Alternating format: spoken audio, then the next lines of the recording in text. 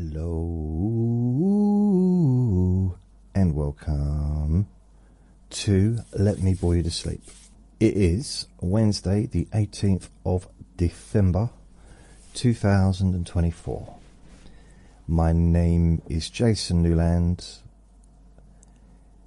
Please only listen when you can safely close your eyes. Don't worry, that's my cardigan.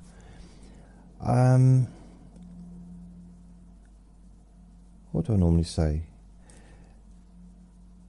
I don't know. Oh, my website's jasonnewland.com, which is basically my podcast. So you can go there and watch all my stuff or listen to all my stuff. My YouTube channel is at Jason Newland. My YouTube channel is also on my website. There's a link there as well. There's information about the background music that I have, that I play on some of my my podcasts. And that's Deep Relaxation from Kevin MacLeod at incompetech.com. That information's on there as well. And my my Facebook group is called Jason Newland's Boring Group. I've currently got 200 members, so it's a very small, intimate group. But if you'd like to join, then please do so. It is a private group, but just apply and you can join in with all the fun. And I do some regular recordings, regular days. So, for example, on a Monday, I usually do Sleepy Boring Objects, where I talk about one subject, kind of, for the duration. Yeah, I never get sidetracked ever. Never. I'm very, very focused. And then on Tuesday, I have Trivia Tuesday. That's it, Trivia Tuesday. And I just find a topic and just read out a bunch of trivia nonsense about that topic. Some of which may be false or true. I've got no idea because I don't fact check anything. And then on Friday, I have Q&A Friday. So every Friday, and I've been doing that for about 7 months now, on a Wednesday, so I guess I should post that today. I just ask if there's any questions for Q&A Friday. And I always get some questions. Sometimes I get lots, sometimes I get a few. And anything you want to ask, I will try my bestest to answer. And then on Sunday, I do the Sunday's papers, or Sunday papers. And so I just go through the Sunday papers. It's hard to get through more than one paper. I mean, sometimes I try and get through more than one, but, there's quite a lot in each paper. But that's what I've sort of been doing, and I'm getting better at sticking to the routine. I don't know. With the Q&A Friday, definitely. I'm definitely been sticking to that every week pretty much for the last 7 months. Sleepy Boring Objects. I used to call it Monday's Boring Objects, but it is Sleepy Boring Objects. That's what I've done them in the past, so it's a different podcast altogether, really. Perhaps I'm not quite as... I do try and do them regularly, so I'm doing quite well with that. And then on Tuesday, Trivia Tuesday, yeah, fairly regular. Try and stick to it, and again with the Sunday papers. So that's 4 days a week that I have a fairly regular structure. A few months ago, I did try and fill every single day, which didn't really suit me. It's nice to, because you know what, sometimes I just want to do a recording about what's going on, just talk about random things. And if I'm stuck in a structure or for example, if I have I think last Friday I had a really busy day, and there was lots for me to talk about. But I also realised that it was Q&A Friday. So I probably spent the first hour just talking about my day. So that will happen sometimes. That wasn't very exciting, was it? I really need to work on my introduction. I've been very gassy lately.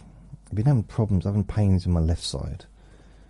And I don't know if it's because I had a pizza on Saturday and I felt a bit unwell after eating it. And I've been not felt great all week, just stomach. But I don't know if I got a little bit of food poisoning or something didn't agree with me. I don't know. Which is a little bit upsetting because it's the first time I've had a Domino's pizza in ages. And the idea of not being able to have a Domino's pizza, well, I've actually gone off the idea of having a Domino's pizza. It probably wasn't Domino's. I mean, it might just be my body not enjoying pizza anymore. It could be anything. But it might have been the cookies I had. Because I don't really eat sugar anymore. So when I do eat sugar, which occasionally, it seems to have a weird effect on me. And by sugar, I don't mean the odd biscuit. I mean like a cookie with chocolate and stuff like that in it. It was a little bit too, probably a bit too much. Yeah. So perhaps I'll kind of give that a miss. Although Domino's is my favourite. But it might just, I'm sure it had nothing to do. I don't want them suing me. I don't want them taking away all my stuff. I mean, my wooden coat hangers and my dirty carpet. I need to get a new carpet. I really do. Oh man, I need a carpet. I'm going to see if I'm able to do that next year. It's not a very exciting plan, but it could be definitely something that I could do with kind of getting done. Because Andre, my little Andre, absolutely ruined this carpet. And Vinny hasn't really helped either. And my friend's dog Logie used to come up here, and just animals aren't necessarily good for carpets.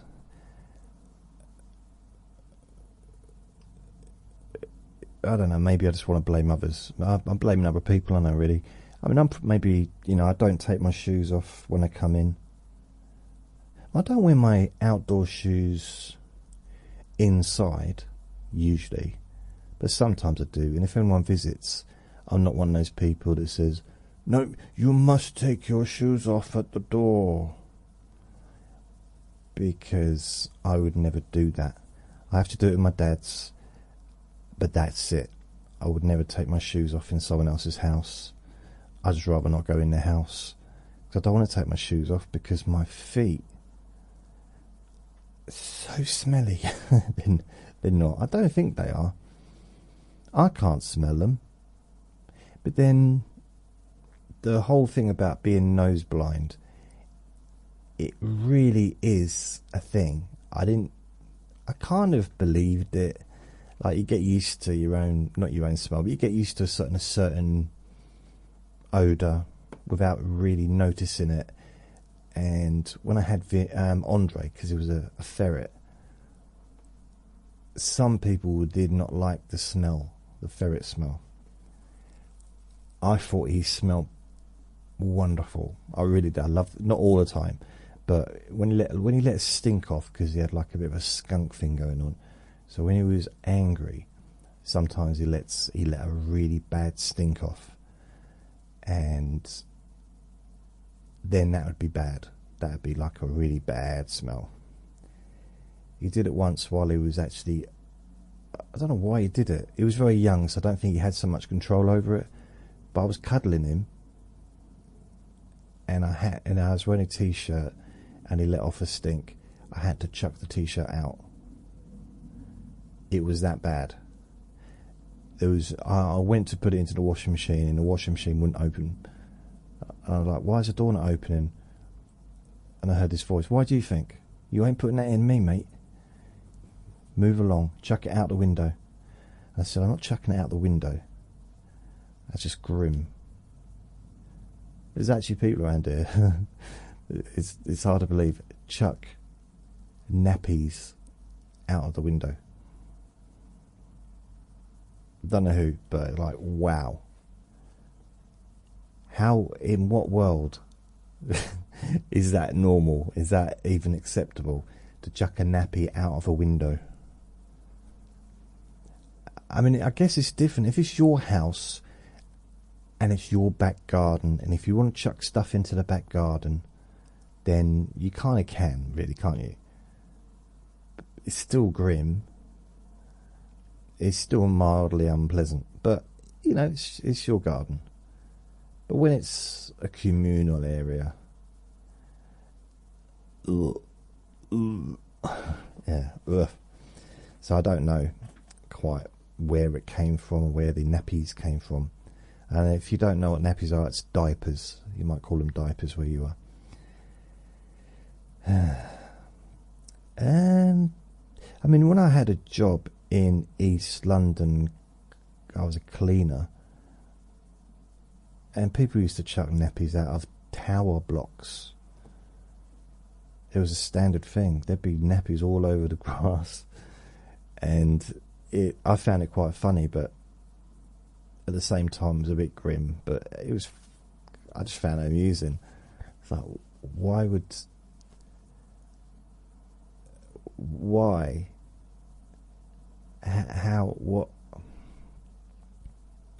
has to be going through your brain? You know, what has to be going through their brain in order to think, I know I've got this baby thing full of poo. What shall I do with it next?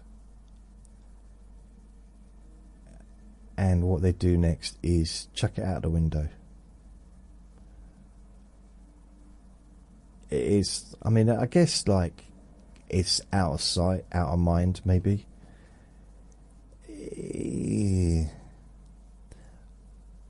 I noticed it happened a few times when I think they were aiming at me, actually. You know, I had someone the other day drive past me. This is the second time, and it's annoying a little bit. I was walking down the road, down the main road, and with Vinny, just bought some milk. No, we didn't buy any milk because there wasn't any milk there, but we went to buy some milk, and a van passed me on the other side of the road, a blue van. And it sounded like, you know when you know someone's shouting at you? I mean, it might not have been shouting at me, but it said something like, fool, you fool. But really loudly, just as they went past me. Now, they might have been talking to someone else in the van. They might have been on the phone. I don't know. But another thing happened a couple of months back. And it was a van. I don't remember if it was a blue or white van. It was going the other direction, and he was sticking his finger up at me. I was part of me thinking, yeah, keep looking at me, in the hope that the lorry in front of him sort of stops very quickly. But that didn't happen. And I just think, what goes through someone's head to do something like that, or to hurl abuse, or shout stuff at people on the pavement when they're driving past? What is it? Is it strange that I can't grasp the the mentality of that, I just don't. It's really beyond me. But then I don't understand why people do a lot of things. Why people steal off each other. I just don't. Not everyone does that, but I know a few people that do stuff like that, and I don't get it. Like, why? Or lie in order to get things. Or I'll borrow some money, I'll pay you back on Wednesday. Then Wednesday comes, I'll pay you back next Tuesday. Then Tuesday comes, something happened and I'll pay you back next Monday. And it just goes on and on and on. Like, you had no intention of paying me back right from the start, did you? That was you weren't going to pay me back. You borrowed money knowing. God, I had someone do that to me just before Christmas. It was beginning of Christmas, beginning of December rather. And I was in a bit of a vulnerable state, to be honest. And this was this year. No, last year now. Yeah, it was last year. And they wanted to borrow some money. So I said, all right, but I do need it back. Don't worry, I'll get it back to you. And it'll be like 10 days before Christmas, which is what I needed, because, I've got to get Christmas presents and stuff. Didn't pay it back. And it was like probably the end of January, and I was getting a little bit carried away with my feelings. And in the end, I just went up to them and said, keep the money. Because I was getting more and more wound up by it. And because, I just figured that once what happened at the end of November last year happened, then all the people connected to him that used to try and take advantage of me and ask for stuff and not give it back, and that would all end, and I wouldn't have to be dealing with that anymore. I'm no longer financially supporting other people when I can't really afford to. And within a month, within about 3 weeks, I had like 3 people ask to borrow money. It's like, ugh. Now there's only 2 people that ask me for stuff. So it's getting low. It's getting less. One person just asks for bits and bobs, like if I got any pain tablets, or if I got a lighter, or if I got I don't know, all kinds of. If I got a drill. I said, no, you've already got my drill. So it's just like that. I'm trying to kind of not disseminate, is that the right word? Trying to reduce that situation. And then the other one's just somebody that's just trying to help. But I'd like to start next year without any of that stuff. Just move into next year. Focus on this stuff, whatever this is. I still don't know what this is. What is this? I don't know.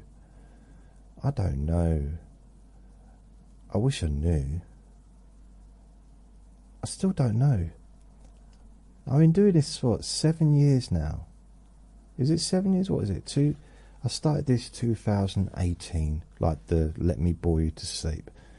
18, so then 19, 20, 21, 22, 23, 24, 25. So yeah, it's coming up to 7 years in a couple of months. I still don't even know what this is. And I get people, when people listen every day, and I do get, the little amount of feedback I do get is generally positive. But I still, And I'll be honest, if I listen to my own recordings, I fall asleep. Works on me. And you'd think I'll be the last person it'd work on, really, because unlike everyone else that's listening, I find what I'm saying interesting. I'm on the edge of my seat, like, what am I going to say next? Maybe not. But what I do is I listen to the 10-hour version on YouTube. And because I like it, because after the first 10 seconds, it's a black screen, or it's a dark screen. So I listen to it on my TV. It's a dark screen, and I listen to it. There's no music, it's just me for 10 hours. So for the length of the recording, and then after that it's more like affirmations and stuff. And I don't listen to it to go to sleep, but I do end up going to sleep. I listen to it more for, like, I'll be in my chair and sometimes I just think, well, I'll have an hour or two and I'll just have a nap. Or I'll listen to it and relax, really. It's not about going to sleep. It's just more, I listen to it, relax, and it's kind of a new thing that I've been doing, because I figured, well, I really should listen to my own recordings to see if I don't know, if they sound okay.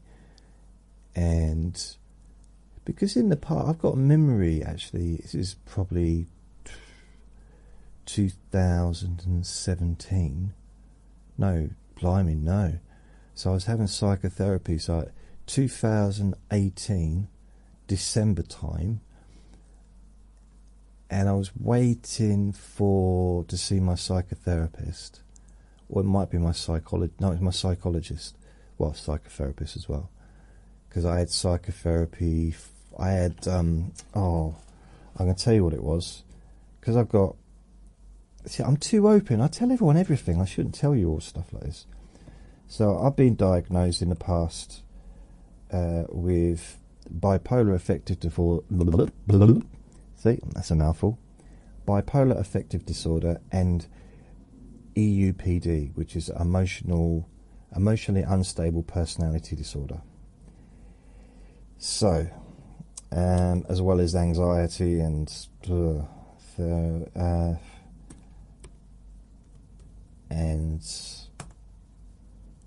depression and stuff. I mean, that's part of the bipolar, I guess. But anyway, so emotionally unstable personality disorder treatment.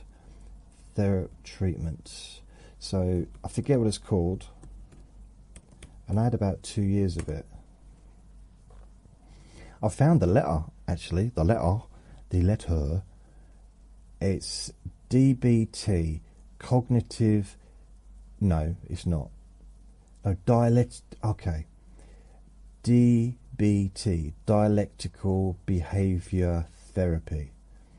So treatment for EUPD, emotionally unstable personality disorder, typically involves psychotherapy such as dialectical behaviour therapy, DBT. And I did that for quite a while. I could still do with it, actually. I mean, there's certain aspects of my life, and Sebastian, if you listen to this, you'll probably, you can agree with this as well, I imagine. There's a couple of people that have been listening to me for years. I don't mean fully always, but they've listened to my stuff all the way back to, if we go back to 2011. So what's that, 13 years ago.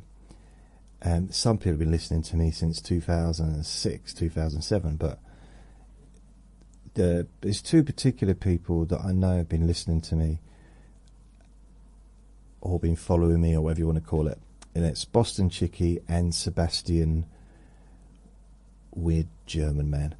And he's my stalker. So I tell you what, he's very good with videos. He made a video of me, and is a picture of me in my dressing gown, and then it pulls out, and I'm being pulled by all these people in a karate thing. It's funny. And other stuff that he sent, but I can't tell you because it's funny though. He is funny. So, I mean, Sebastian did point out to me a while back that I'm not as destructive as I used to be regarding my own. So I used to destroy things, not other people's things. I've never been like that really, but I used to delete my YouTube channel. Well, once I actually did delete my YouTube channel, which was going really well, and that was in about 2013, 14, 2000. It was going. I'm talking, not like really well, like but it was doing good. I'd been working on it for a long time, and I was getting regular viewers, and I was making videos quite regularly as well, and I had a little bit of money coming in from the AdSense. Not a lot, but it was definitely useful because I was self-employed, and I was getting probably about $100 a month coming in. So I was getting about $100 a month, but it's growing every month. It was growing by about another 15,000 views. So I was,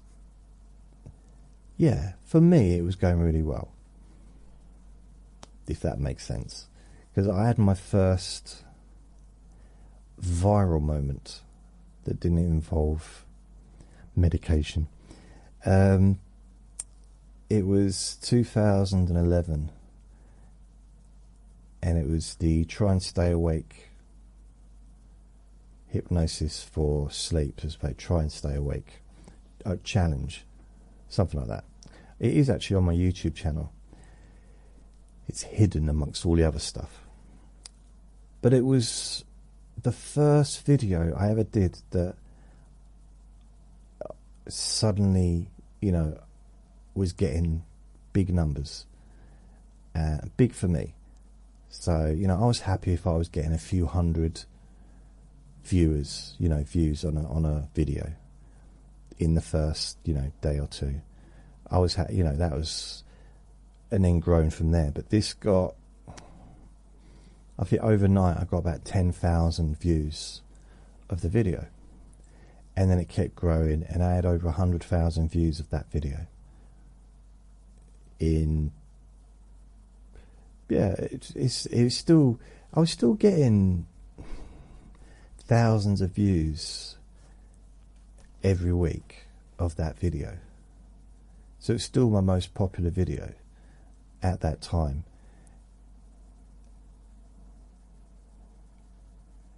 And it felt pretty good, because that was the turning point in the channel. Even though it was going fairly well to start with, well, over that period, because I'd had it for a long time. As soon as YouTube kind of popped out, I was on YouTube making videos. Before that, I was on MySpace making videos. 2006. So I deleted that channel, and I've got rid of websites multiple times, come off of Facebook, shut down Facebook pages. I mean, the Facebook page I used to have was 2007. The one I got now is from, I think it's 2010. No. Oh, what? Joined in August 2008. Okay, so I had a Facebook page in 2000. I don't know if it's 2006, was it? 2007. And I must have deleted that one. So then I had to start another one. But I've had this one since 2008. It's still quite a long time, isn't it? It's over 4 years. Yeah. And I also, this is, see, I'm kind of not talking about this in a negative way. So kind of technically it's things that I've done that I'm not super happy about. I'm not mildly happy about it, or proud, or like anything like that. It just is. It is what I've done, and I don't necessarily do that stuff anymore. Kind of, yeah, I don't really. Two really big things that I did, other than, I mean, getting rid of my YouTube channel and deleting that when it was actually going really well, after all those years of working on it. You know, about 1,500 videos. I mean, I only had 500,000 views, but still, for me, that was good. And it was growing. It was good. So by now, I probably would have had 600,000 views 12 years on. So it's a couple of things I did over the years. I mean, to be fair, relationships, jobs, I've chucked so many things not down the drain, but just like abandoned. Courses, I did one recently, I suppose, with the Open University, but that was different. I don't know. I'm not a good juggler. And you might think, well, what's that got to do with studying? No, I don't mean it that. I don't mean literally juggling. So something came into my mind a few weeks ago, and something that reminded me of what I wanted years and years ago. My ideal lifestyle. We're going to miss out some things of what I would like to have as a lifestyle, but my ideal lifestyle was to be able to devote my time to this, to making recordings and making some maybe hypnosis stuff as well, but to make recordings that help people.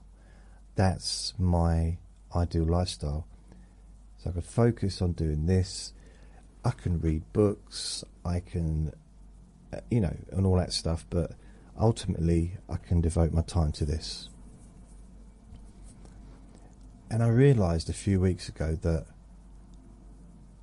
for the first time, not really for the first time, because technically you could argue that I've been able to do that for the last 10 years, but I've had a lot of outside distractions and dramas to deal with over the years living here.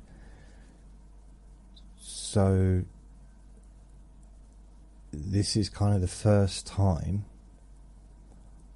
that I can kind of, I won't say 100%, but pretty much focus on this, focus on what I'm doing, focus on creating hopefully something that's boring enough to send people to sleep.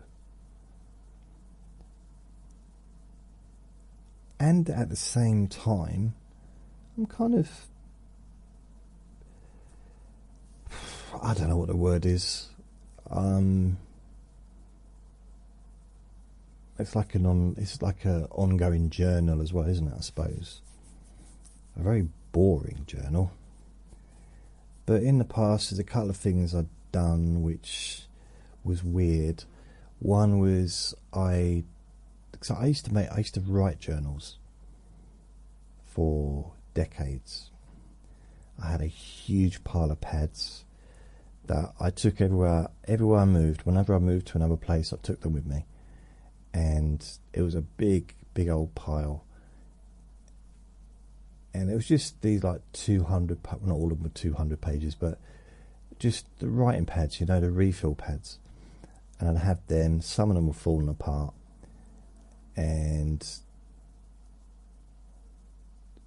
I remember I had the very first one that I started in April 1990, and on the first page I wrote down, I decided I want to be a comedian. And all through the 90s I used those pads to write material, talk about my life, talk about what's happening in my life, girlfriends, jobs, places I lived, my dreams, health, or whatever, and how gigs went, just stuff like that. So it wasn't just writing silly things. It was also kind of a journal, journaling my life. And in 2011 I destroyed all of them on a Sunday afternoon, ripped them all to bits. There was some problems in the house that I was living in, and it kind of triggered me. It's a weird word, trigger, but I reacted and destroyed every single one of them. And now it'd be lovely, because I didn't know I was going to be doing these kinds of recordings. Imagine how cool it would be to be able to just go back and say, okay, let's look back at 1993. What was going on in 93? And I could go through it. I was like, oh, I forgot about that. I can't do that. Well, I can do it. I can think about it. I could use my brain. But in reality, I don't have the pads. So, and then I can't even explain this. So it was an event, not an event, what do you want to call it? I had an episode. So that was an episode, and I had another episode. But this was when, I don't know if I just kind of started the medication, because I was re-diagnosed with bipolar again. So I was diagnosed in 2011 in December, and I took the medication, didn't like the medication, and I decided just to ignore it and carry on with my life. And then in 2014 I wasn't so well. Or was it 2013? 2013, the summer. And then I was re-diagnosed again with bipolar. And then I didn't realise it also diagnosed me with EUPD as well. But my psychiatrist, my psychologist told me that, which is why I was having the therapy. So I don't know if it's because I was on the medication and it had an effect on me, but I had a bit of an episode, and I had this fantasy of destroying all my books. And at the time, I had a lot of books. I'd already gotten rid of quite a few, but none of the hypnosis stuff. So all my hypnosis books were all intact, and I've been building that library up since 1998. I had a lot of books on hypnosis. So some of the books that I did get rid of would be probably some of the psychology books, because I'd already done my degree in counselling, so there was quite a bit of psychology involved in that. I got rid of the philosophy books, and it wasn't because I didn't want them, it was because there was no room, and also the books were going mouldy. That's what my trigger was, actually, yeah. Because my clothes, I remember I went into the wardrobe and my clothes were just hard and mouldy. like shirts that I had not worn because I hadn't been working for a few months, so I hadn't been wearing the shirts for work, and I could, like, oh my goodness.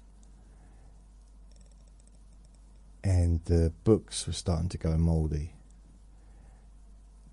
And the only thing I had that really meant anything was the books.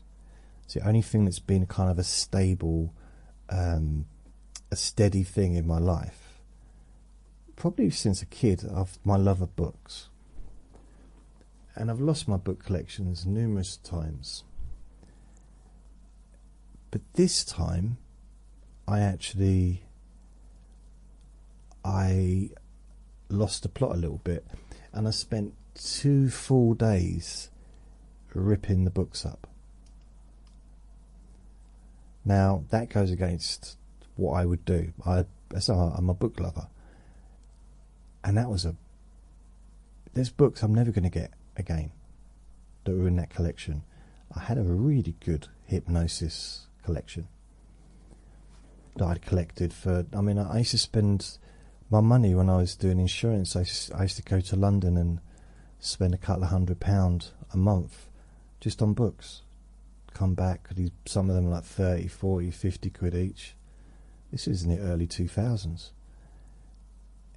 And a lot of them are out of print now. So I spent 2 days, and you know what? I enjoyed every moment of it. I was listening to music, and I was destroying the books, putting them into black bags, and I absolutely loved it. That was the weird thing about it. And then afterwards, why did I do that? It was a bit strange. So when I moved in here, which was 2015, April, I had, if I'm correct, I think I had 1 book, or maybe 2 books.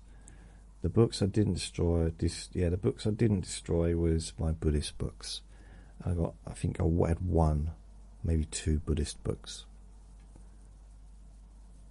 Everything else was gone.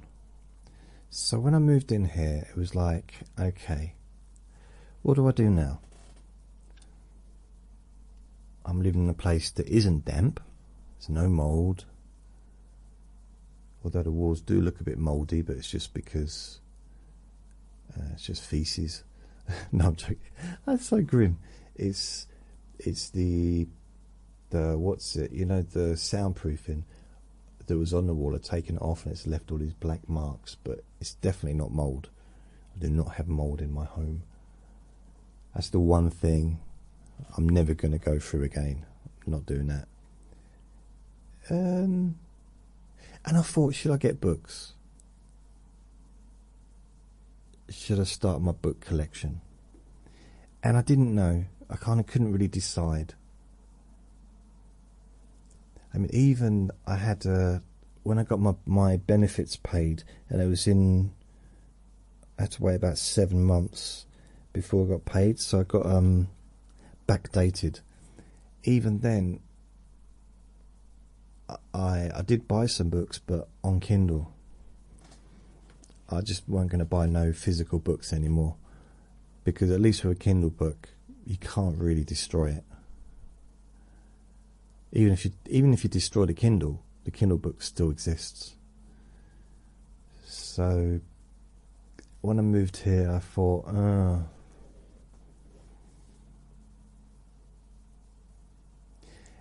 I don't know how long I was here for until I decided, okay, I'll get 1 book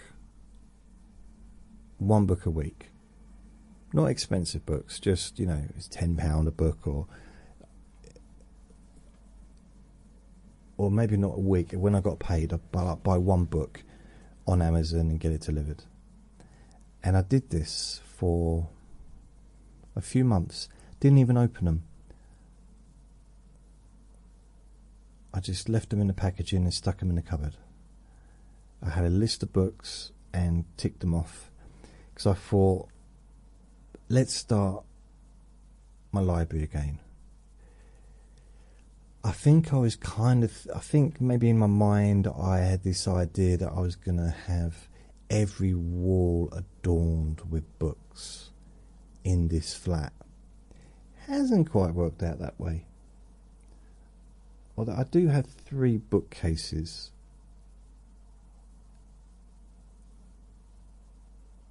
But I don't know how many. I've only got, well, let's see if I can count them. 1, 2, 3, 4, 5, 6, 7, 8, 9, 10, 11, 12, 13, 14, 15, 16, 21, 22, 23, 24, 25, 26, 27, 28, 29, 30, 3, 6, 9, 12. 1, 2, 3, 4, 5, 6, 7, 8, 9, 10. So let's say 30 a row, like 3, 6, 9, 12, 15, 17, 18. So it's probably, I don't know, just under 300 books, probably. That's over the last 10 years, so it's not exactly a lot of books, but a lot of them are hypnosis books. So I'm wondering, maybe I do have... No, I don't. I don't have as many as I used to have.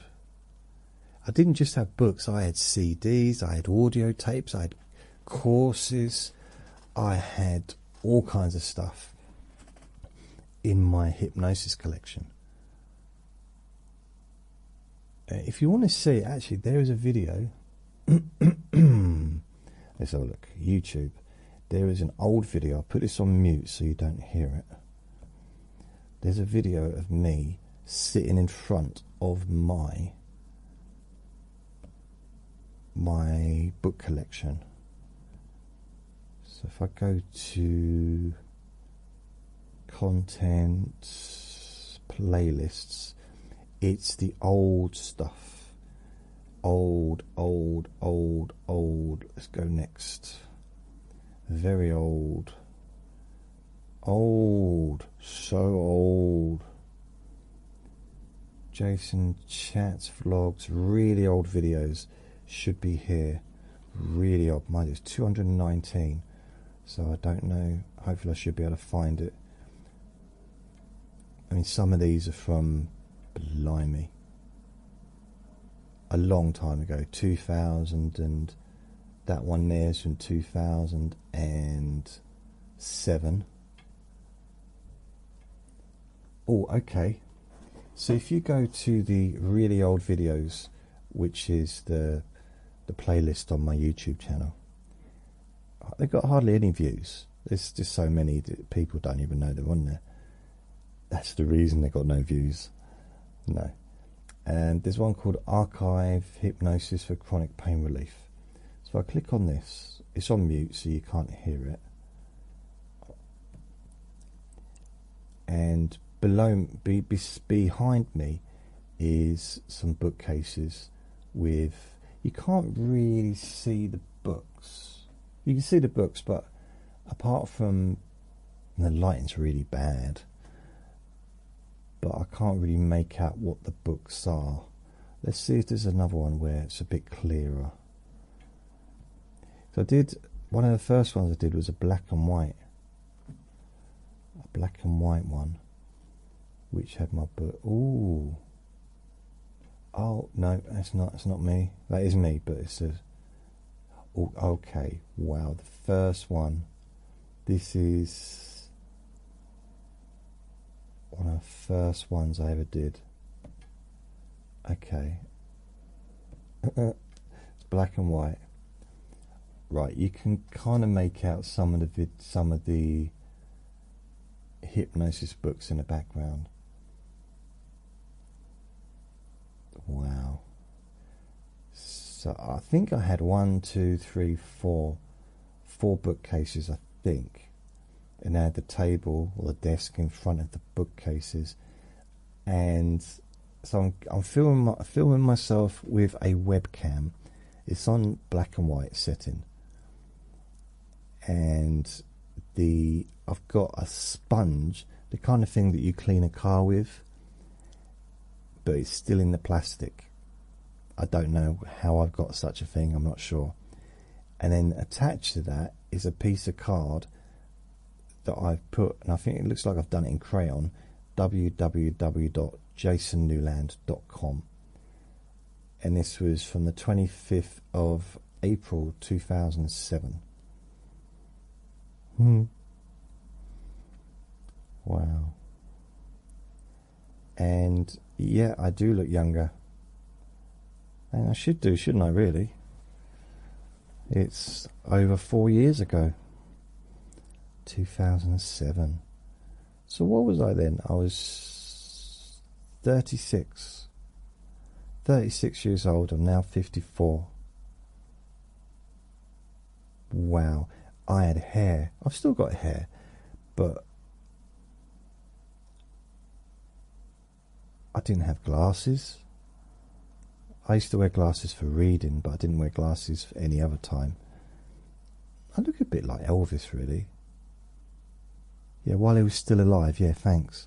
Elvis. I think I look a bit... Okay, I don't look nothing like him, but it's not a bad picture, really.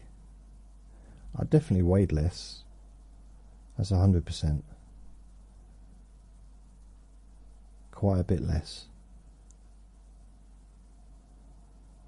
Good stone. Probably 2 stone less than what I do now.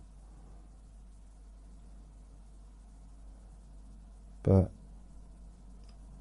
I was happy. I don't know. I got no idea. It's such a long time ago. I can't really remember.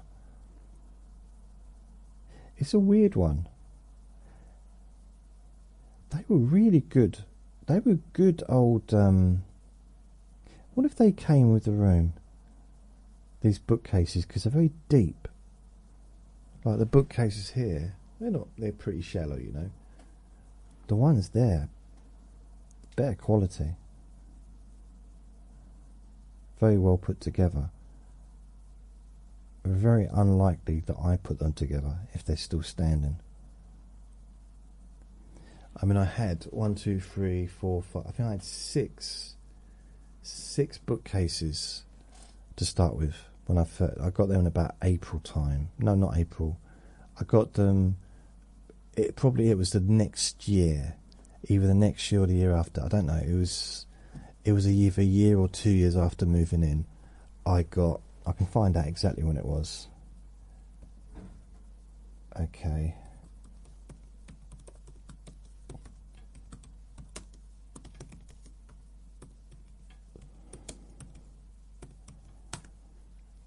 I can find out exactly.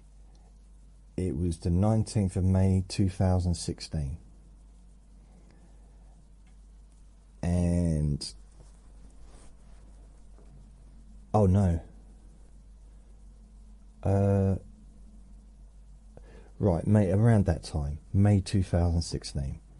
So I got them delivered, and me and my friend put them up, or put them together. My friend downstairs. We were watching EastEnders was on. He didn't watch EastEnders. EastEnders was on, and it was quite a big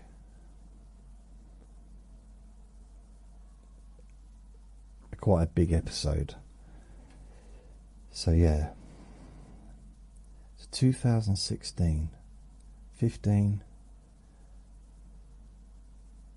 So where did the books go then? For the first year, where did I put my books? Because I didn't have a bookcase, or did I? Oh, I had a little bookcase. Yeah, I did. I had a little bookcase, but I really need a big bookcase, though.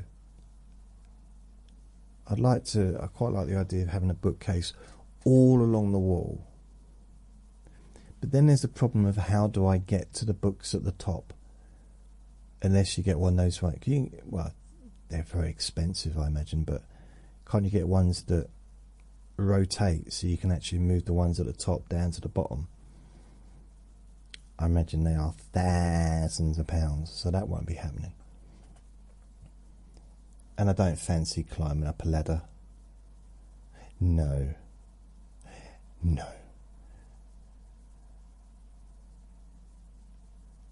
You know, it's not even about reading the books. It's just, that's the only thing really, it's the only thing that I've ever collected. I'm not really a collector generally, but with books, yeah, I collect books.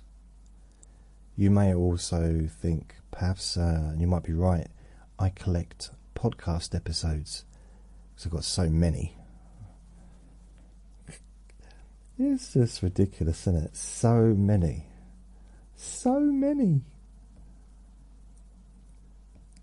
Thousands. Thing is, I don't really class them as podcast episodes. I think of them all as a standalone recording. Really, especially the hypnosis stuff. It's just they're not on CDs. If they was on CDs, then they wouldn't be classed as podcast episodes. They'd be classed as a hypnosis recording.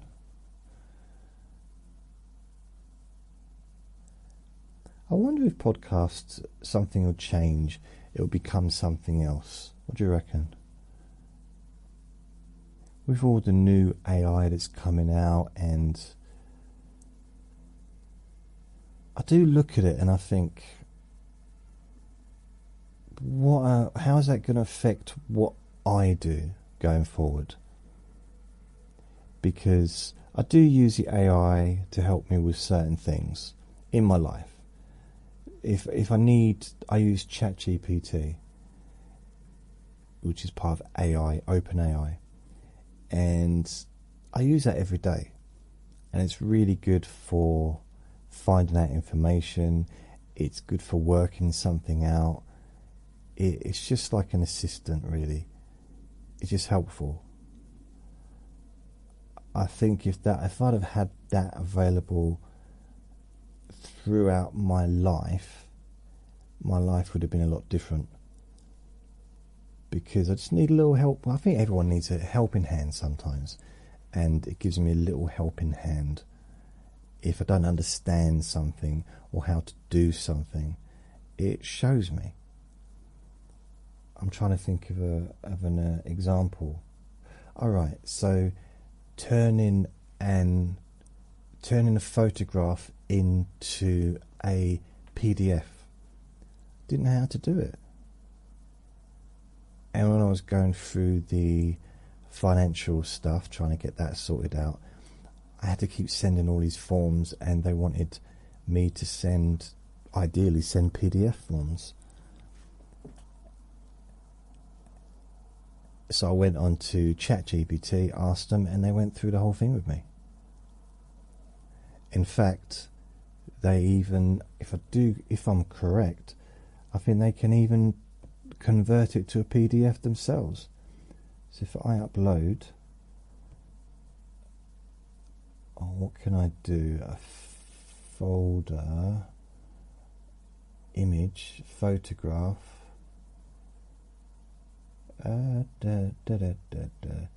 There's got to be a photograph. Where is it? Okay, so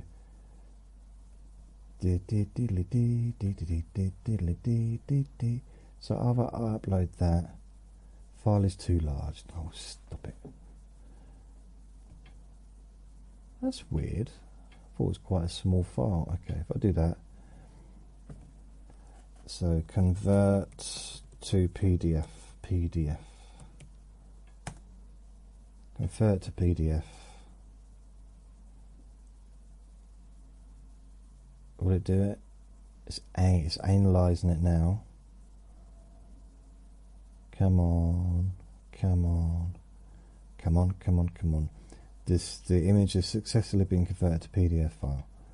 So I can download it now. Let's have a look. Let's open it up. Yep. So I could send that as a PDF file.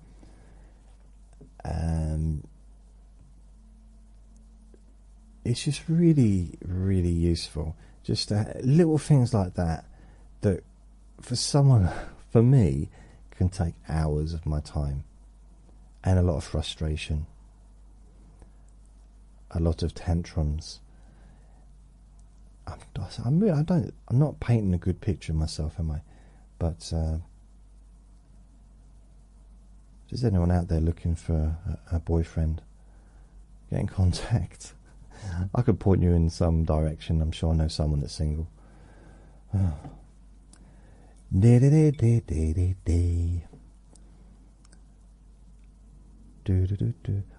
wonder.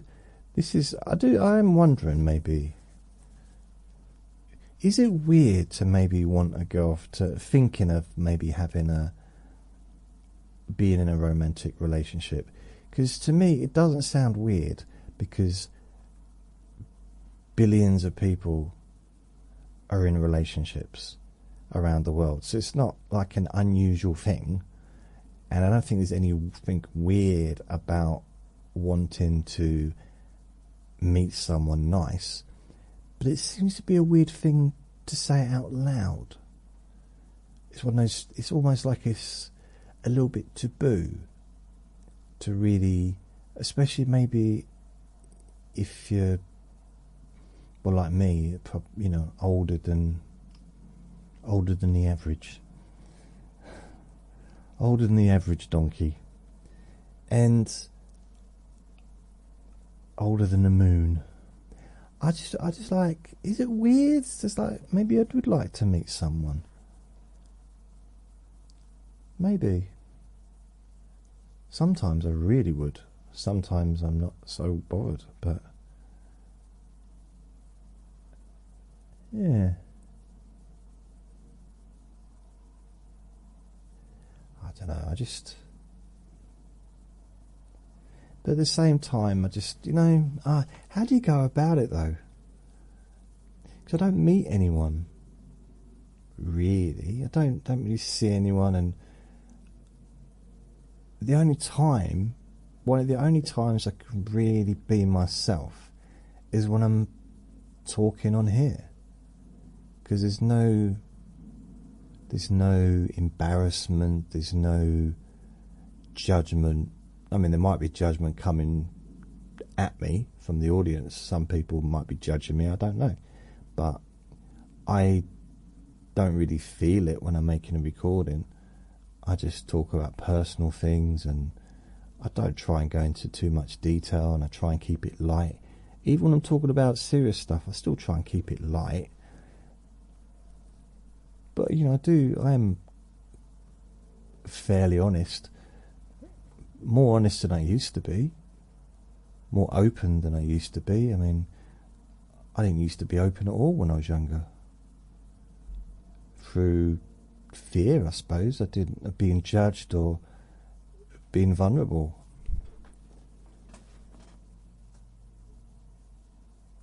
Yeah. Just hearing noises in the background. I was like, what is that? What is that? And I just, in some ways, maybe this is the best version of me up till now. In some ways, it might be the worst version of me. It's kind of a weird one. It's hard to tell. Yeah.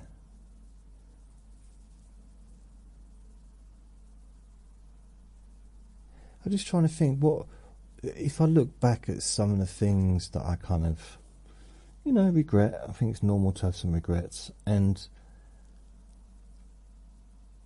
some of the main ones is when it comes to romance or romantic situations. There's a few people that I wish I'd put a bit more effort in, or in 1, 2, 3 cases put at least some effort in, when this is 3 different people that liked me, told me they liked me, and I didn't respond. I didn't do anything. I kind of just backed off. So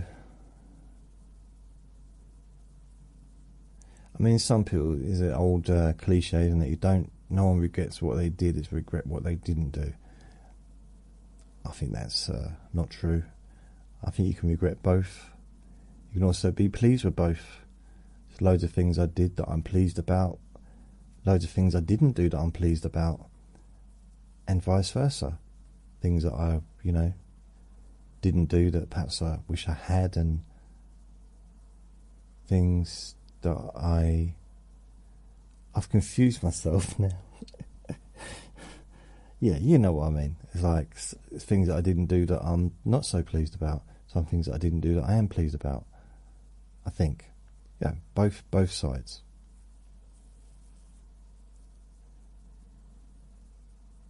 Yeah. I only partly understood what I said. It's not bad. I knew what I was trying to express, but I'm not certain I accomplished it. Not fully.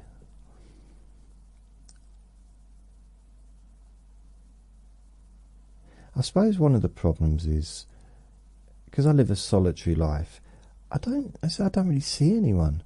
It's hard to, and I can't rely on my model good looks anymore. I'm no longer beautiful. I'm just like pretty now. I'm exceptionally pretty, but I'm not the beauty that I once was. I've said stuff like this in the past. I remember someone commenting, "Well, you really up yourself, innit? You really think something a lot of yourself, like how good looking you are." Ooh. Like, really? I think it's very funny how, I noticed this on YouTube, it's almost like you've got people watching a video and they're watching a completely different video to me, and they post a comment and they don't, they're just seeing something different in their brain is happening. And the same is like lots of different things. Lots of different people are seeing that same video differently. So some people comment something that I would think. Because, occasionally I watch a video on YouTube and I think something, and so I see if anyone else has posted that on there. Occasionally they have, or something similar. Just pointed out something like, did you not notice she has 4 legs? Or, as an example. And someone might post that, but someone else might post, it's like a completely different thing which I didn't even notice, and coming from such a different perspective, and it's something I'm never going to understand. I'm never going to understand it, and I'll just have to accept that something I don't understand humans. And like, okay, I could do. I've been studying psychology for decades, not like full on, but it's something I've been interested in for a long time, mainly to kind of try and figure out other people and how can I get on with them? How can I find a way to relate to humans? And I haven't found a way yet. The only people that I can get on with is people that just accept me for my weirdness.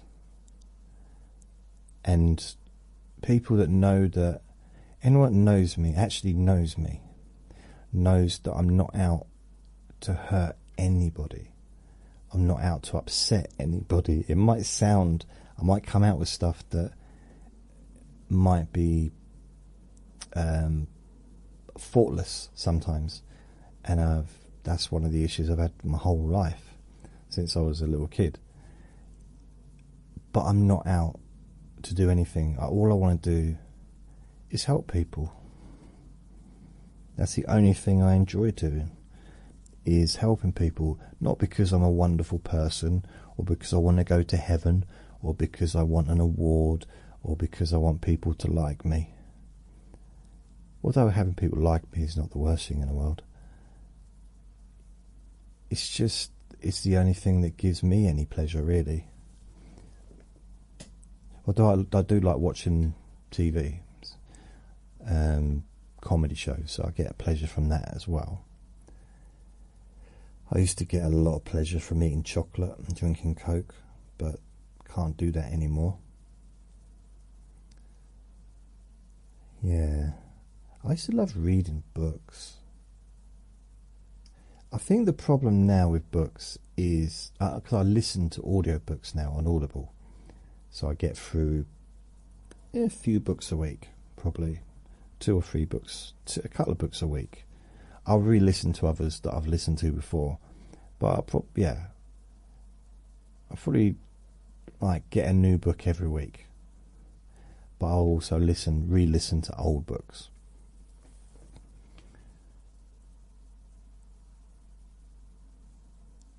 And there's so many distractions, so many things that I can do, just in a sense of like streaming. Ever since streaming came in, it was a definite battle for time. Because until streaming occurred, and I thought about years ago, this is like decades ago, that what we should have is just get rid of television, just have everything. I was thinking the way television used to be, and this is during Sky, so this was a possible thing to do, but no one did it. And I thought, let everyone just choose what they want to watch. So have the full day's stuff, from 1 minute past midnight until midnight, 24 hours, and just choose what you want to watch. So if you want to watch something that isn't on till 9 o'clock, but you want to watch it at 2 o'clock in the morning before, you can watch it. Just watch what you want when you want. Maybe do it by the day, or do it by the week, or do it by the month. You just watch what you want. But that never happened.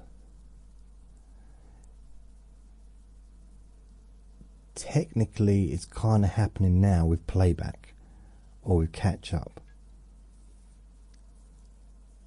But those catch-up channels, apart from BBC, so full of adverts. Like, ITVX,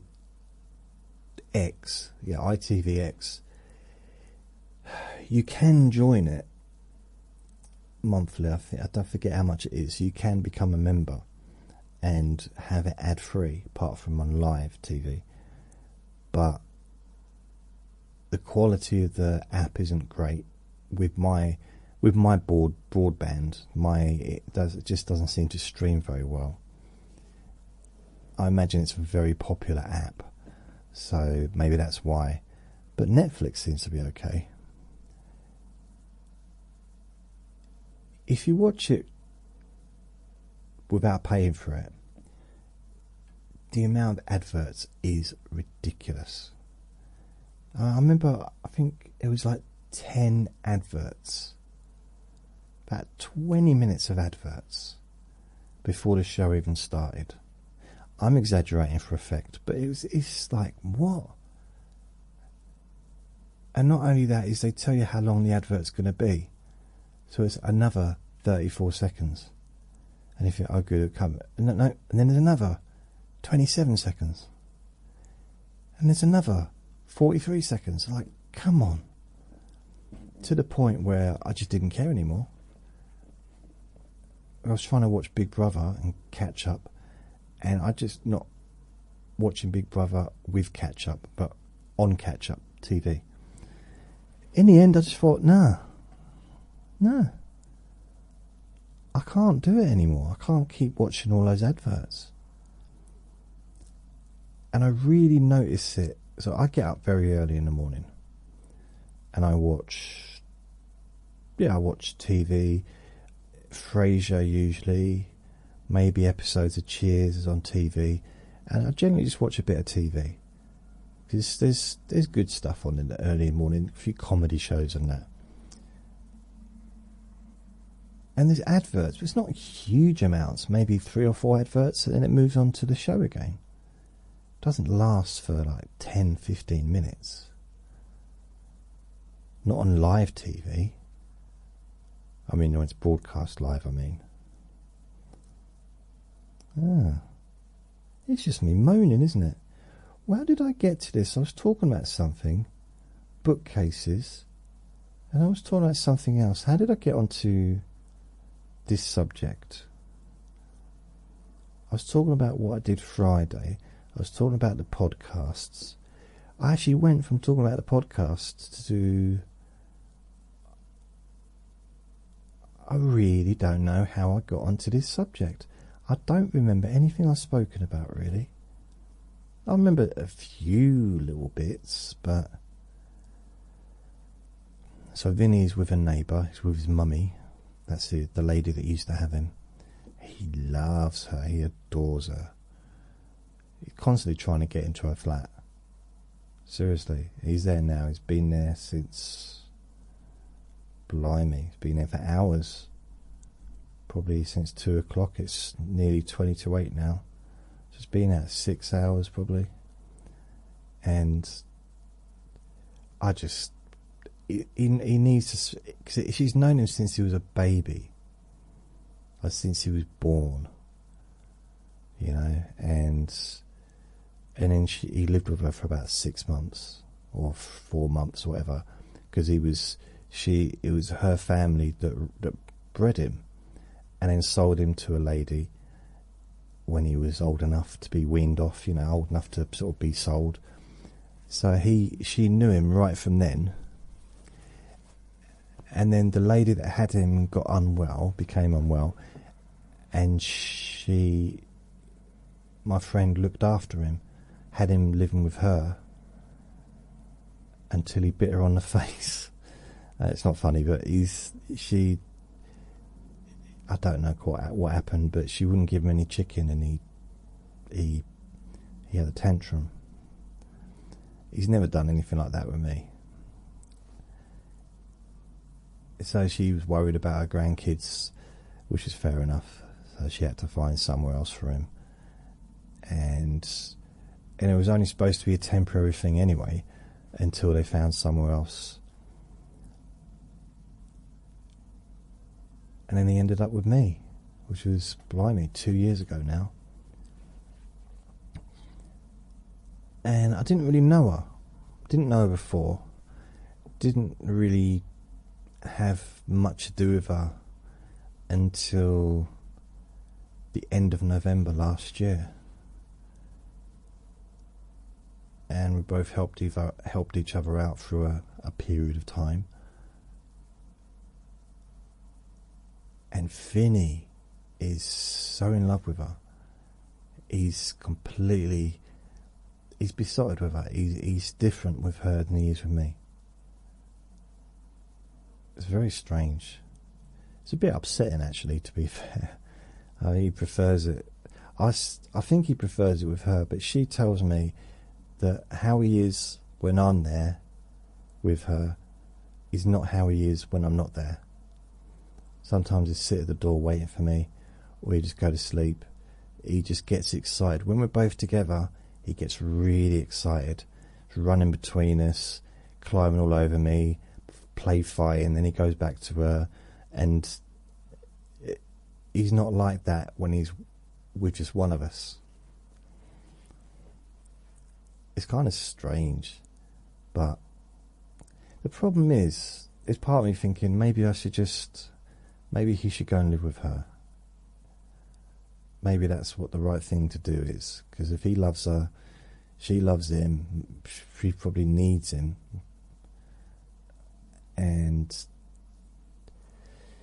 But what about me? And how is that going to affect him he loves her, but what's it going to do to him to suddenly, if I was not around anymore? You know, not that this is even on the cards. I'm just thinking of him. What does he need? Because that's more important than what I need. So maybe he's getting his needs met at the moment, but I don't know. I was hoping that I'd given him some stability, because this is the longest he's ever lived with anyone. He was 10 months when he moved in with me. I've had him just over 2 years now. So this is the longest he's ever been with one person. But there's something, whenever he's with her, I just wonder, is that causing him distress, leaving her? Mind you, sometimes he just walks out. He's on the lead and he just leaves, doesn't even look back. Other times he just doesn't want to leave, and it just depends on his mood. If he's been in there for a while, he doesn't seem too bothered. But if I only go there for like 20 minutes and I come to walk out, he doesn't want to leave. But after a few hours, he seems quite happy to get out and come home. So I don't know. It's a weird one. It's not a decision I need to make right now. It's not a decision I'm probably ever going to make. He lives here with me. But it's not about me wanting to get rid of him, because clearly I don't. And if I did, I would. But I don't. And I'd miss him so much. And we're with each other so much at a time. And you know what? He did sleep at hers about 4 months ago, and it was the worst night for me. I just hated it. I hated being in bed on my own without him. It's really strange. I just didn't feel right. I just like having him in the room with me. I like him. I don't mind not having him in the flat for a few hours, because he's not here now. It means I can do the recording without him barking, and that is a nice little break. I've had a relaxing afternoon. I know that he's having fun. She called me a couple of hours ago to tell me what they've been up to. So he's having a time of his life. He's just playing around and he's having fun. He's enjoying himself. But, this is his home, and I think a degree of stability is probably healthy for him. After, basically, really, you think a dog, their first home is where they were born, and they go to another place, and they don't want to leave. They want to stay where they've been living for 3 months, or 2 months, or however long it is, don't they? They don't want to be moving on. So then he's moved on after, I don't know, is it 6 weeks? When they're ready to leave, he went and lived with another person. Fell in love with her, absolutely adored her, as any puppy would, and she adored him. And then she couldn't keep him, so that couldn't have lasted for long. So if he was 10 months old when I got him,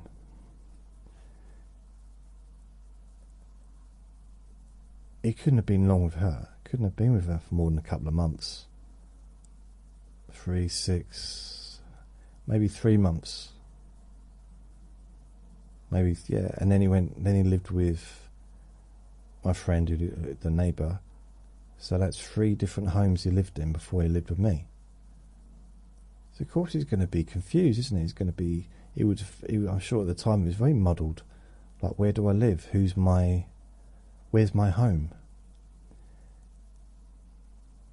And I think now he knows that this is his home. When he visits her, that's his playtime. That's his holiday home, kind of, where he can go, and he loves going there. But this is his. Yeah, this is his place. This is his environment, his domain. Whatever. What's the right thing? What's the right word? Territory. Yes, it's his territory. just this little space. So I think it'd be nice to see how he is, because this is the longest I've gone without seeing him for, blimey. I mean, it went a bit of time on Friday, but that's about 3.5 hours, and that's rare. But this time it's been 6 hours, so this is the longest time apart since the August, near the end of August. And then before that, no, it's never been more than a couple of hours, I think. Offhand, I don't think I've gone anywhere since I've had him. I haven't been gone anywhere for more than a few hours. But come next year, I think I'd like to try and get out a bit more, either with or without him. If I take him, I'm very limited to what I can do. If I don't take him, then there's no limitations, because I can go where I want. But if he's with me, there's not many places that I can take him in. And I don't really want to travel to town to just wander around the streets. So we'll see what happens. Yeah, see what happens. Right. So looking at what time it is. It's 10 to 8, so what I'm going to do, I'm going to go. I'm gonna go. Thank you for listening. Remember to be kind to yourself. Be gentle with yourself, because you do deserve to be happy. Lots of love. Bye.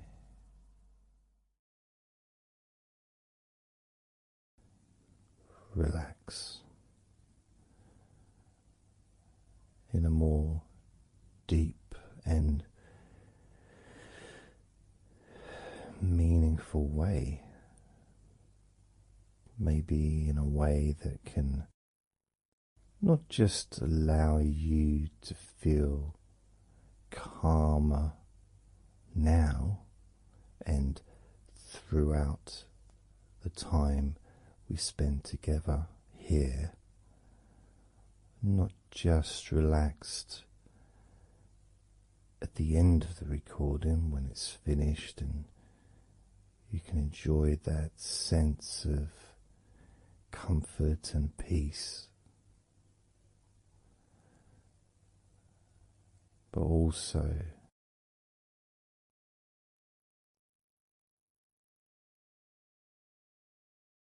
I think it would be nice to have those feelings of relaxation continue for longer after the recording is ended, so that you can still benefit from listening to my voice, maybe in a few hours' time, perhaps tomorrow.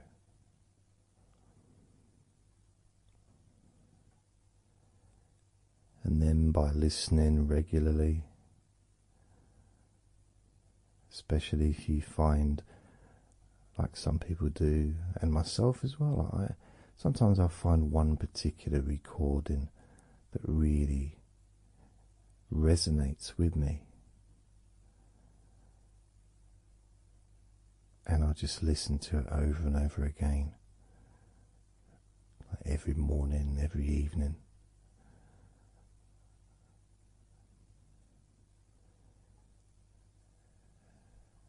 There was this recording from, we're going back to about 1999.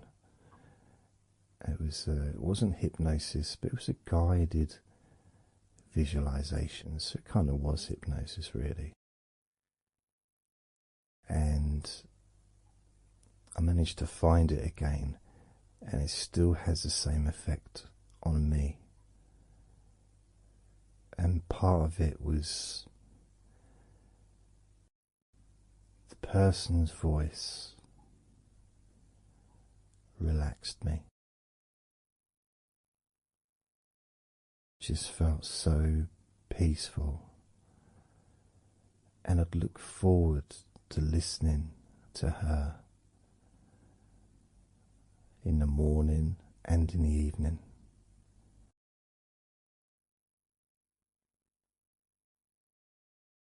And I knew before even pressing the play button that as soon as I'd done that, pressed the play button, this was in the days of CD players, press the play button. In fact, it might have even been a tape recorder. I'd lie down on the bed, and then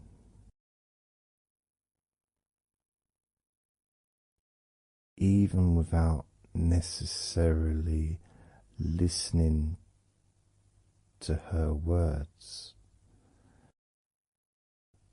because I had them memorized really. It was as if my body knew exactly what to do. And the muscles just almost went into automatic relaxation.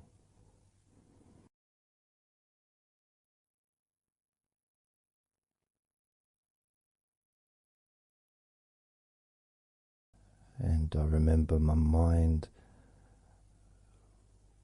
would slow down.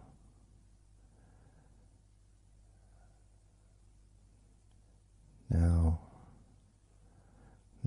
I was listening to this recording in the early days of learning hypnosis,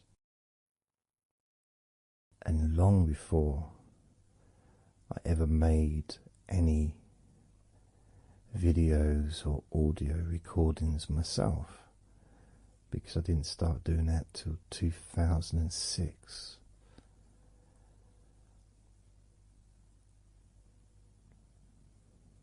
But I knew how helpful I found being able to just let go, to have that trust in the person that I'm listening to.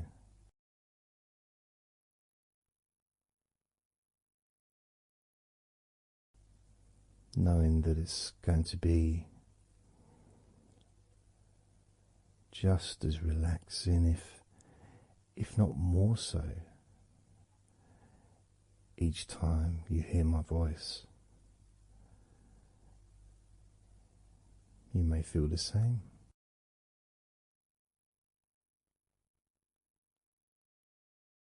Some people have been listening to me for over a decade.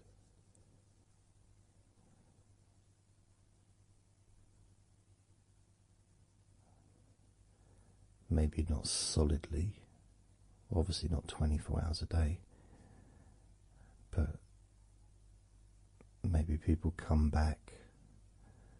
Some people maybe listen every day.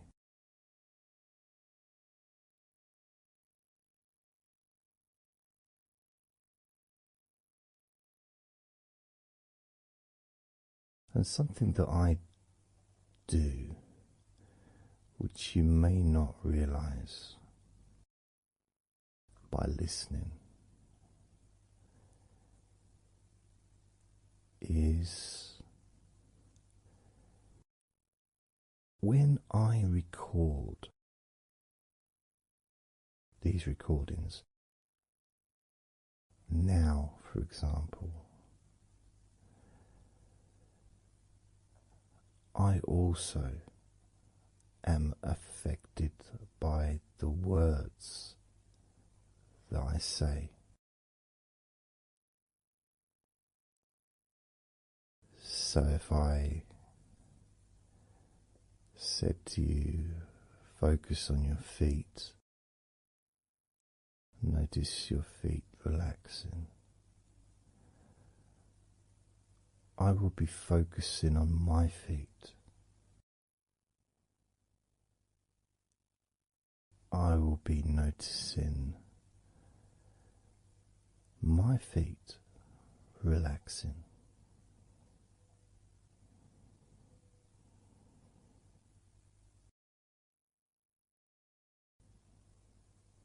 If I said focus on your hands, and maybe notice the difference between each hand, perhaps notice the air in the room, the temperature of the room on the backs of your hands.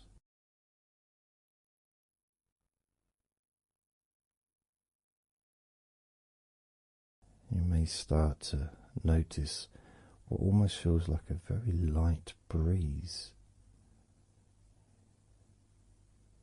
even though there may not be any type of breeze at all where you are right now.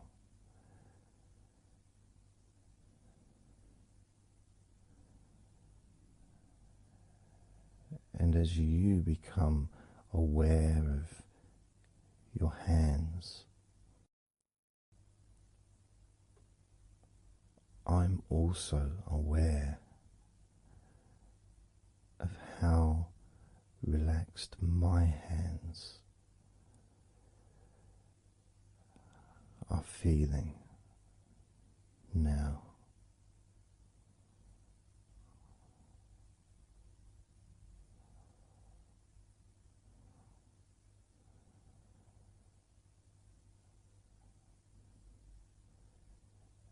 And when it comes to potentially drifting off to sleep, which may be the reason you're listening,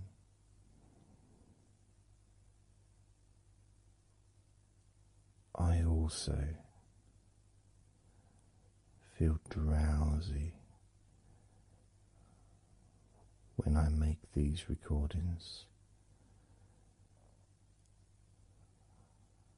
I also notice my mind drifting.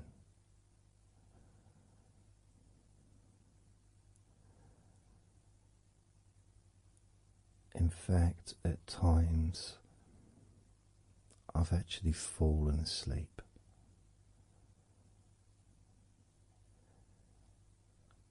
without even noticing. And then I carry on talking.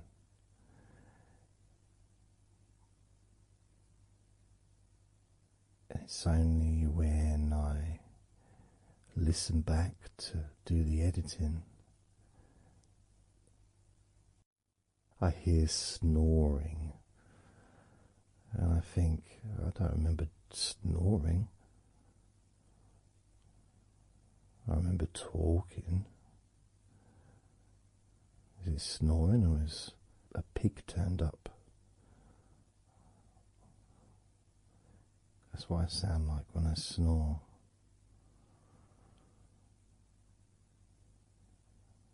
And I get really into the whole experience.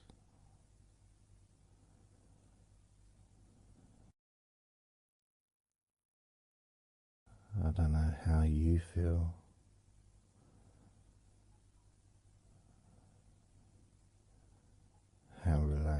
you feel in your feet?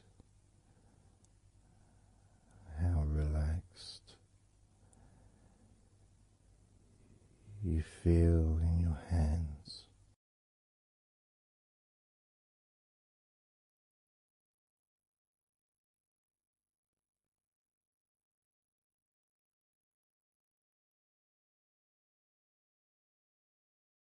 I have noticed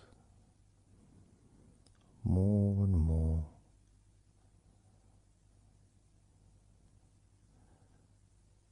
that the more relaxed, deeper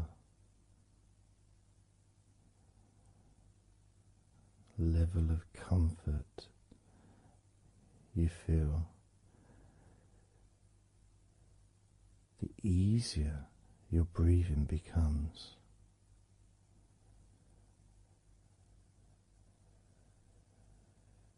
It's almost like that additional muscle relaxation. So this allows you to breathe easier,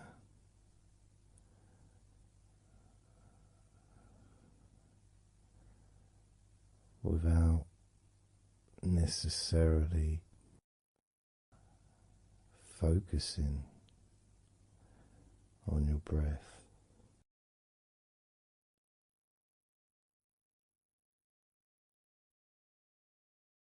However, being able to notice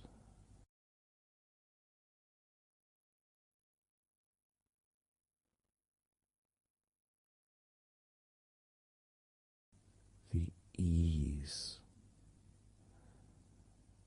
in which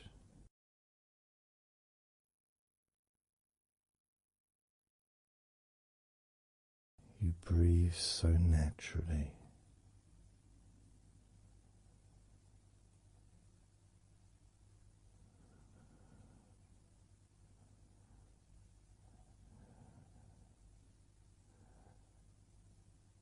You breathe so very easily and smoothly.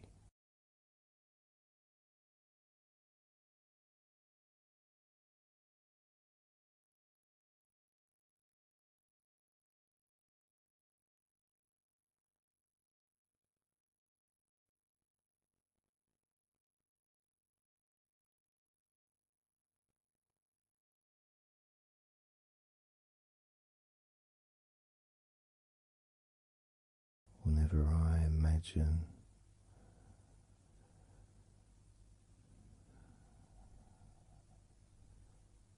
my breathing improving,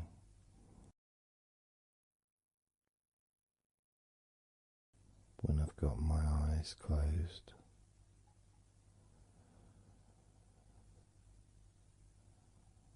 I tend to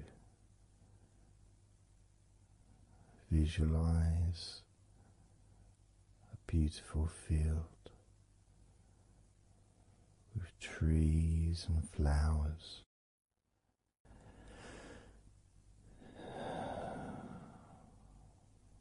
producing all that life-giving oxygen.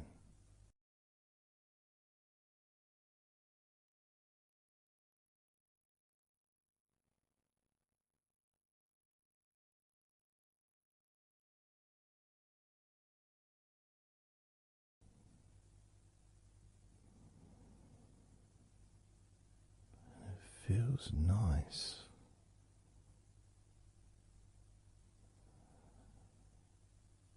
to, if nothing else,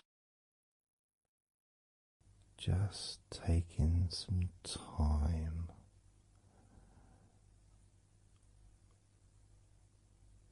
away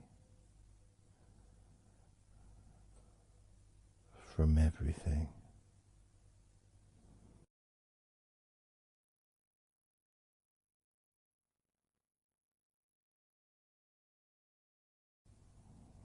enjoying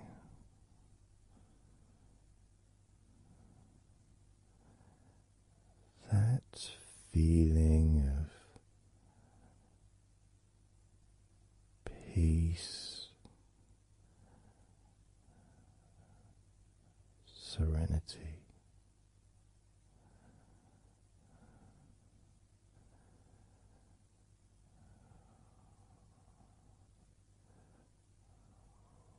With a joyful heart.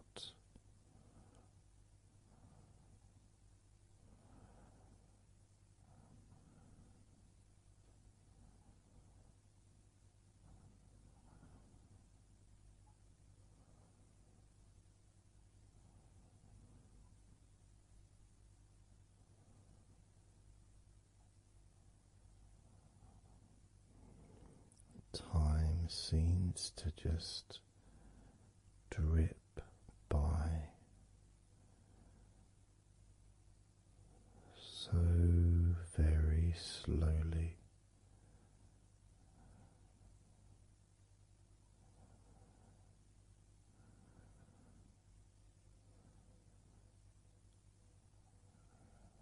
Relaxed,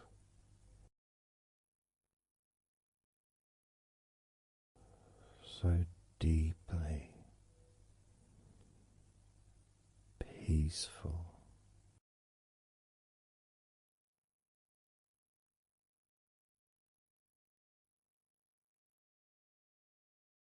completely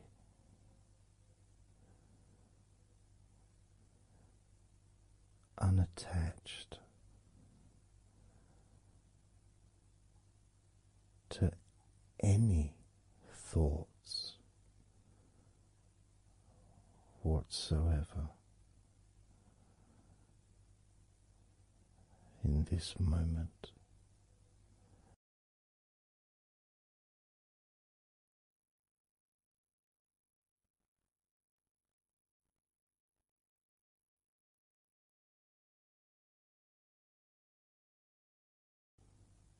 Completely free.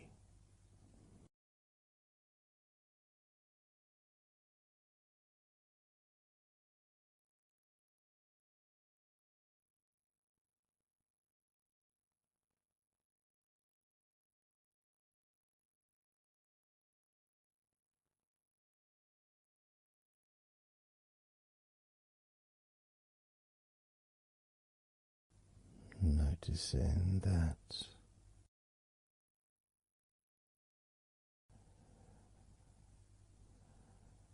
your mind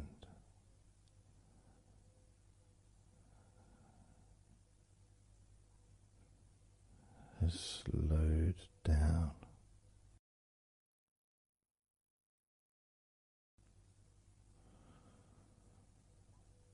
slowed down.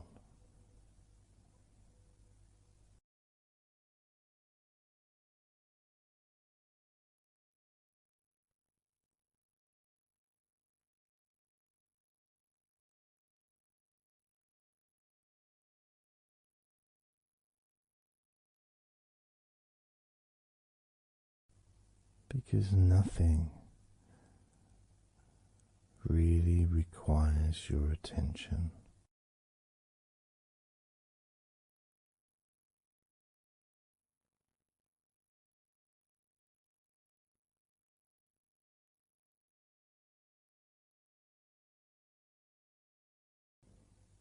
You can enjoy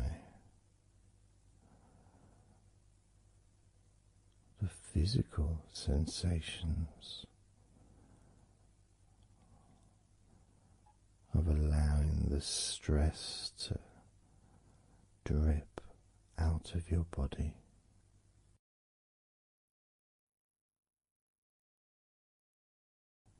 Drip in out of every part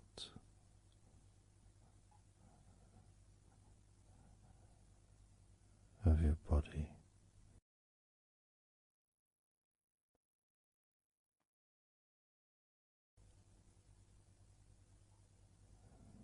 And being released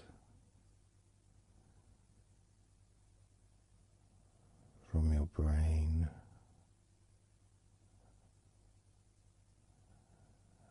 and your mind.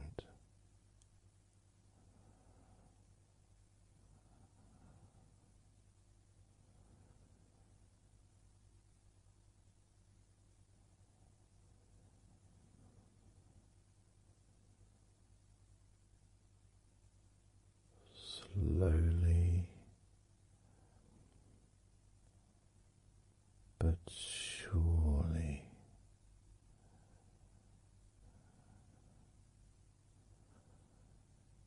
the muscles in your legs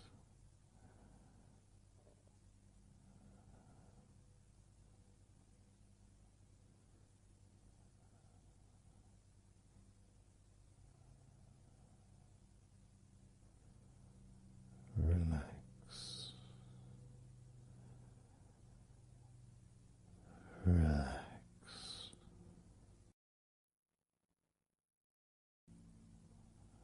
relax,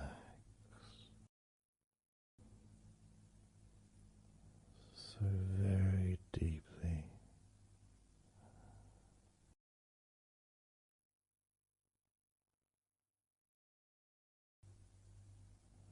Relax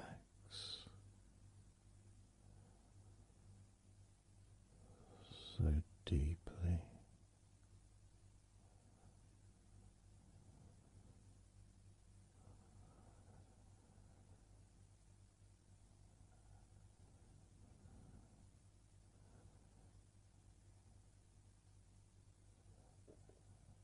And the feelings, the pleasant feelings in your arms and shoulders,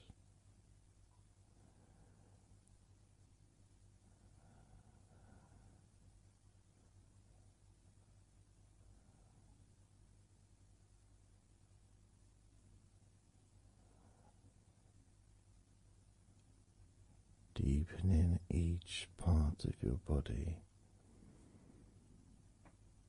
further and deeper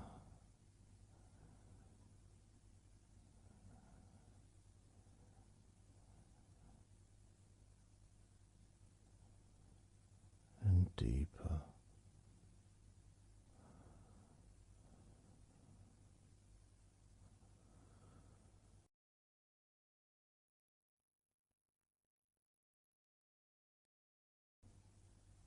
Noticing the feelings in the back of your neck,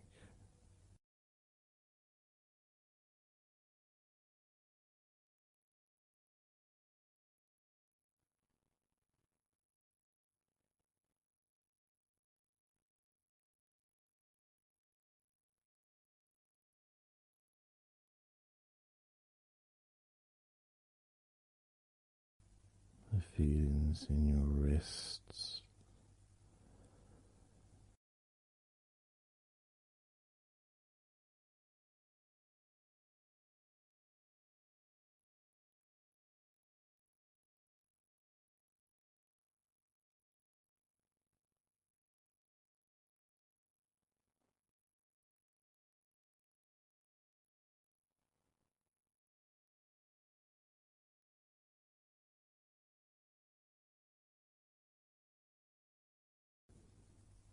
the muscles in the front of your body,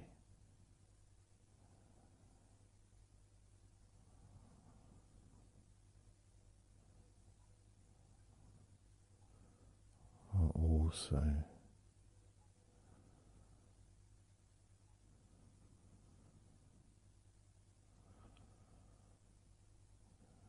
feeling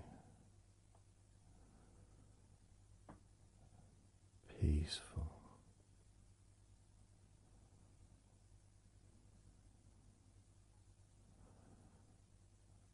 Deeply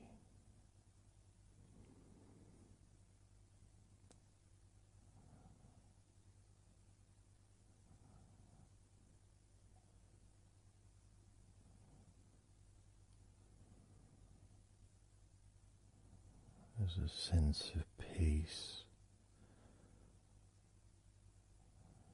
spreads through your very core.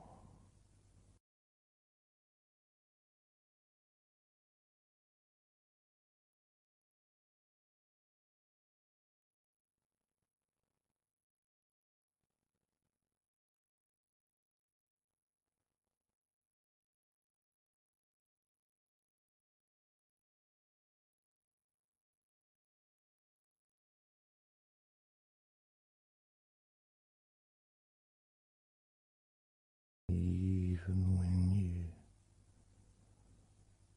focus on your mind,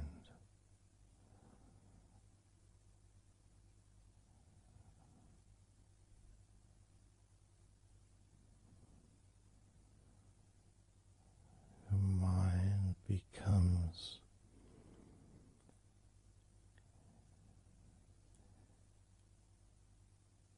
even slower.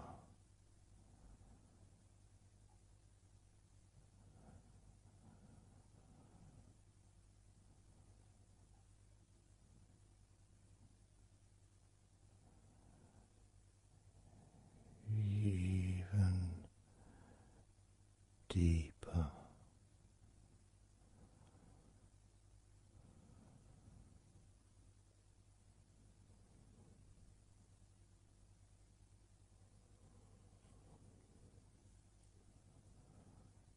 Relaxing.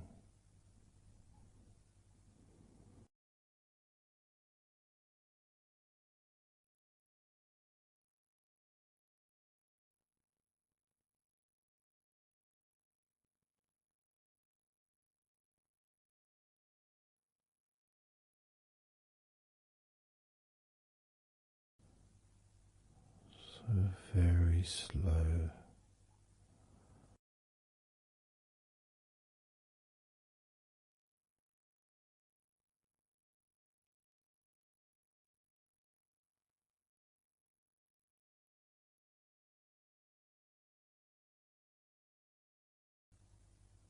Your stomach.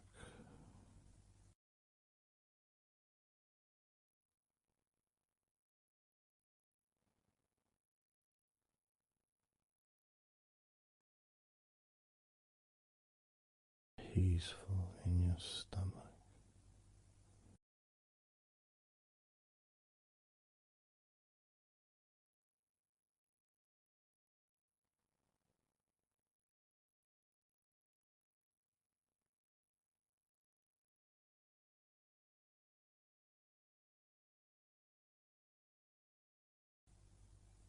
Your back.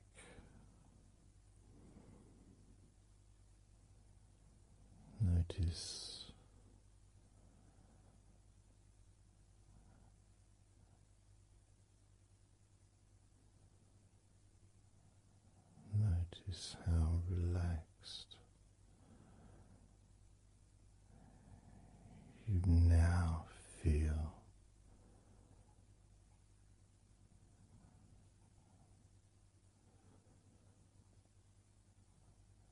In the whole of your back.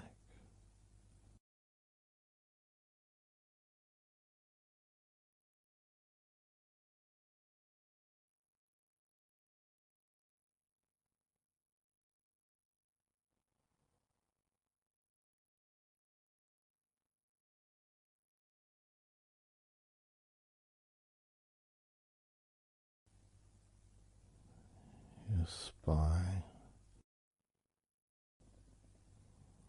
from your brain all the way down the middle of your back, sending and receiving millions of messages every day.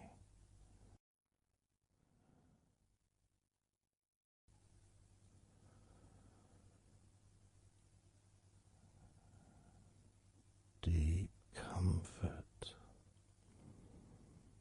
increasing.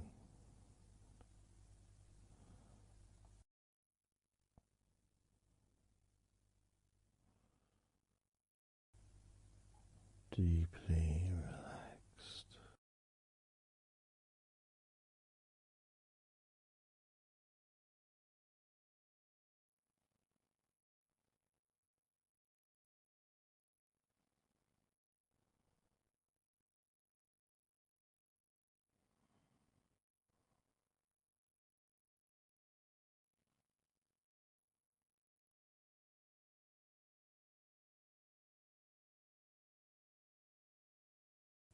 your knees,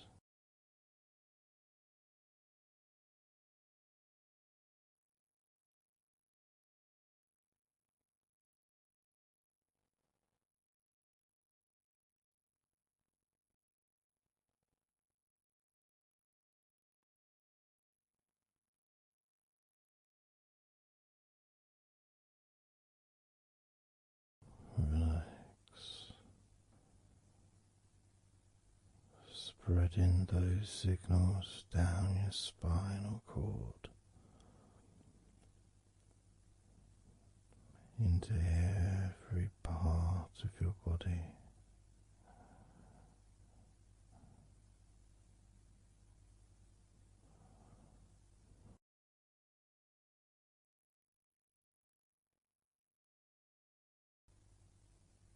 Your shins and your calf muscles,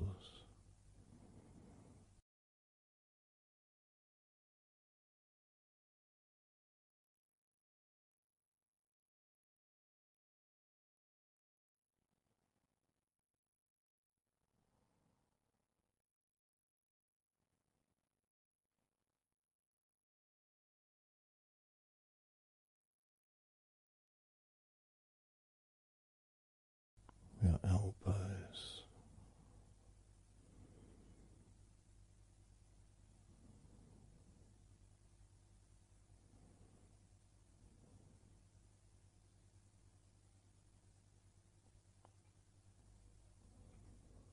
feelings of peace and tranquility spreading through your body, tips of your toes to your eyes, your fingers all the way to your lower back.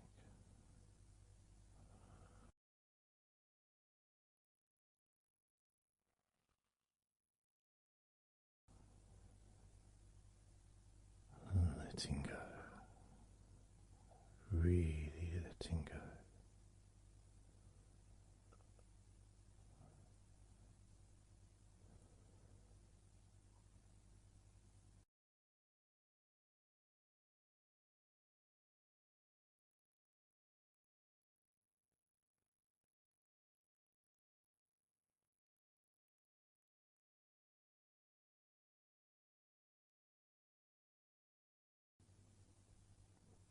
Peace.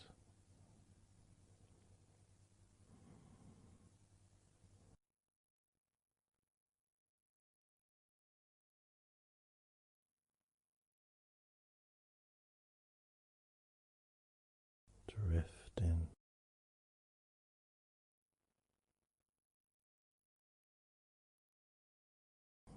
Mind just wandering away.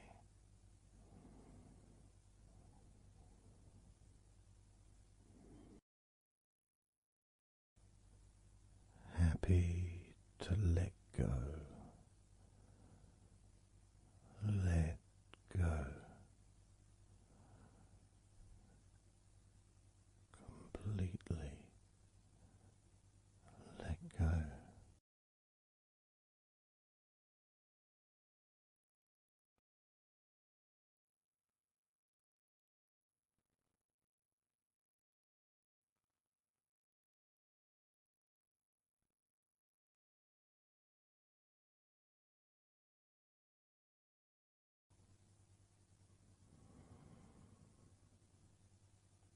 So tranquil.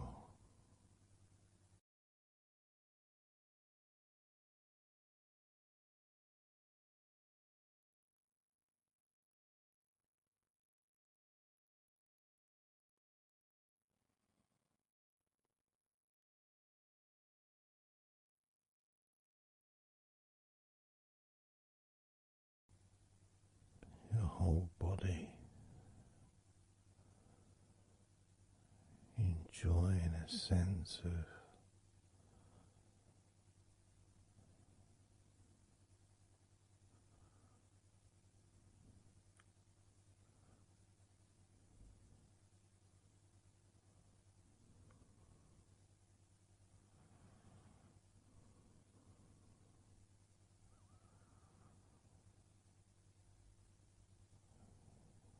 letting go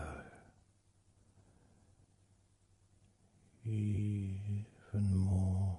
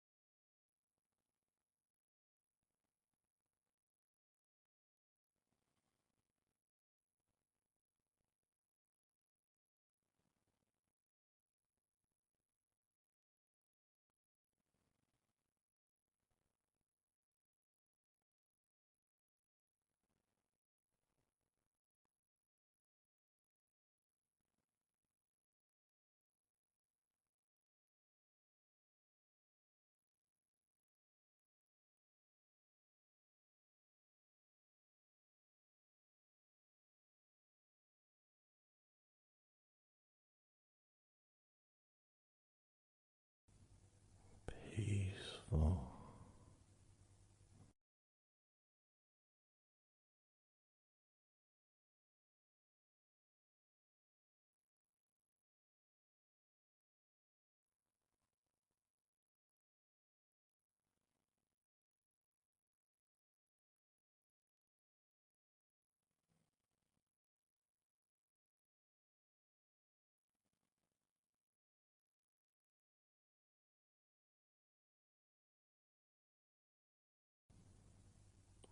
Enjoying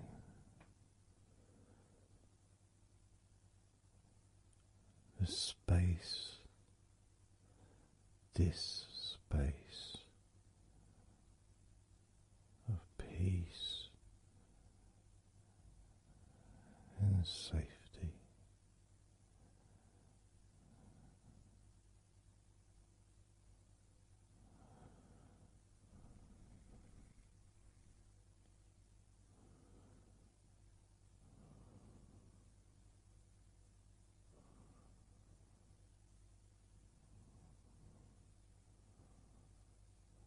So very, very relaxed.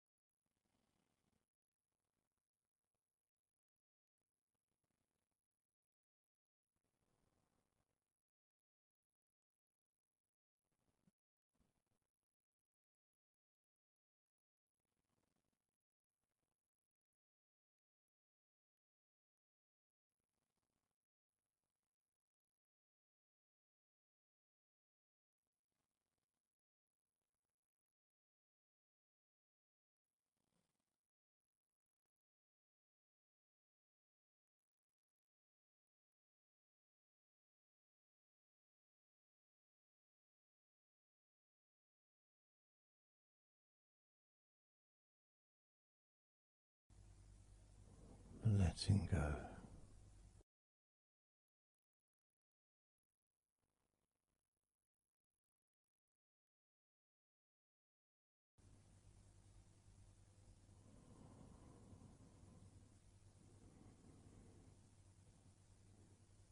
Maybe we can just focus on the different parts of your body, just to notice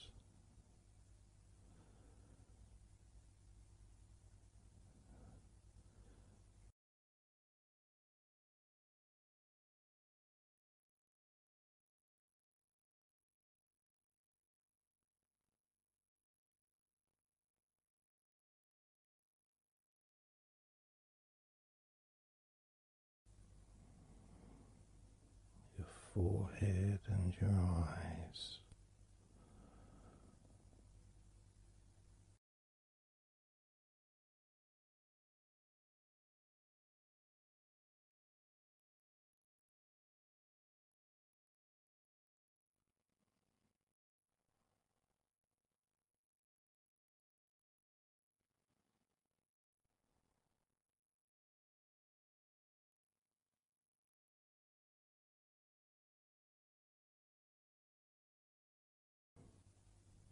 Your jaw,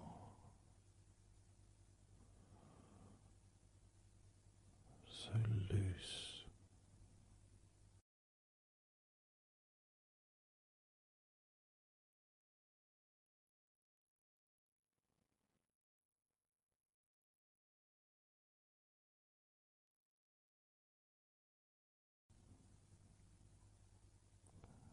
Noticing a sense of complete freedom.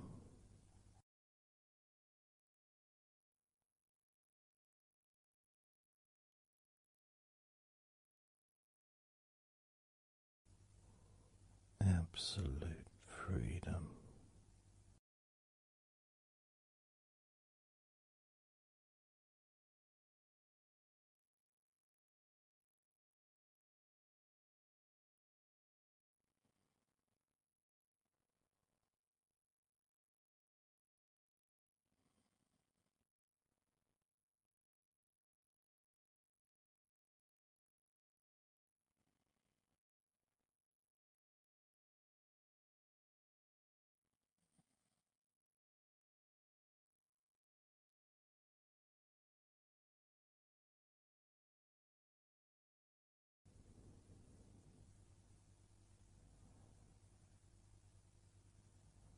Drifting.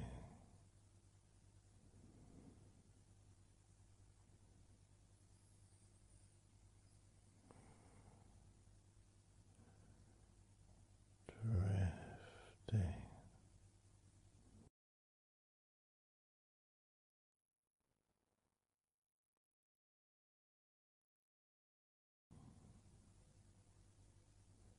Peaceful energy.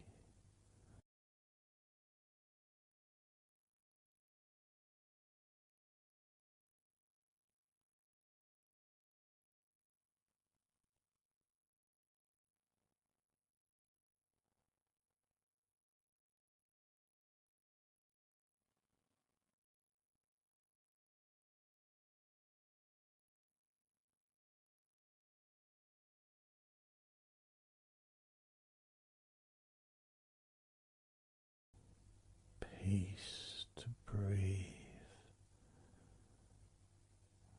So much easier.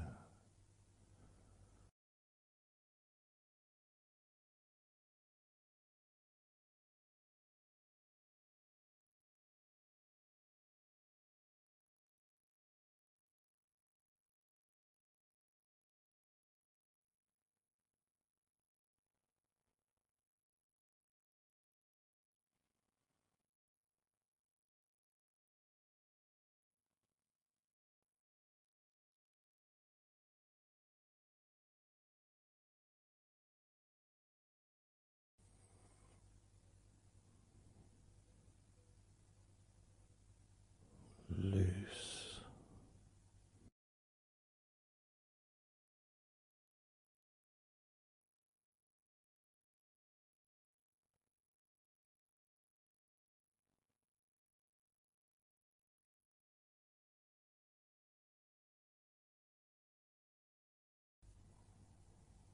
You may have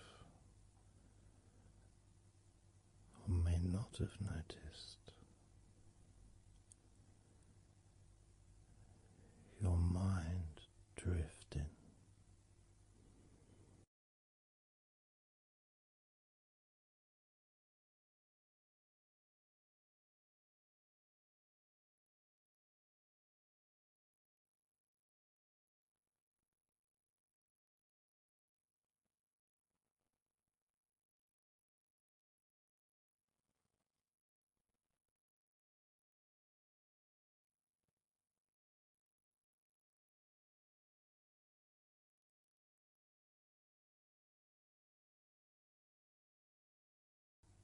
peaceful.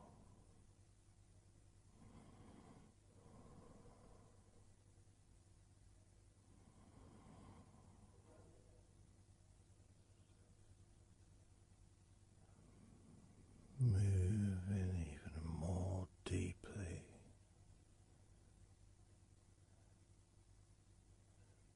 in the direction of total blissful peace.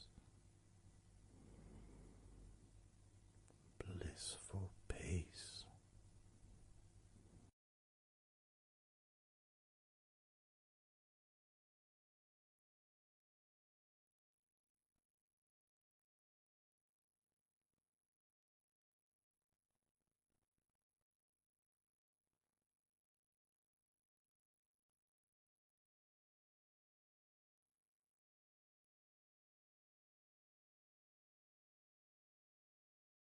Drifting.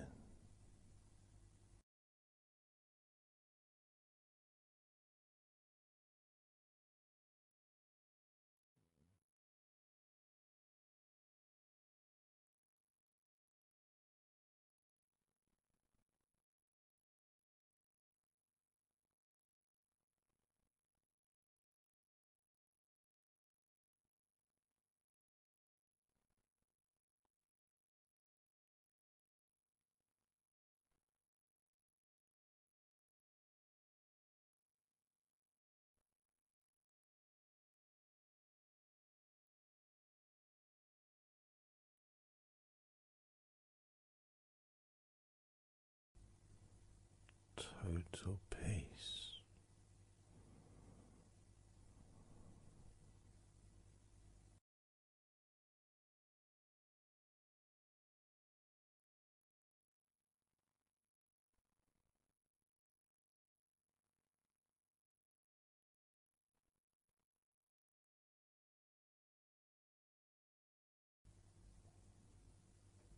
Calm.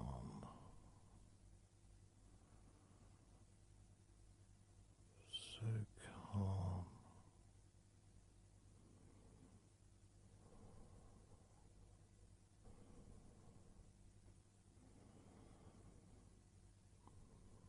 Letting go.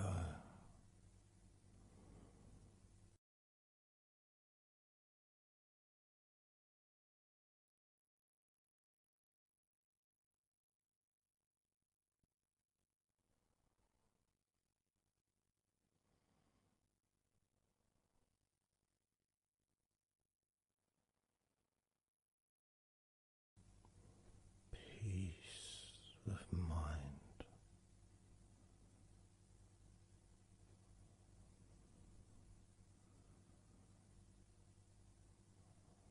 Relaxed body.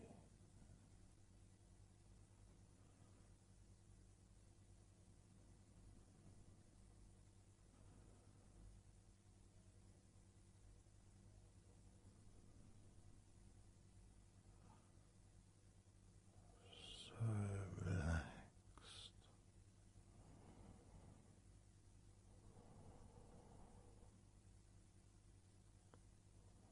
So relaxed.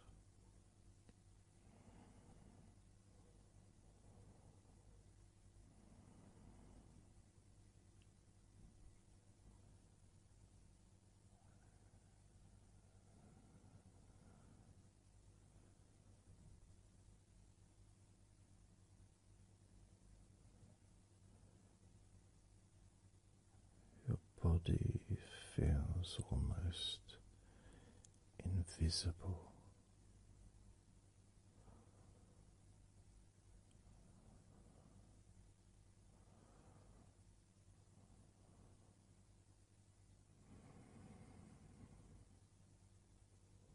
So very relaxed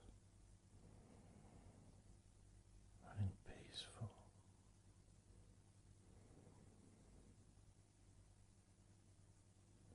So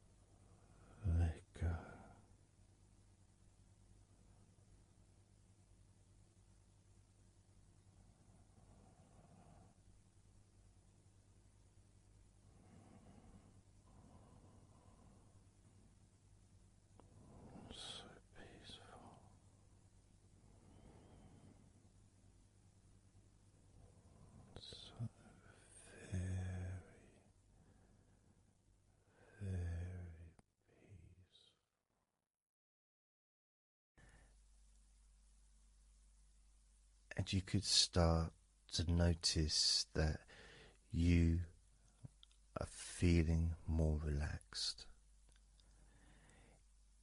Even though I've not purposely focused your mind upon that sense of physical comfort that is growing within you throughout your body, and your mind starts to slow down.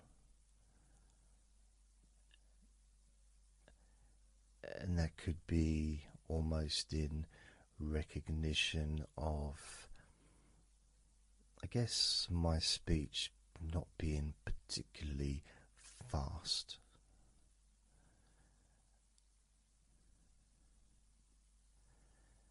And things just generally feel calmer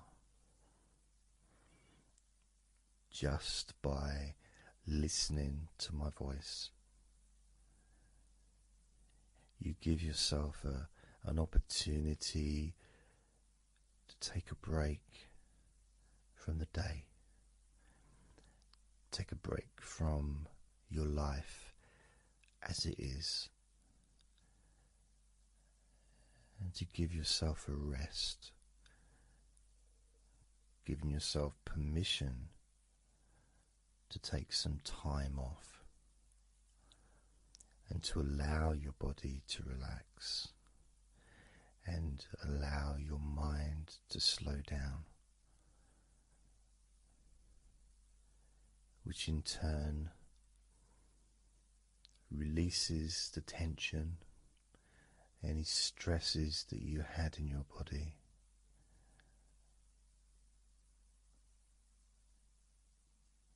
It's almost as if the parts of your body just open up, allowing the negativity out.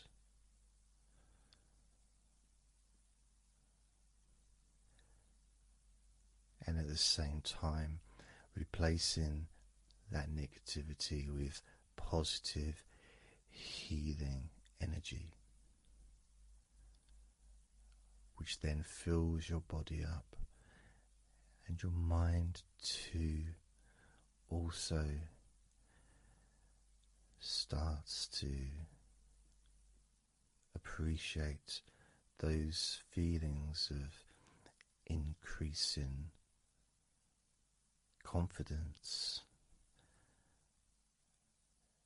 and an almost uplifting feeling, a positive healing, an energy that spreads through your body like a wave of comfort. And all this comes from just allowing yourself a few minutes, maybe half an hour, however long you want it to be, to just rest.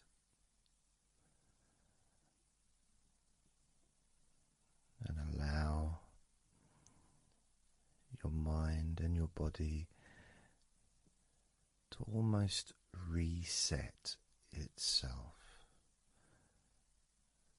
to the settings of comfort and relaxation, calmness, which allows more room for feelings of pleasure and happiness to move around your body and into your mind, almost as if your mind and your body are sinking together, almost mirroring each other with that growing positivity and calmness. And it feels nice. It really does feel nice to know that you are the one that has allowed yourself to feel more comfort and to experience more of this deep relaxation spreading throughout your body.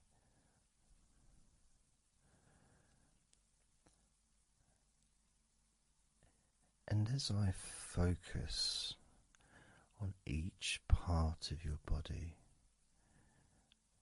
you can notice that that part becomes even more relaxed just by focusing on it. It becomes even more calm and comfortable just by focusing. And as I move down your body, starting at your head, the parts that you've already focused on will continue to relax deeply. And those parts that we've not yet focused on will just automatically release any remaining tension in anticipation of even more comfort about to come.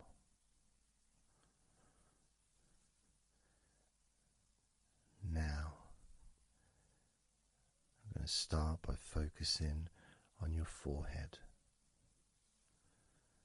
Just being aware of the feelings of your forehead.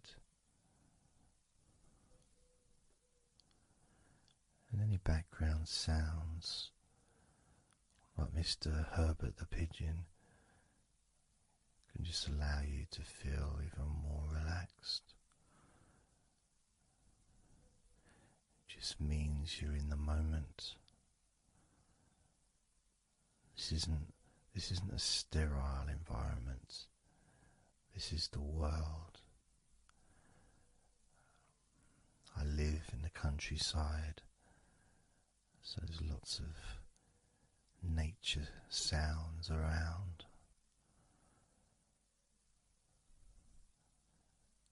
So as you focus on your forehead, just notice how it becomes even more relaxed as you focus only on my voice and that part of your body.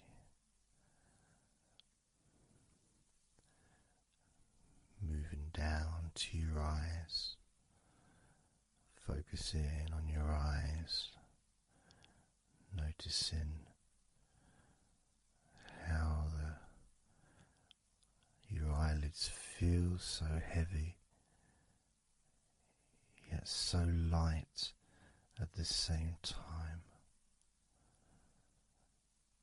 And all the muscles around your eyes relaxing completely.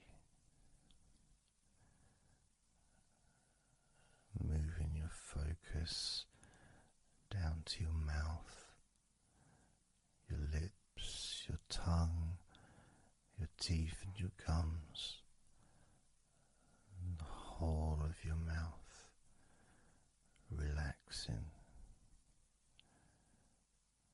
calm and loose.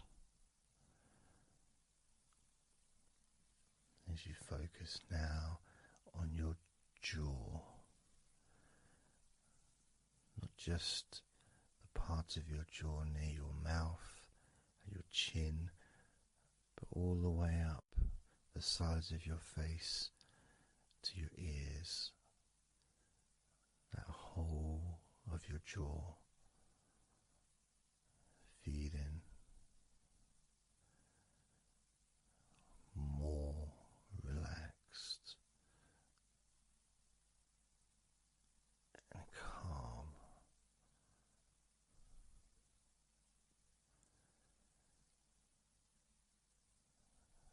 Focusing on your neck,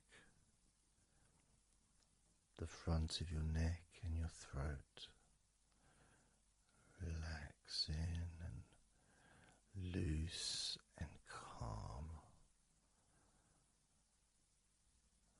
The sides of your neck, the right and left side of your neck, relaxed and loose and calm.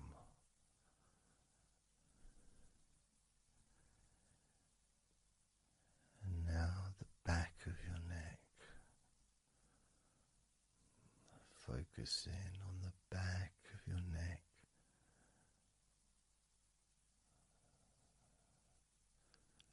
letting go of any tension that may have been there before and enjoying that sense of increasing comfort and release that you can experience in the back of your neck.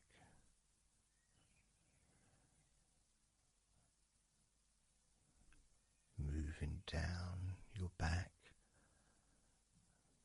and moving either side of your spine, right from the top of your back all the way down to the bottom of your back.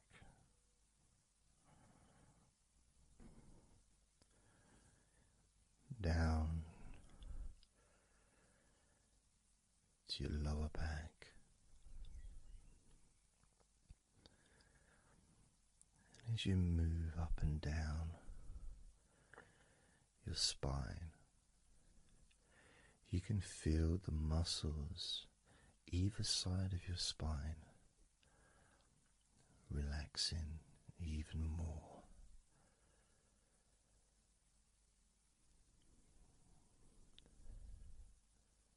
And as those muscles relax, that sense of comfort starts to spread outwards from your spine into both sides of your back. The top of your back, the middle and your lower back. And as you scan gently and slowly up and down your back, as the muscles in the top of your back relax and become looser,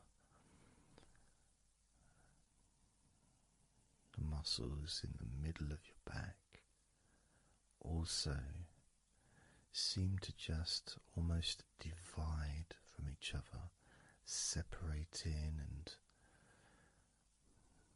almost melting.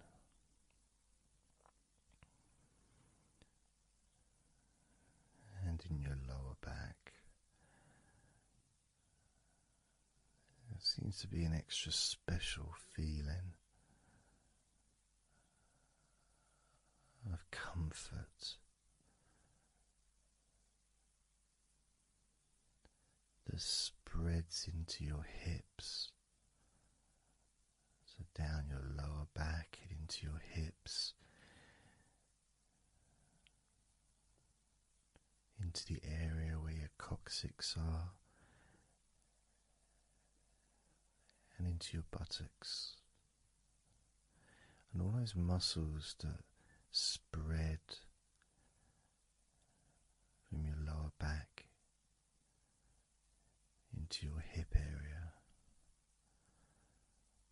start to melt, start to really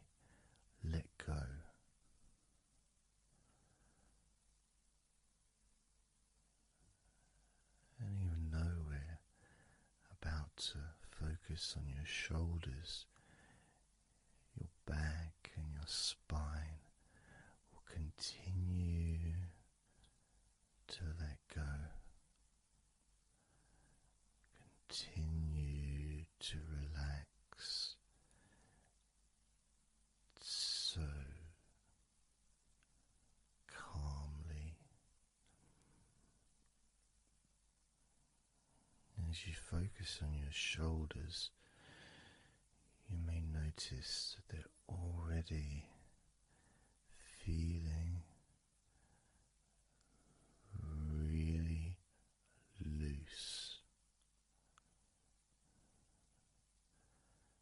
They're already feeling calm.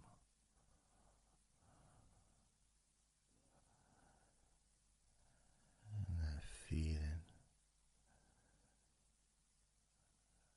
of those muscles that move from your neck into your shoulders.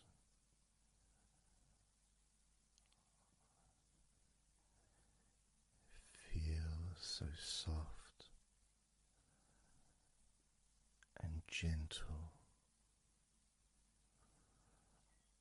so smooth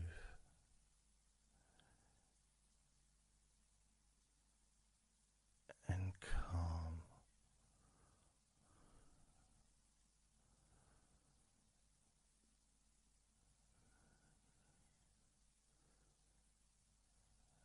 And the feeling in your shoulders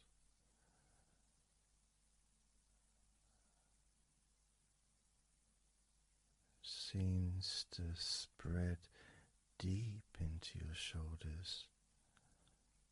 That sense of relaxation, not just traveling deeply into your muscles,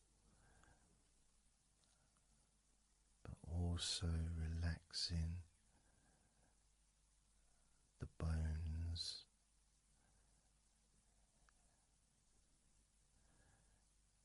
and moving all the way to underneath your arms, relaxing that whole area between the tops of your shoulders and underneath your arms, healing.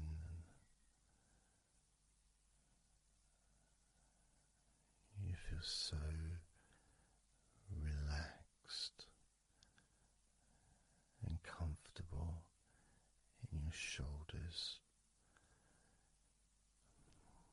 which sends that deep healing message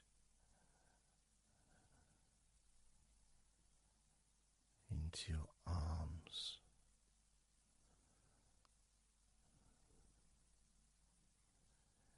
And you may feel almost as if your arms are not even there because they're so relaxed,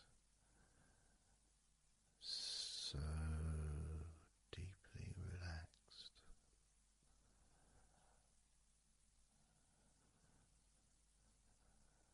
So calm.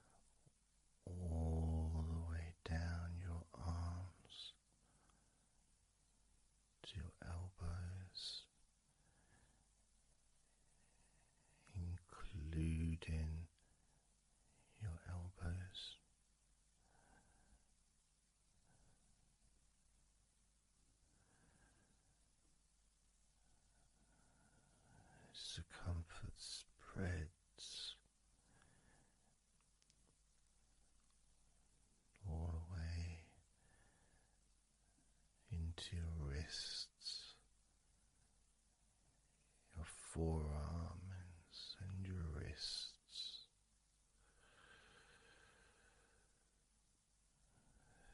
feeling so heavy, yet at the same time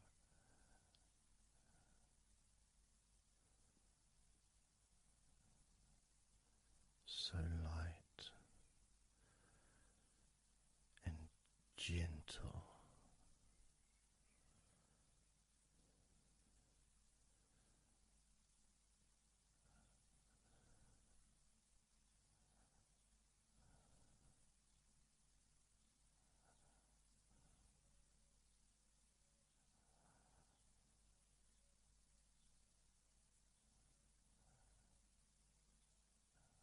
Focusing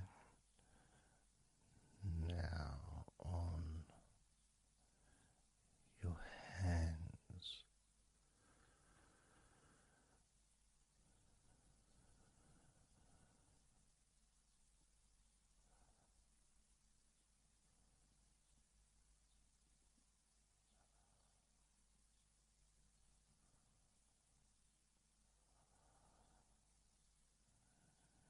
your hands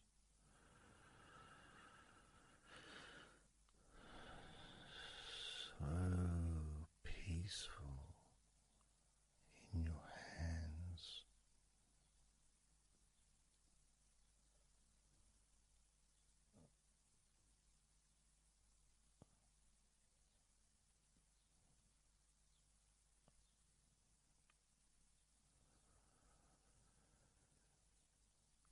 There's a sense of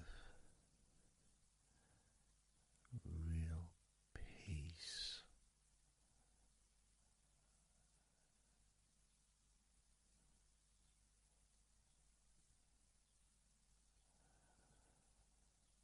that just seems to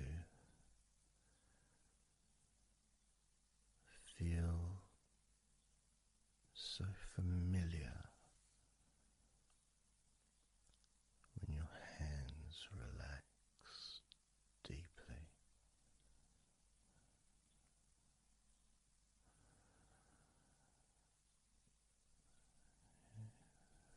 Feels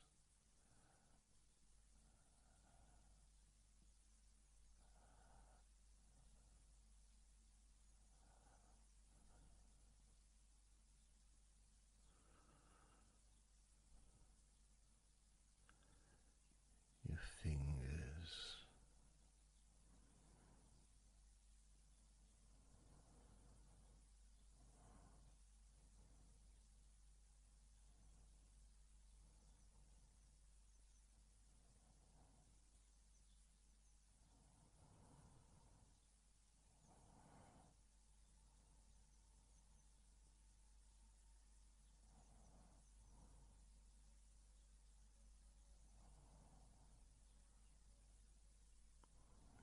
your fingers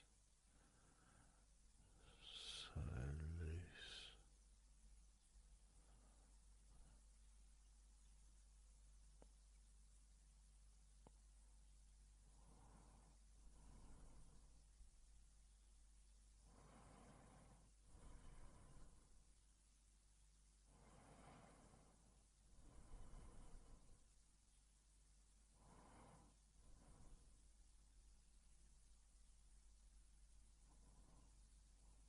your fingertips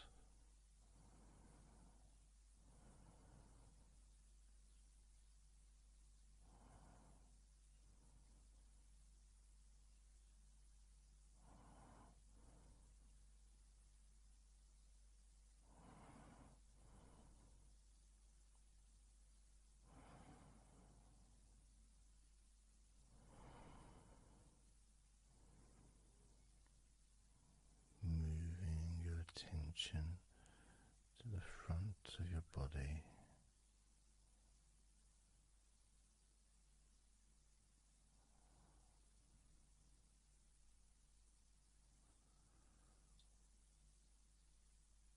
so comfortable.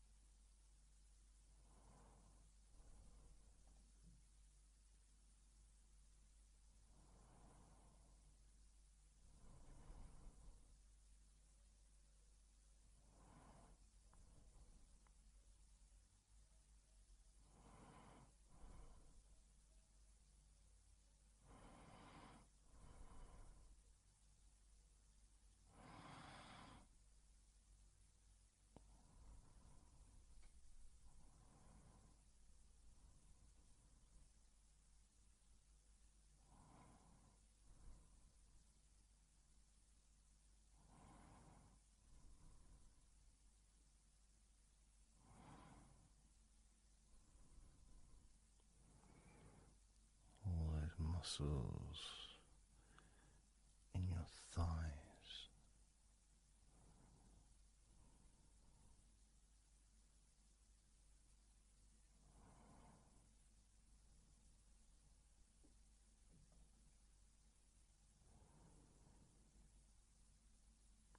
Your knees, so relaxed.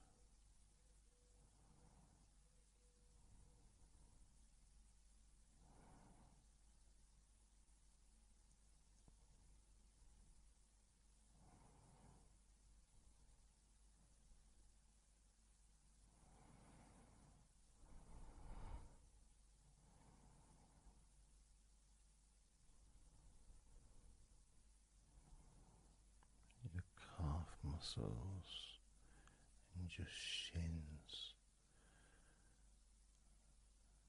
completely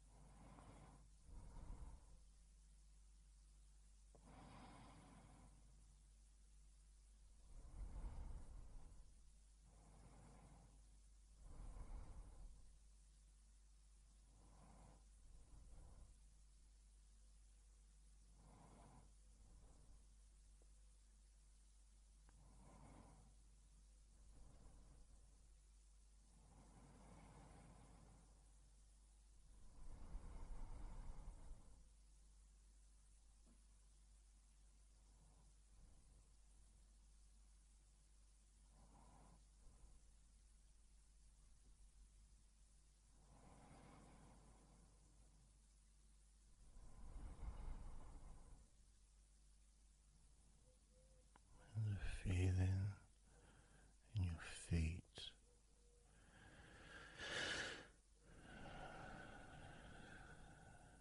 so peaceful and so calm,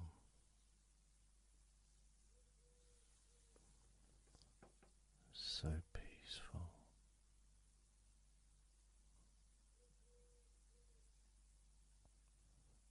So calm.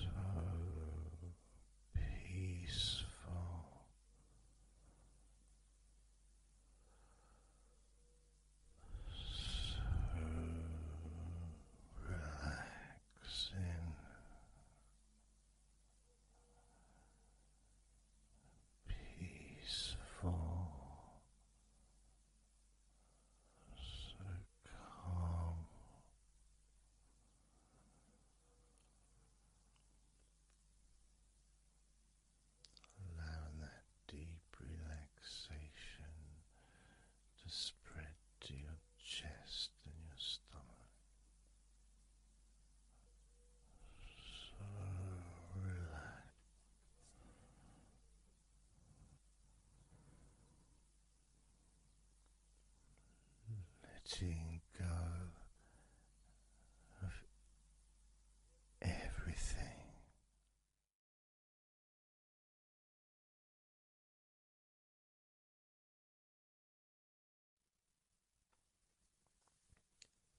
So I'm going to start counting down now from 20 down to 1.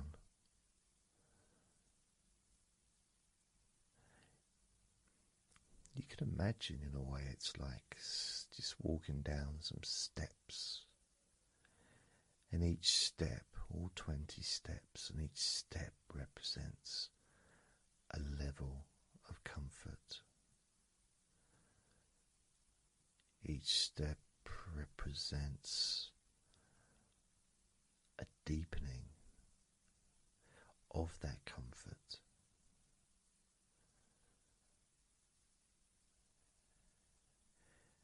And the further you walk down those steps, the deeper and more relaxed you feel.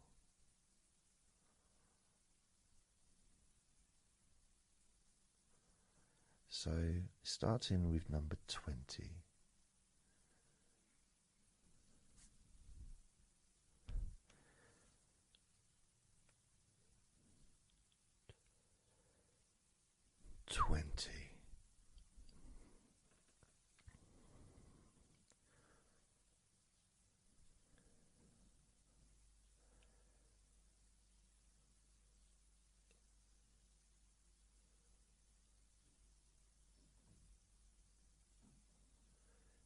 $19.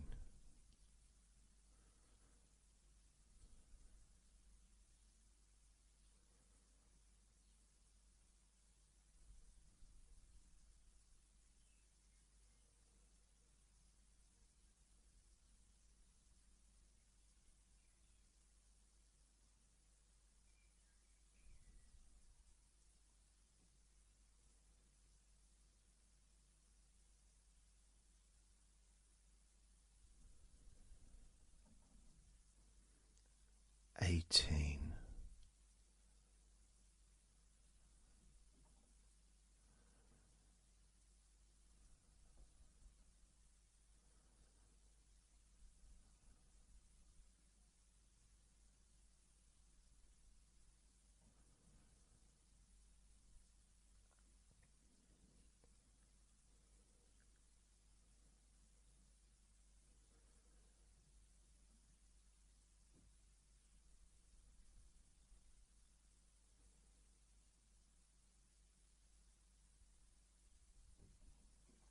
$17.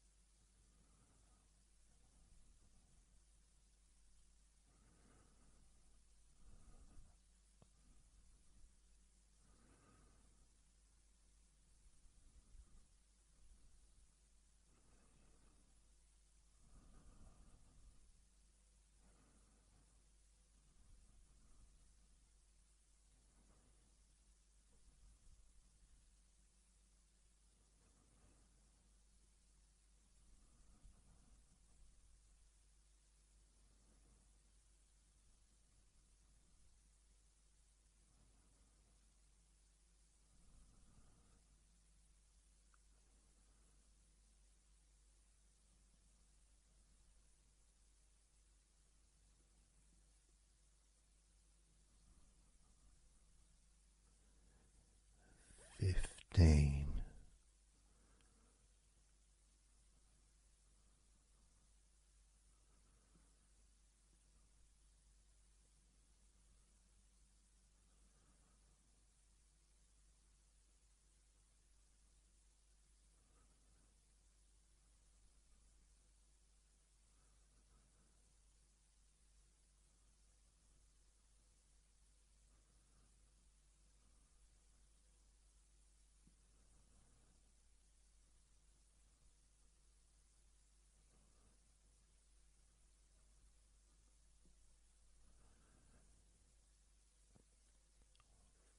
14.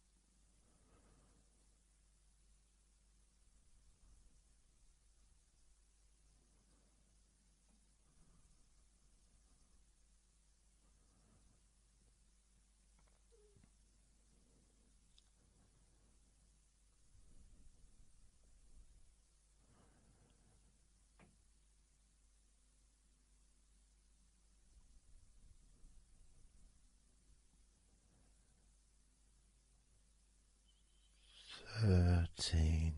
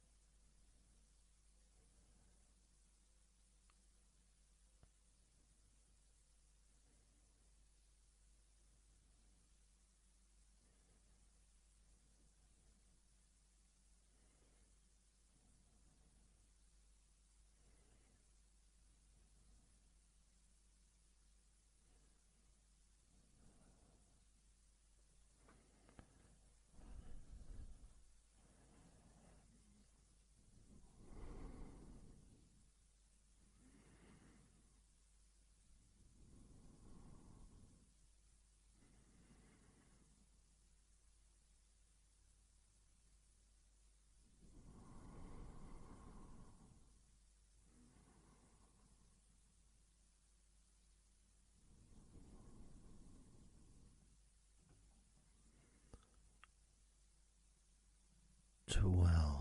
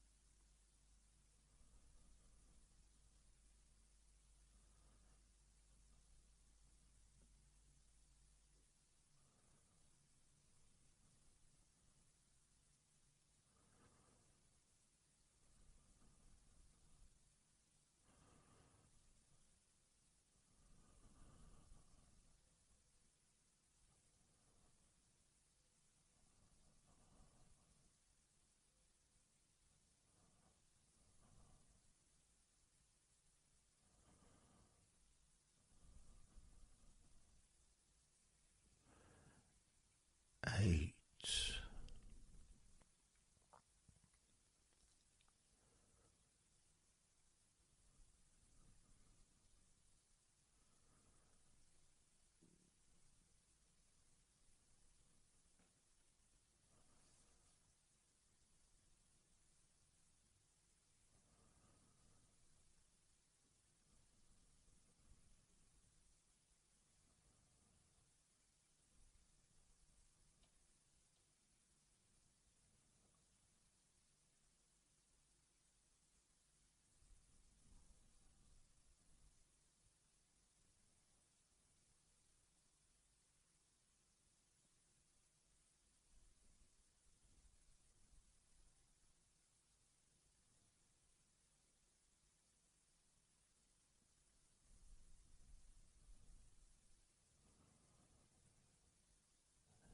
Seven,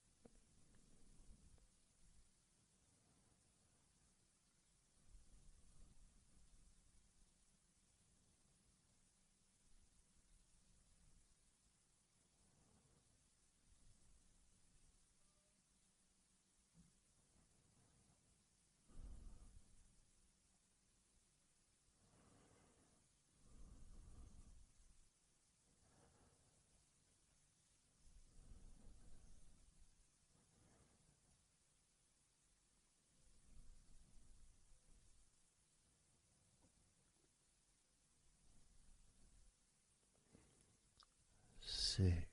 5.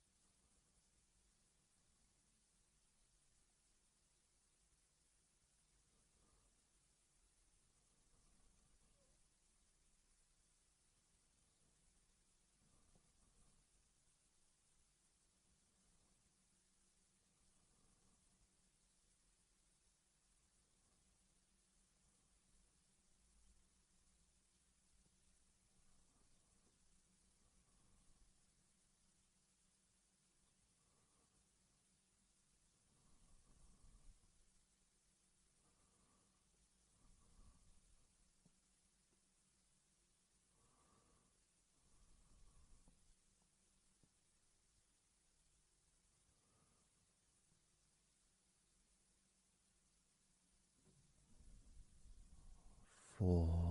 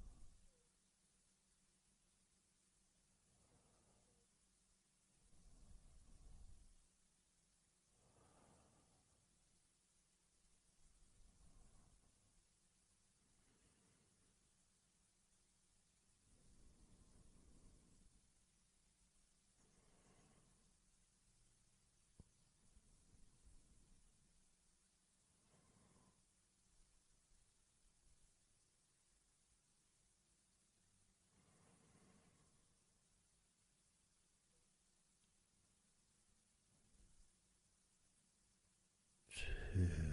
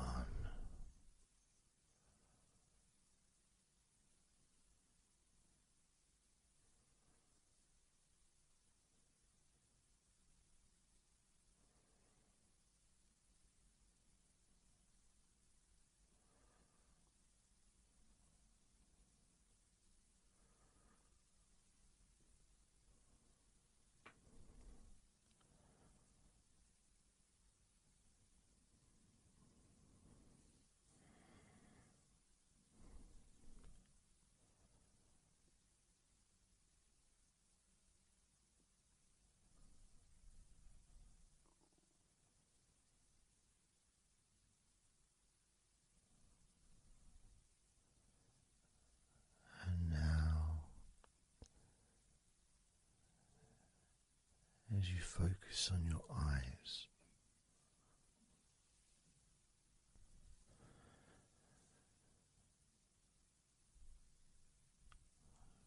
we're going to count down from 10 down to 1.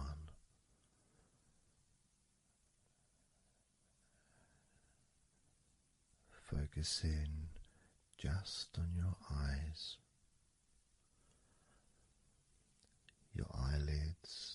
muscles around your eyes, your eyeballs themselves, that whole area that makes up your eye.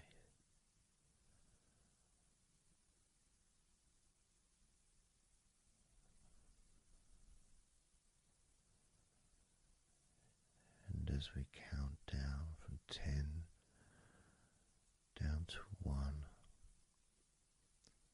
whilst focusing on your eyes,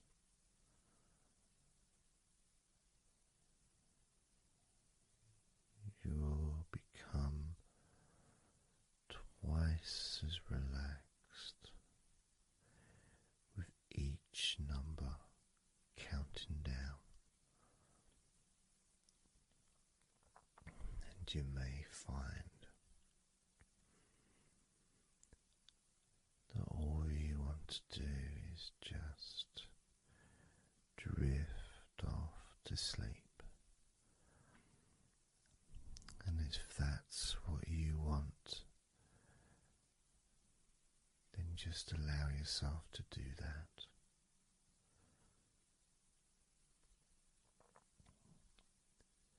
Now,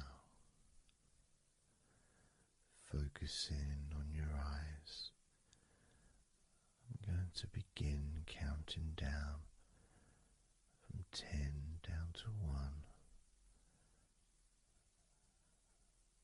right now.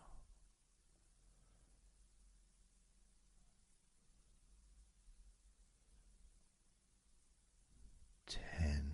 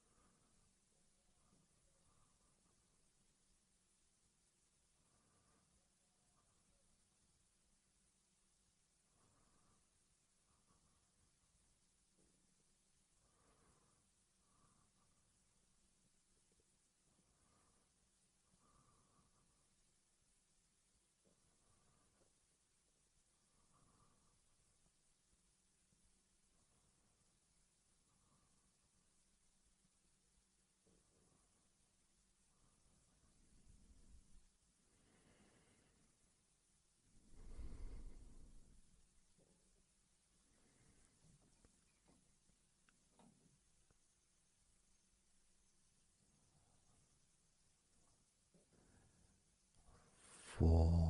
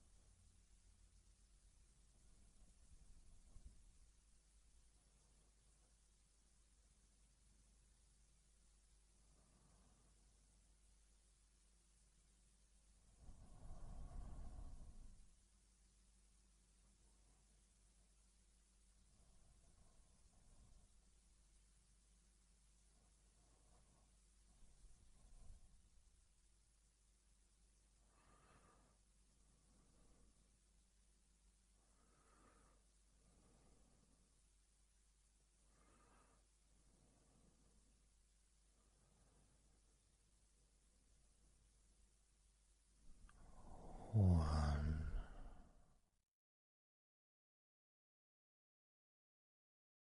So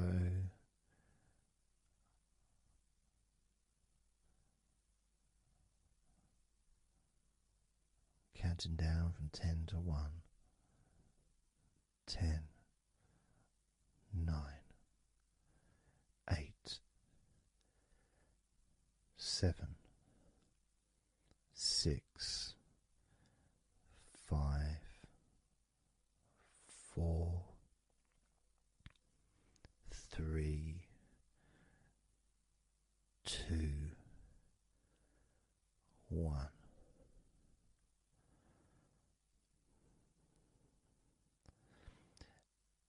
And maybe that was a bit too quick in order to relax. Maybe it's a bit too fast for you to notice the calming of your body.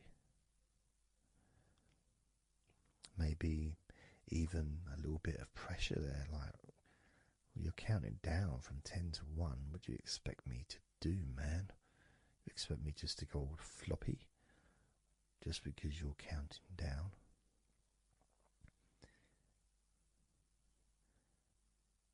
We could try again, but this time I'll go a bit slower. This time, as you focus on the whole of your body before we focus on your legs,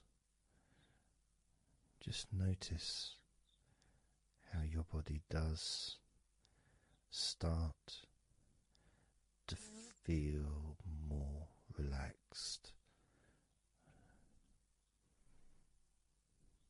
with every number that I count down. 10.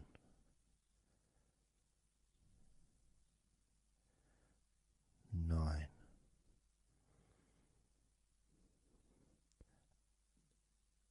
8.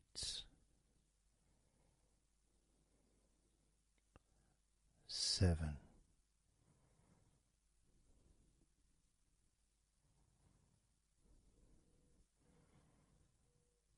6.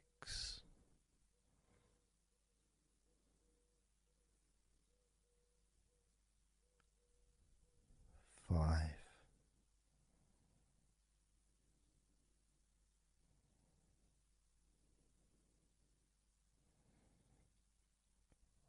4.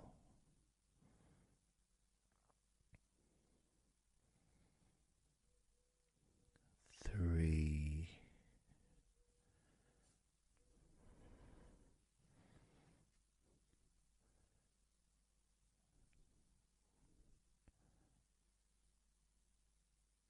2.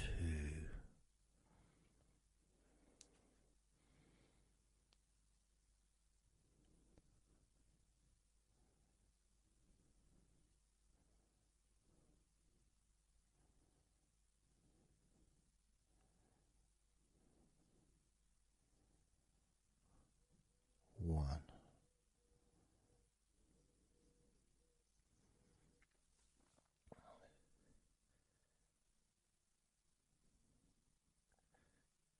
And just notice how you feel generally, how your body feels.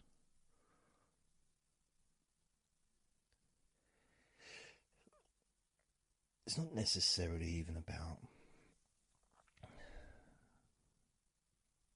counting down from 10 to 1. It's that space that you have, that space between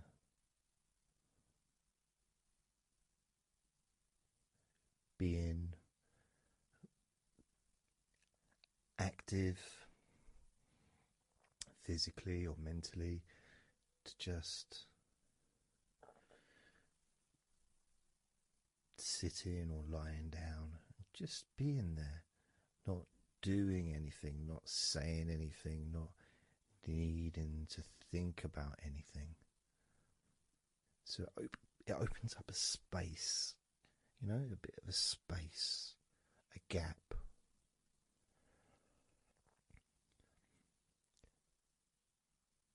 And the more I count down from 10 to 1, the bigger that gap becomes. So there's that gap of calmness, of comfort, relaxation.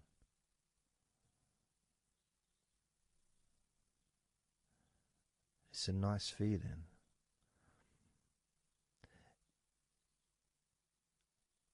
And it moves those stresses or discomforts physically or emotionally, moves them away.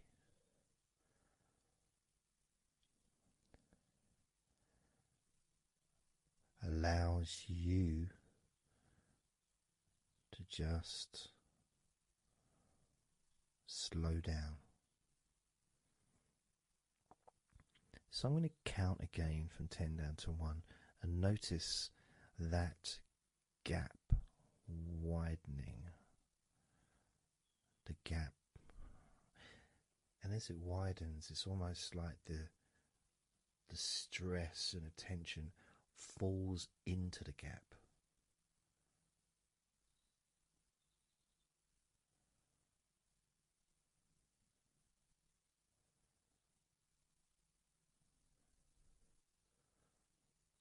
And gives you that distance, that space. Now, 10, 9,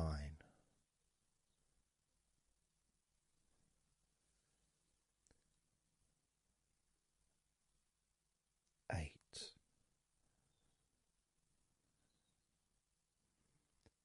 7,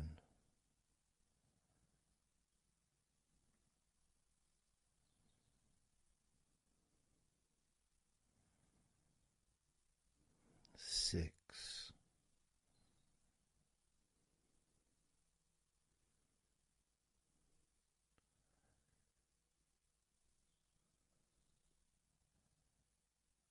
5,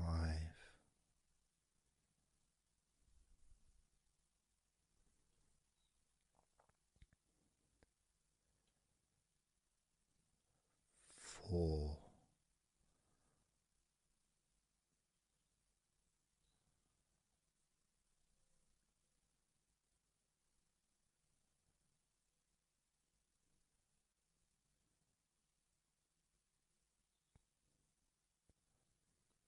3,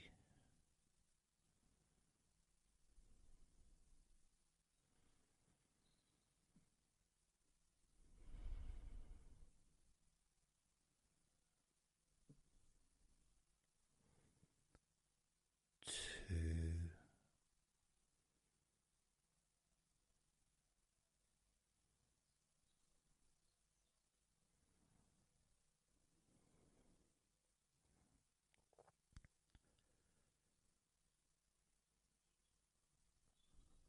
1.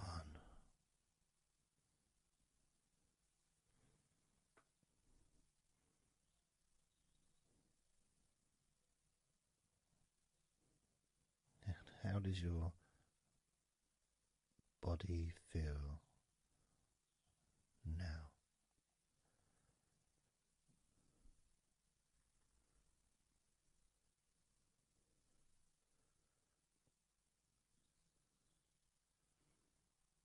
Can you notice that you're feeling calmer?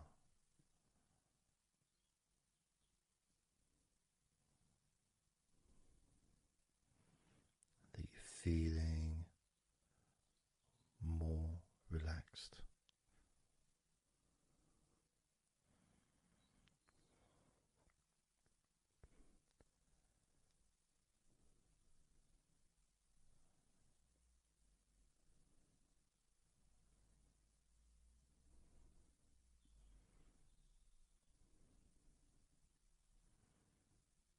As we now focus on your legs, just your legs.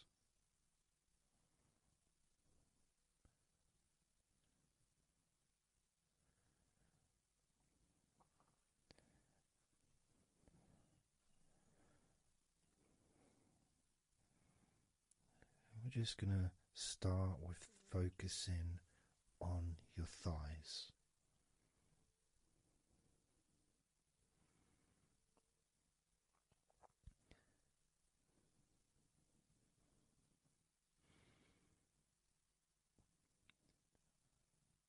Of course, it's not the most exciting thing to be doing because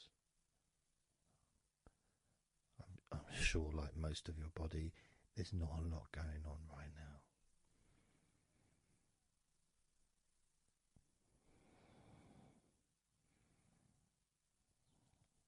Just focusing on the whole of your thighs, the tops of your thighs, the sides of your thighs, the bottoms of your thighs, your outer thighs and your inner thighs. Basically, the whole of your thigh that leads into your hip. goes down to your knee joint.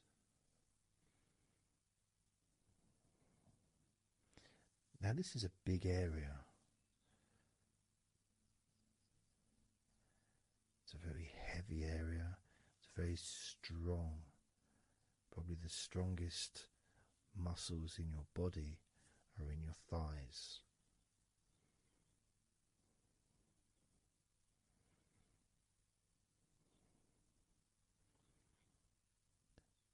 But I don't think we perhaps give enough attention to our thighs.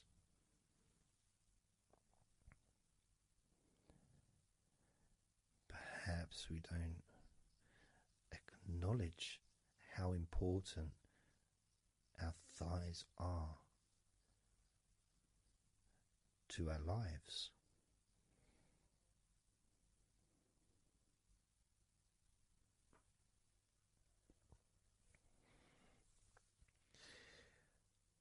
How much they actually do for us all through our lives.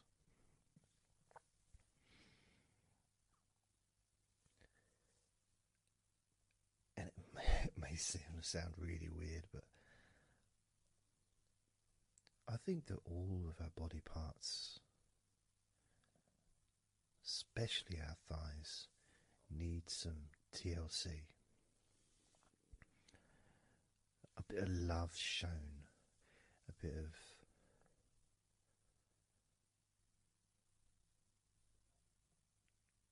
acknowledgement, a thank you, gratitude for what our thighs do for us.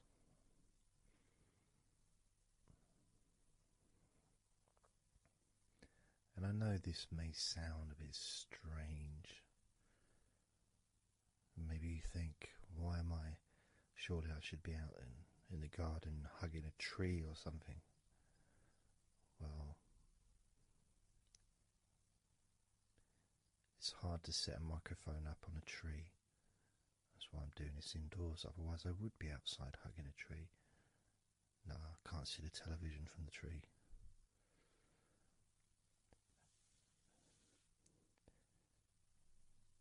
If you move down to your knees, again, such an important part. And I think we don't necessarily, I'll speak for myself here, I don't necessarily appreciate all that my knees do for me until I have a problem with my knee. So occasionally if I have maybe I bash it or it's aching for some reason, it's then that I realise how much it does. You know, the benefit of being able to use my legs without any kind of physical discomfort is a beautiful thing that's possibly not appreciated until it's temporarily removed, you know, that comfort. But as you focus on your knees, regardless of how your knees feel, you can have that sense of gratitude and love to your knees for all that they do for you.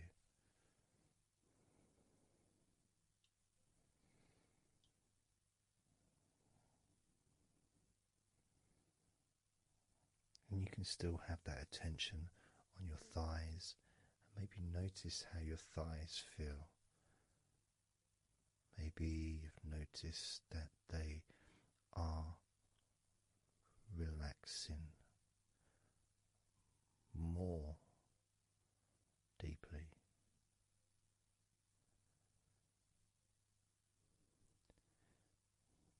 As you focus now on the bottoms of your legs, your shins, and your calf muscles, and the bones between your knees and your feet, incorporating, of course, your ankles.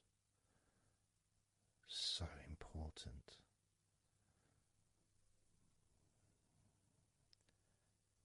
Anyone that's had even like the slightest sprain of an ankle knows how much we take our ankles for granted.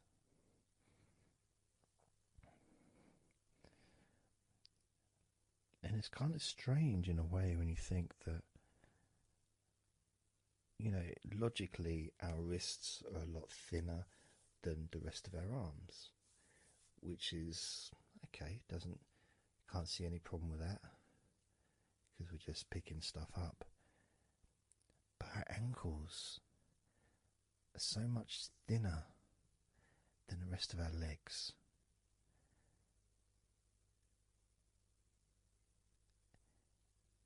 And from a physics perspective, or logical even, it doesn't really make sense that all this weight would ultimately be resting on your ankles, then leading to your feet. That thin area, thin bone, yet it does so much great work. It supports us, supports our body for a lifetime. Helps us to balance, helps you to get around and be mobile.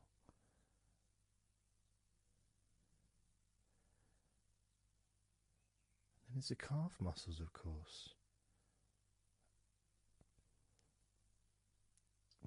When I was younger, I couldn't see the point in calf muscles.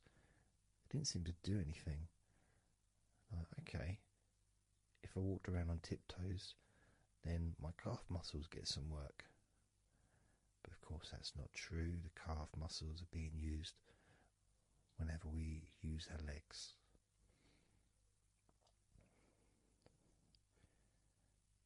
And your shins, there to protect your lower legs. Shaped in a way almost as a protector for the bone.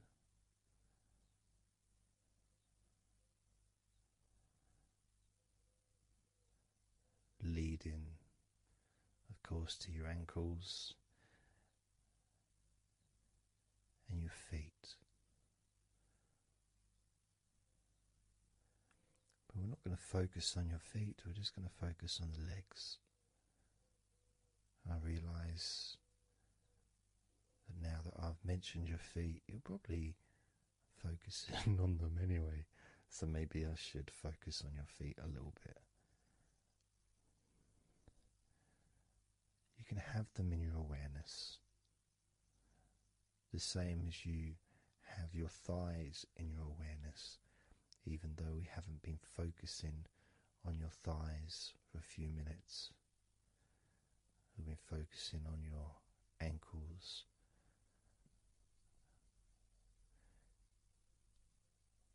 there's still that sensation of comfort in your thighs.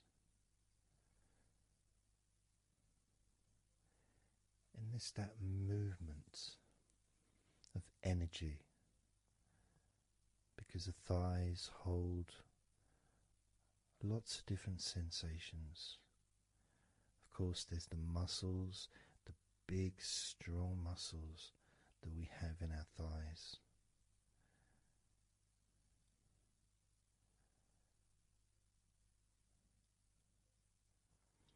But the skin on the outside of the thighs, as in the outside of all of our body, can be very sensitive.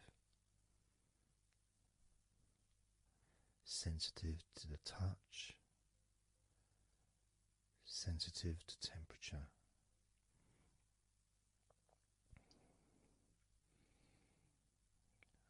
And inside your thighs, the bones, there's the muscle, there's the blood vessels, the arteries. So all this stuff, it's inside your thighs. And I guess sometimes it'd be nice if you could actually put your fingers inside your thighs and massage. So you can massage on the outside, of course, but to be able to get deep into the muscles, and to be able to just massage inside your thighs, massaging the bones of your leg, massaging all the veins, and just gently healing your thighs. And you could move down, massaging inside your knees, just massaging those bones, but with healing fingertips, spreading that healing energy deep into the joints of your knees.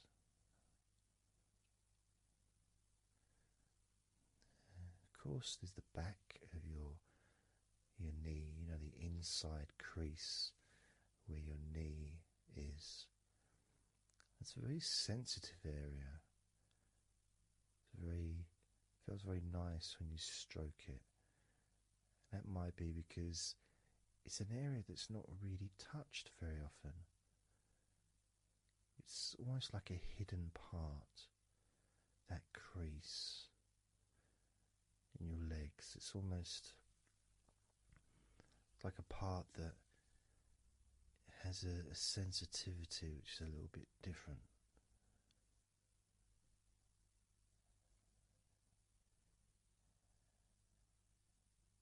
Of course, it's protected by your legs.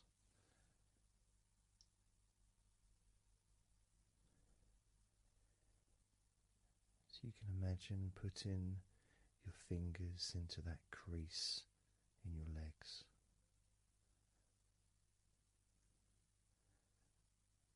That fold in between your legs, you can just massage with your fingertips. Imagine your fingertips going inside, massaging the muscle tissue. You can of course feel the bones of your knees healing through your fingertips.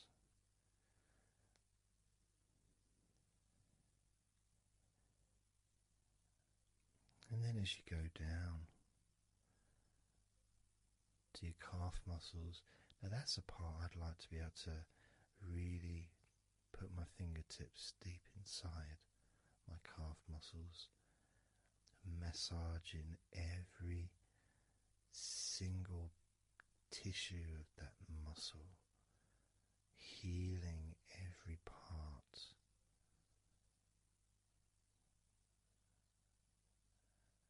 And then doing the same for my shins, massaging and gently stroking the bones, gently stroking them, healing in a loving way, because they deserve to be treated as the precious bones that they are, because our legs are so precious, as in all the other parts of our body. They're more precious than any jewel on the planet.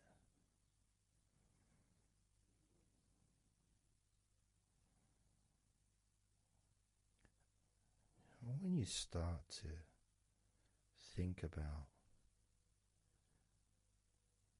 your legs in this way, it can change your perspective. It might sound a bit silly to start with, the idea of having love for your legs, showing appreciation for your thighs, wanting to be able to put your hands in your thighs and massage the muscles and the bones, and to get your fingers deep in there, releasing all tension, just to show how much you care about your legs, how much you care for what your legs do for you regularly. Your knees, your calves, your ankles, the strength of your ankles, considering how thin they are compared to the rest of your legs, especially your thighs. Yet they're so strong, so flexible, absolutely amazing things. Your ankles are truly a gift because of what they do for you.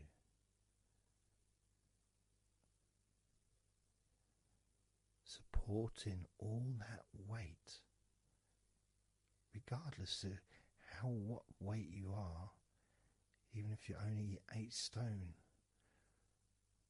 it's still a lot of weight for these little ankles. Now I'm a lot heavier than 8 stone, double that. Yet my ankles support my body all the time. Although they do give off a sigh of relief when I sit down. As, in fact, my whole legs do. My feet also go whew, and my toes clap. They're so happy.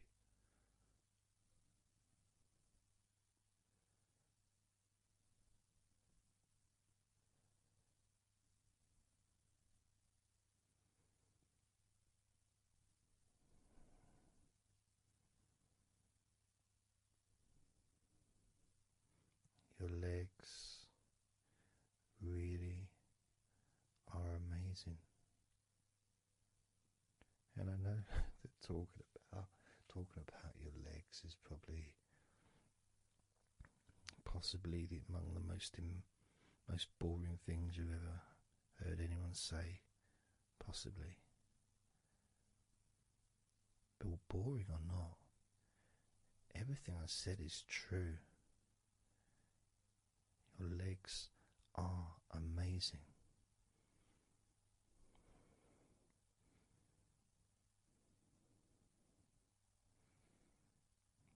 Your legs deserve not just respect,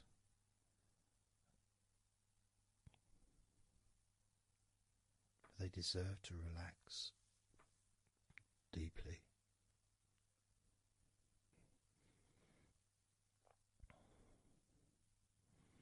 They deserve to take some time out of the day to just let go completely.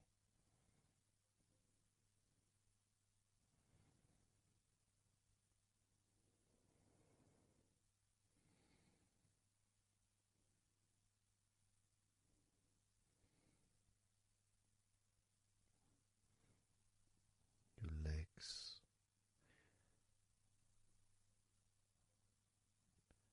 really can relax.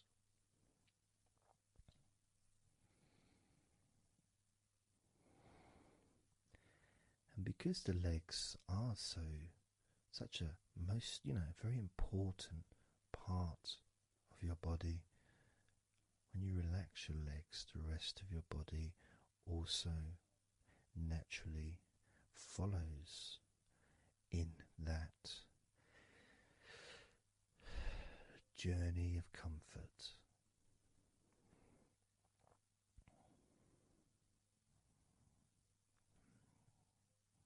I can feel it in my hips.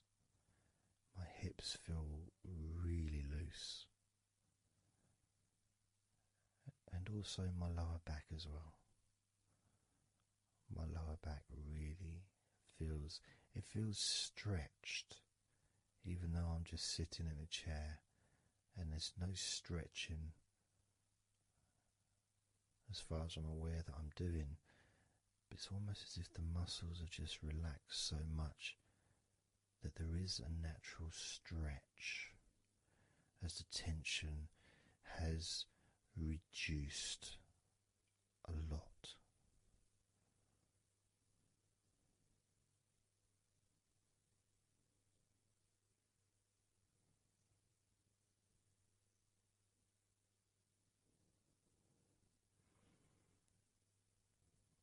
And I'm now going to count down from 10 down to 1.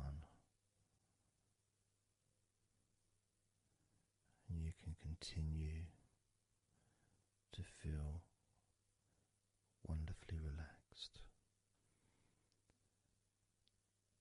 10,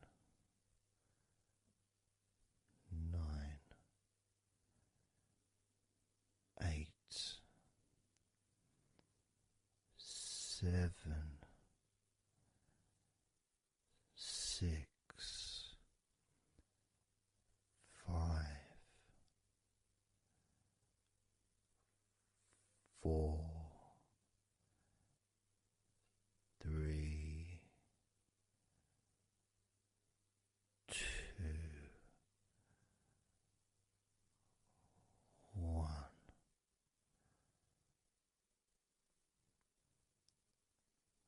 Relax.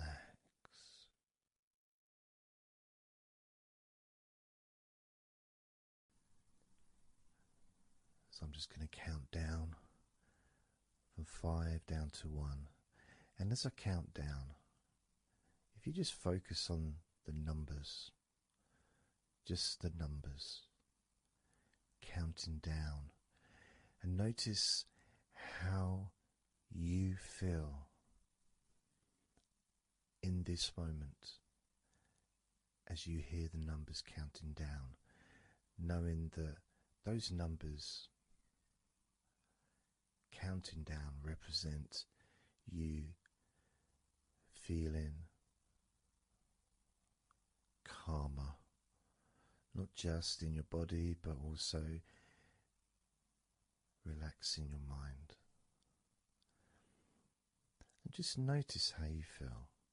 There's nothing to do, there's nothing to say, there's nothing to think about. Starting with number 5.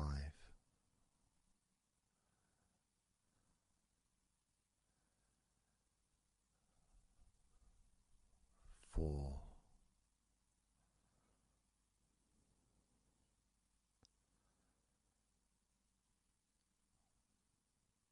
3.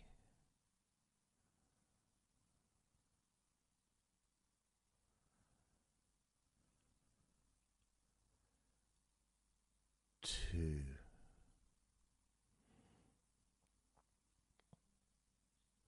1.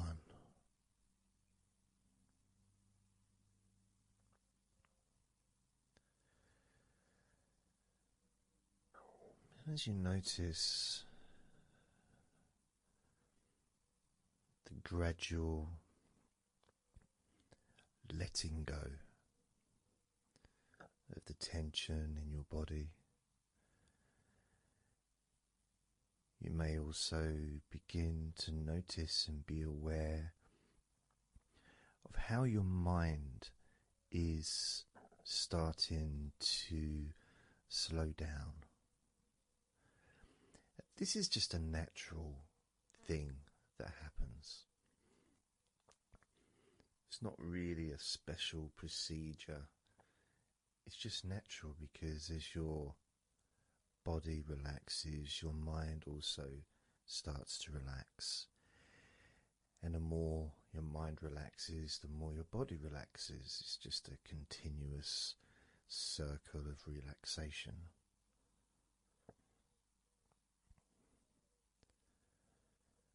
And there's that calmness that comes from relative quietness.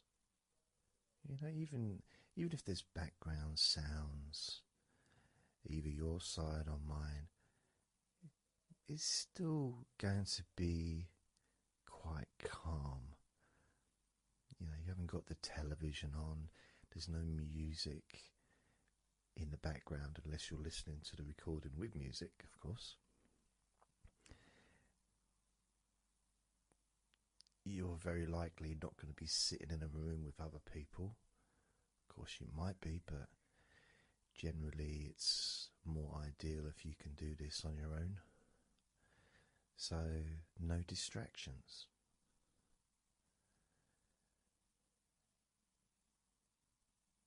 And when you stop thinking about stuff,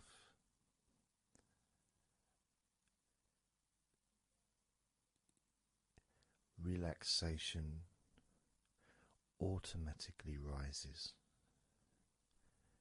A sense of comfort starts to grow. And without trying to build it up into something fantastical or something magical, this is just a natural process, something that's easy to accomplish. In fact, it's almost, you know, the sense of relaxing completely happens really when you put no effort into it. It's not something that you can really force. It's something that happens naturally and part of the process of this recording and others is simply to allow you to take advantage of this space, this time, to just let go, to just be here, to be in tune with how you feel.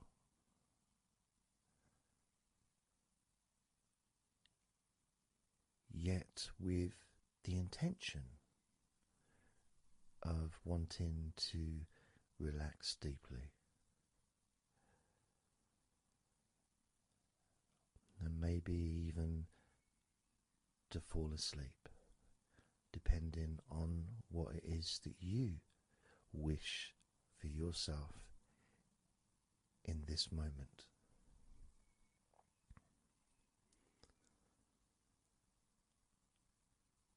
As we know, relaxing is the majority of the process of falling asleep. The actual falling asleep part is the tiny bit at the end. The deeper relaxed you become, the easier you find yourself drifting.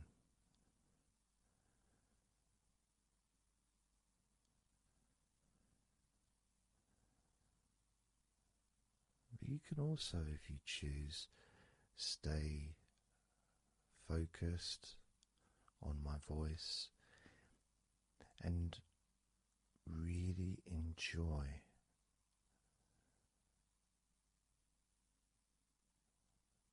the process of gradually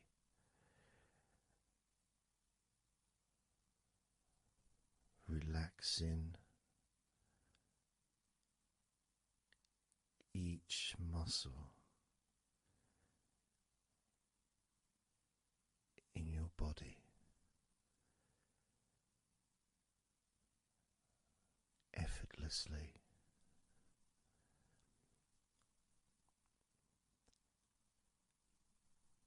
and just observing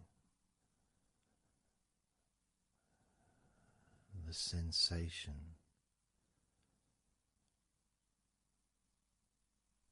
of letting go.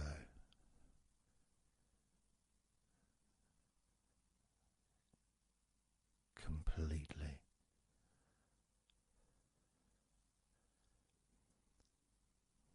This time I'm going to count from 6 down to 1.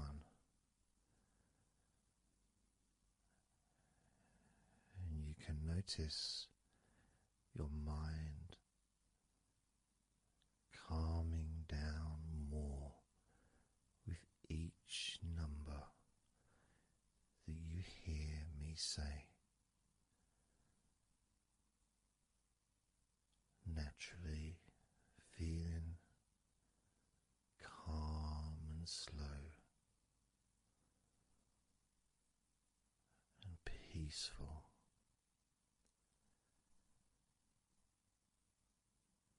6.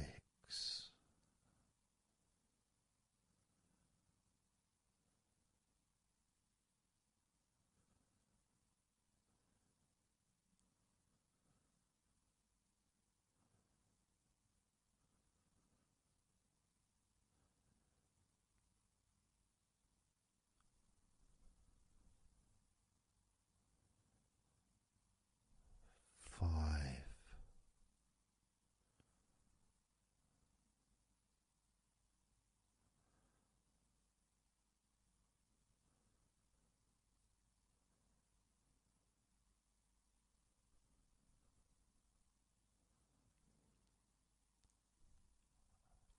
4.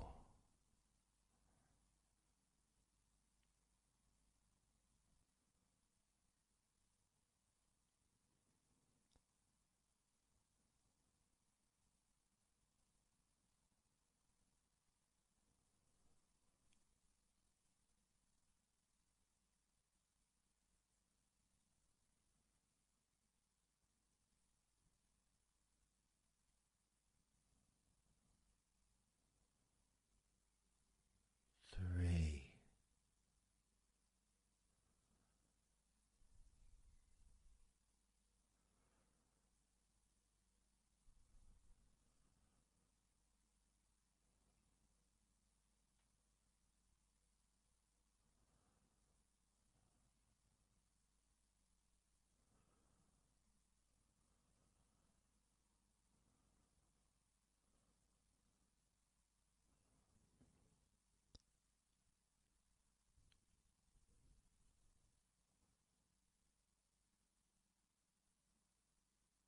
2.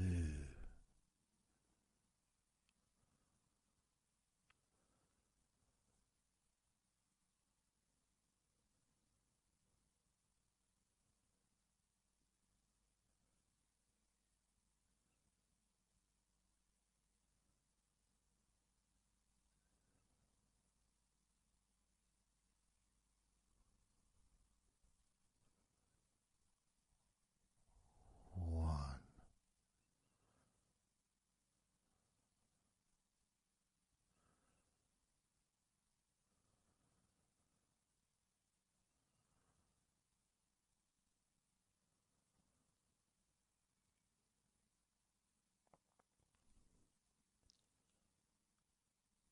Being aware of how your mind has slowed right down, sinking deeply into relaxation.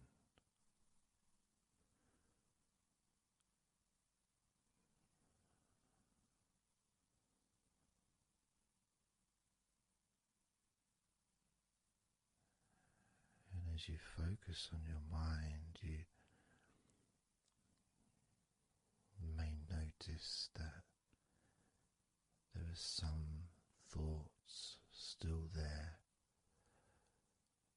maybe some stubborn thoughts that for some reason perhaps need your attention.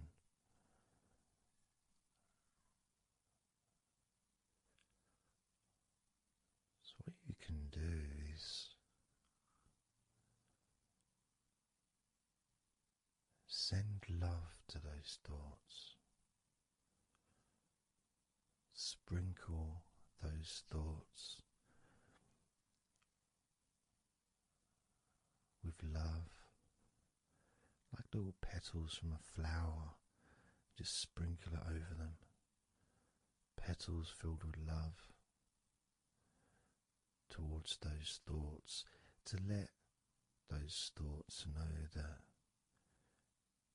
you're not abandoning them. You just need them. You require them to just calm down, slow down, quiet down for now.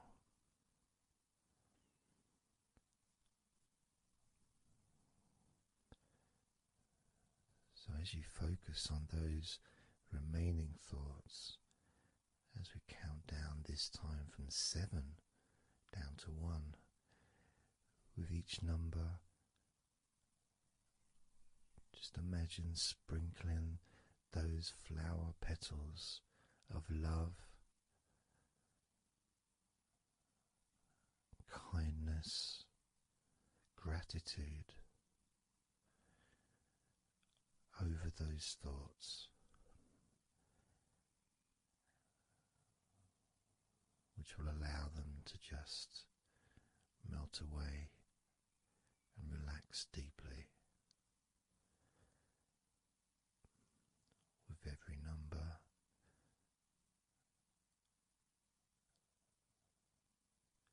Those thoughts will become more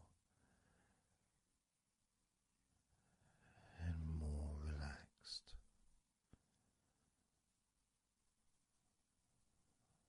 Starting with number 7.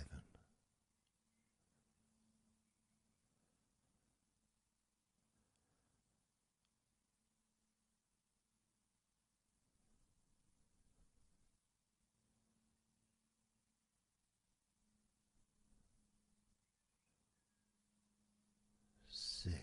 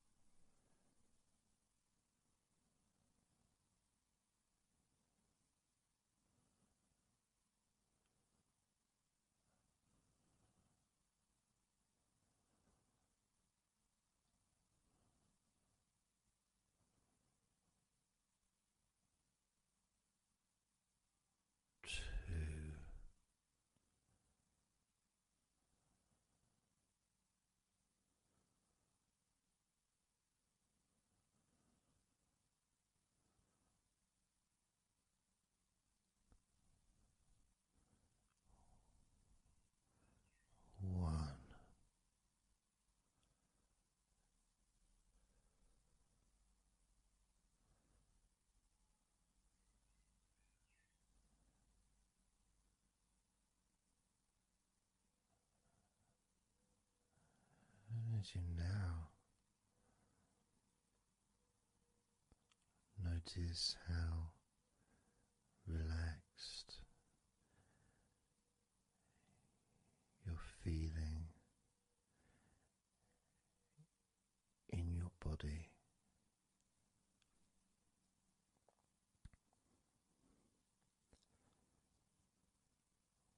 We're going to focus on your hands.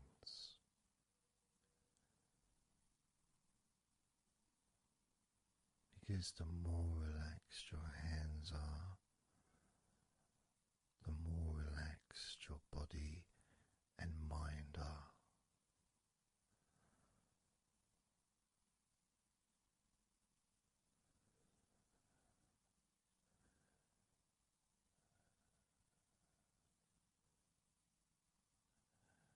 And as you focus on your hands and your fingers,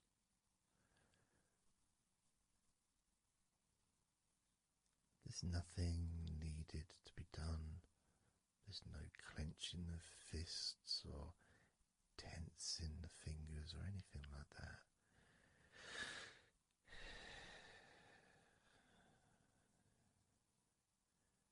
It's just noticing and focusing on your hands.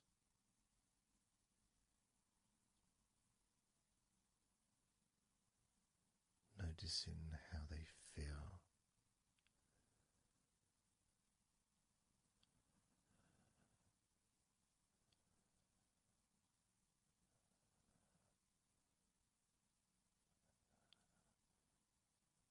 Because the more relaxed your hands feel, the calmer your mind feels, and the more comfort you feel throughout your body.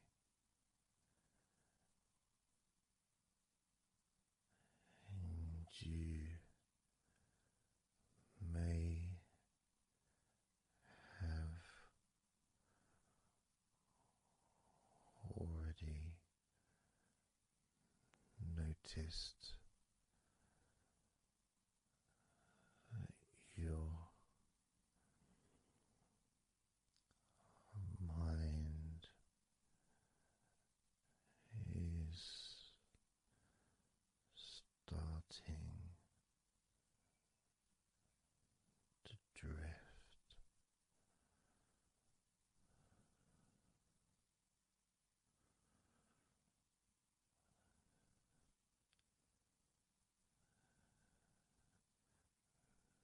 Focusing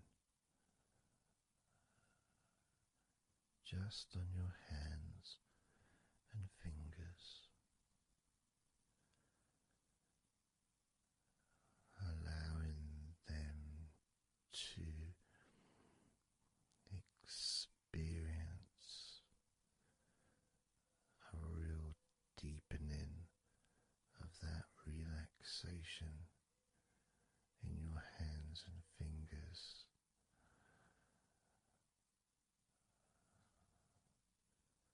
More and more relaxed with each number.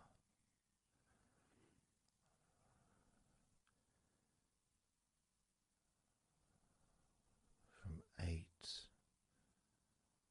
down to 1.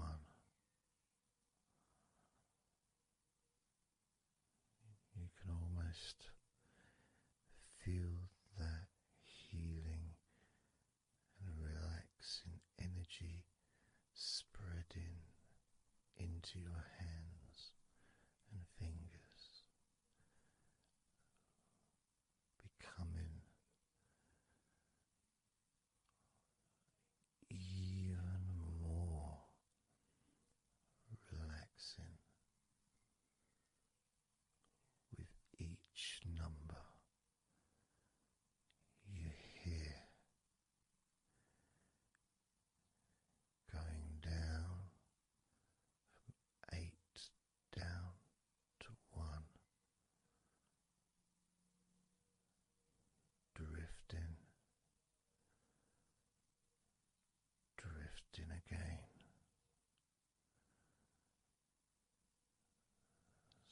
starting with number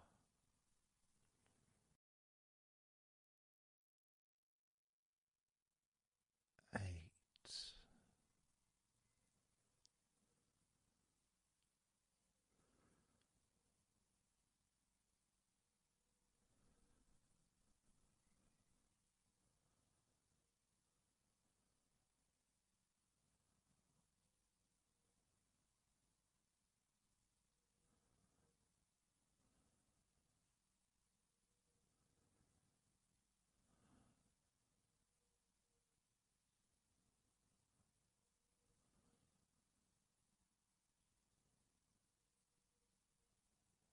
7.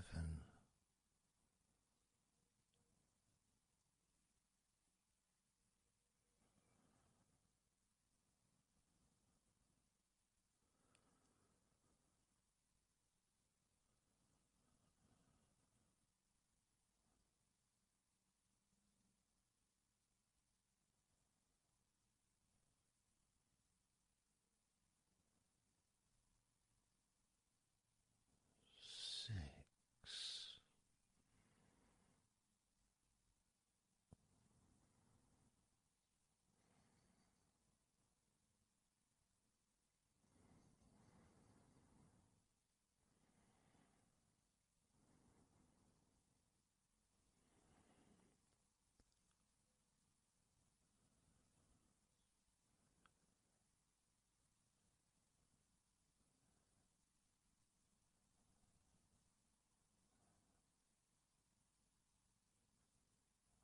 5.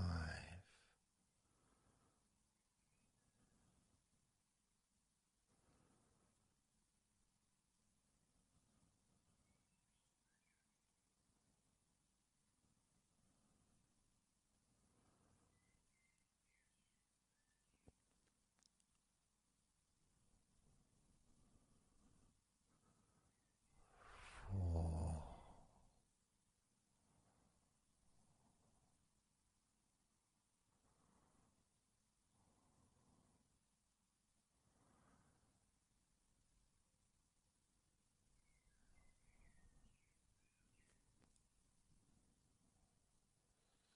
3.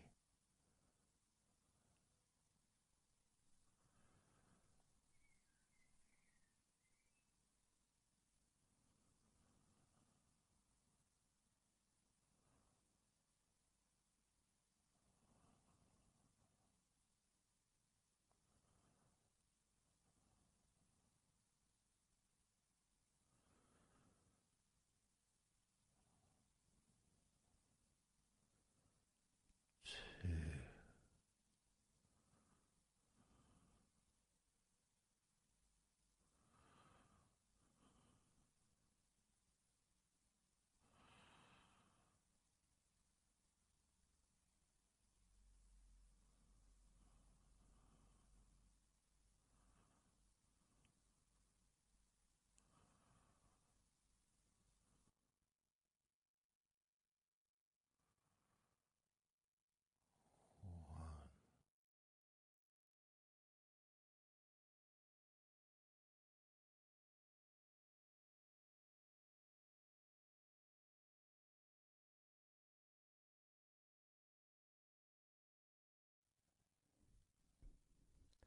Just being here now.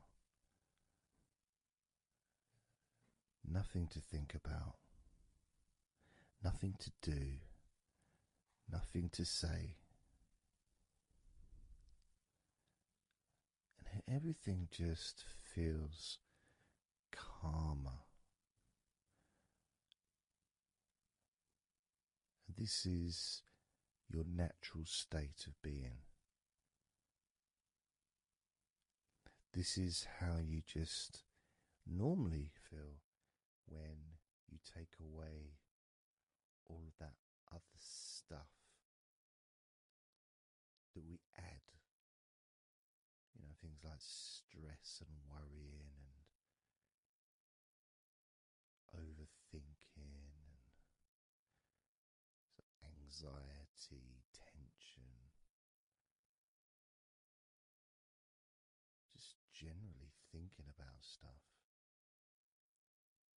take that away, which is what we're doing now,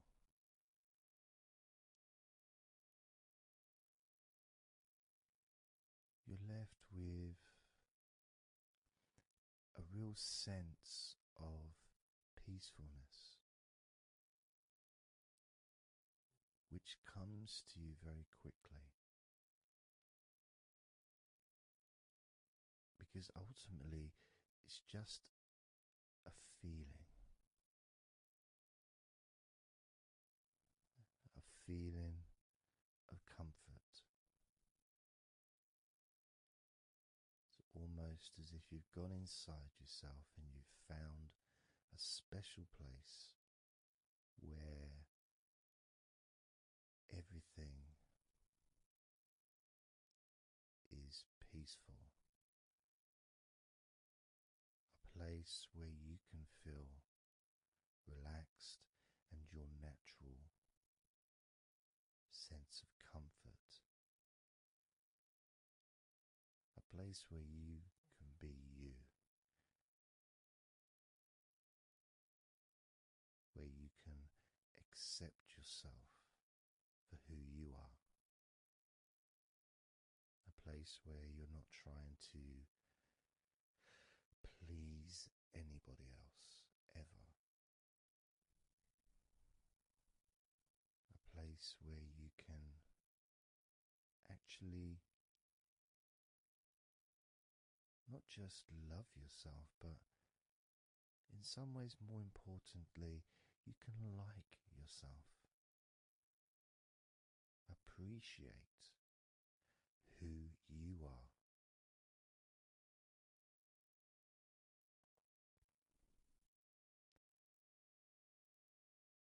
And that sense of gratitude is in the air all around you.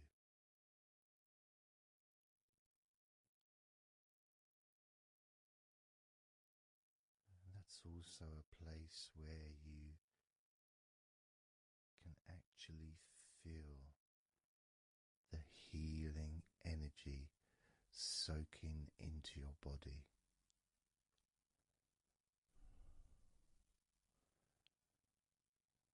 Healing energy soaking into your body. And that healing energy spreads through your veins, traveling to each and every single part of your body.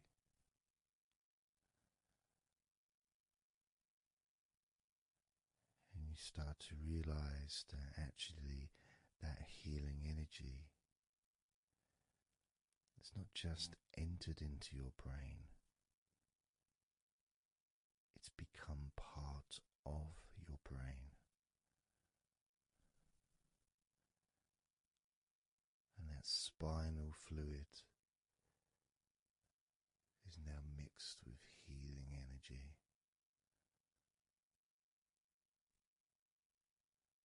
Not just allowing you to feel so much more relaxed and healthy in this moment, but also you start to realize that actually what's happening now with that healing, relaxing energy spreading through your body is actually changing your life. It's actually changing the way you're going to feel, not just now, but tomorrow and the next day, as your health improves. Not just your physical health, but your mental health. Things that used to bother you in the past, for some reason, no longer have the effect that they used to,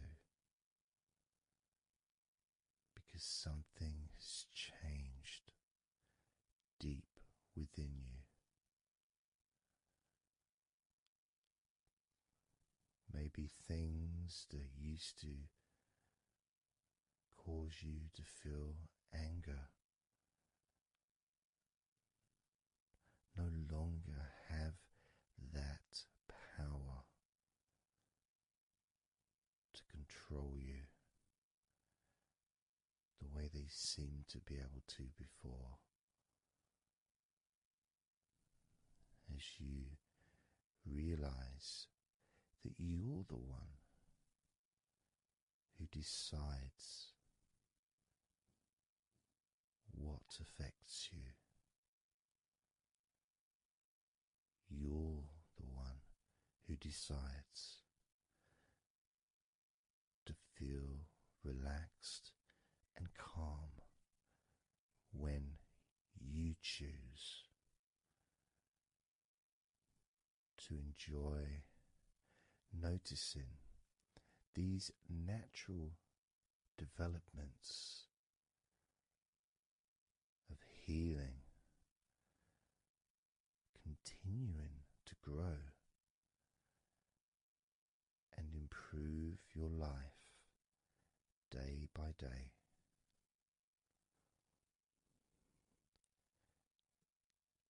Including, of course, your ability to relax so much easier and sleeping is the most natural thing in the world to you, because falling asleep is something that you've done so many times in your life, and you know that you were born, as we all were, with the ability to fall asleep naturally. We were born with that ability to just drift off into a deep, healing sleep.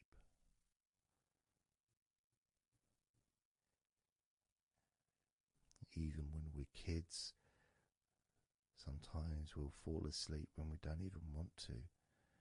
We try to stay awake. Maybe it's a birthday in the morning, or it's Christmas or holiday or something we look forward to. We don't want to go to sleep. But the more we want to stay awake, the more we just start to drift. And the more you fight drifting, the more you try and stop yourself from drifting asleep, the deeper and stronger that drifting becomes.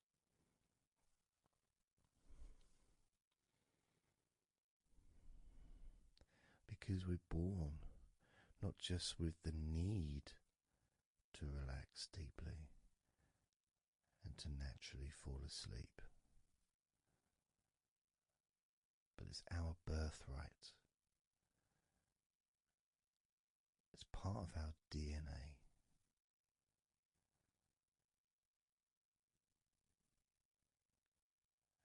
And sometimes as we get older in life, perhaps at times we have forgotten that relaxing completely is not only a wonderfully pleasant experience,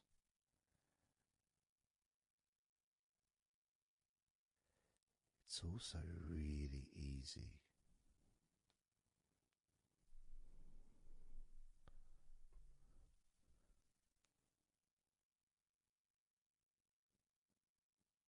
It's very, very easy easy to let go,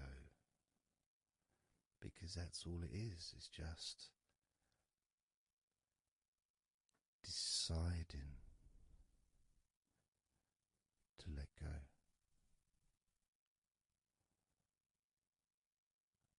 And when you press the play button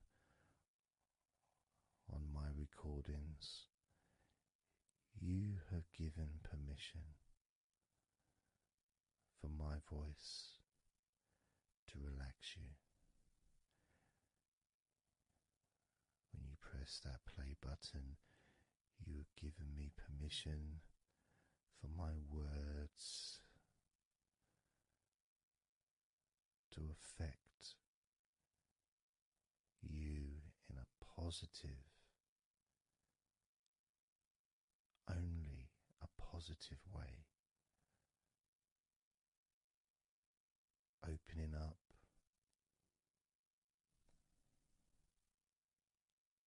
your mind to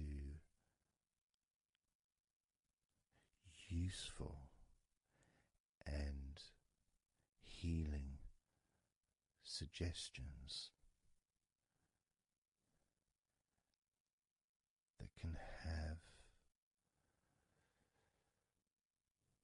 such an amazing effect on how you feel right now, as well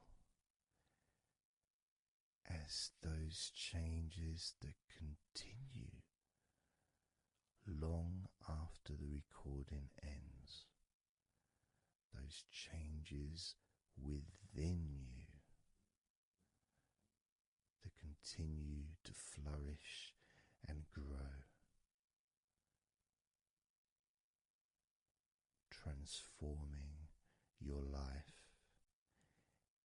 in a positive, beautiful way, allowing you to move forward in your life in the direction that you choose for yourself.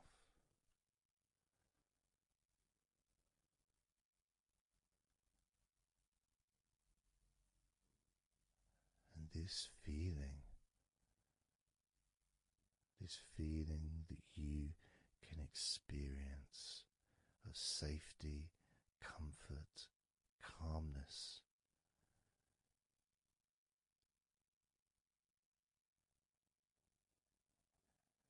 just feels so nice.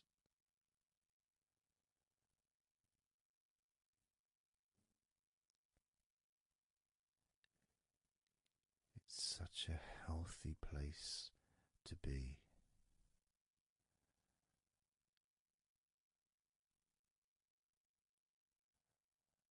And that positivity grows within you.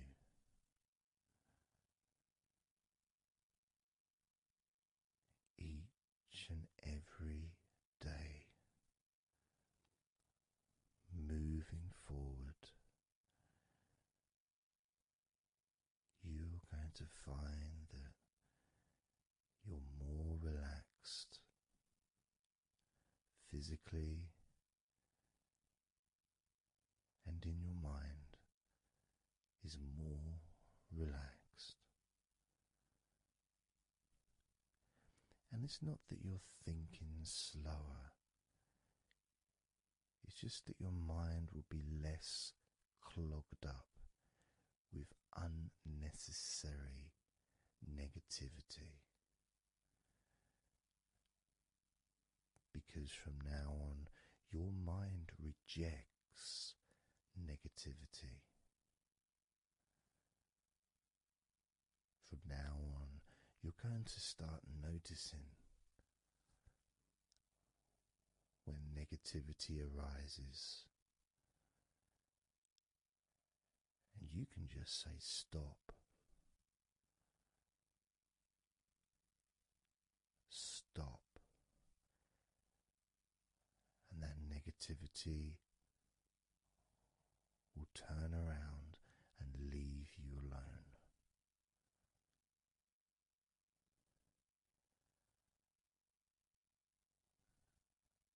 stop, and that negativity will disappear.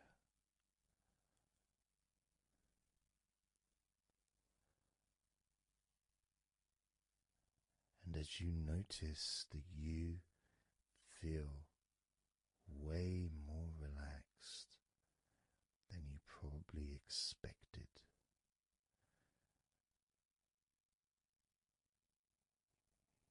you can now congratulate yourself because you're the person that has done this. You are the one that has opened your mind up to the simple facts that you can feel more relaxed in your body and in your mind.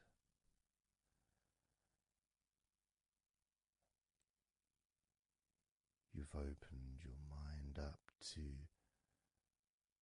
the birthright of being able to just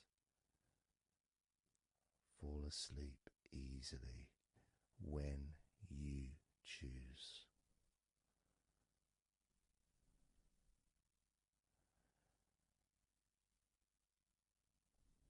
And that's a nice feeling, don't you think? It feels nice, doesn't it? To feel calm with all that healing energy spreading through your body and your mind.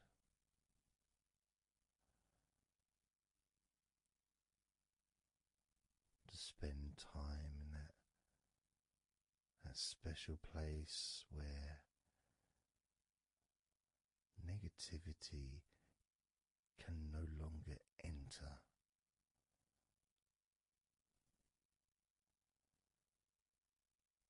Negativity is banned, it's barred, it's not allowed entry. It doesn't deserve to be here, doesn't belong here. Negativity has no place in your life.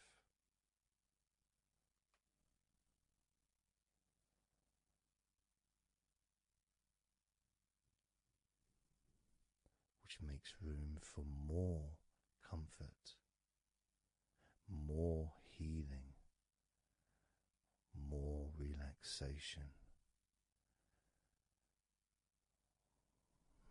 more peace.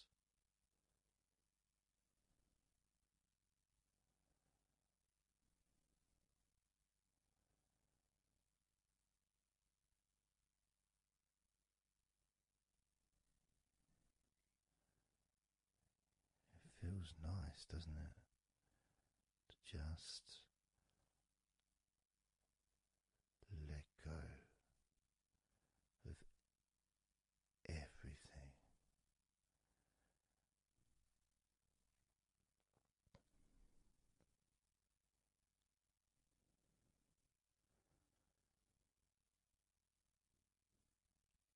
And I'm going to count down now from 20 down to 1.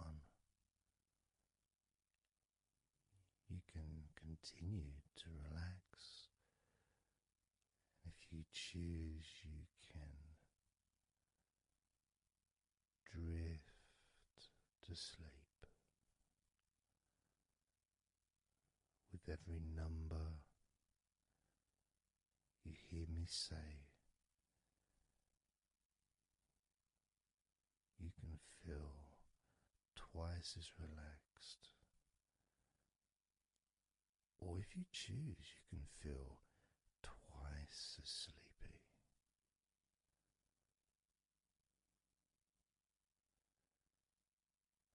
Now,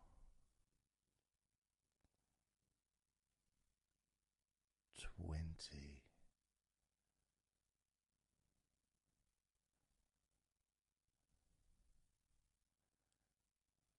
19.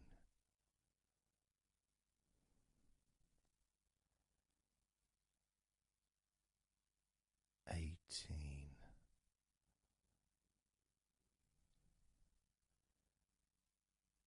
16,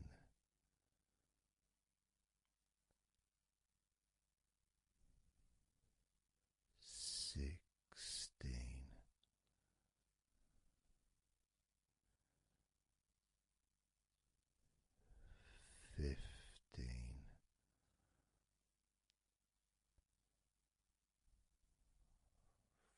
14,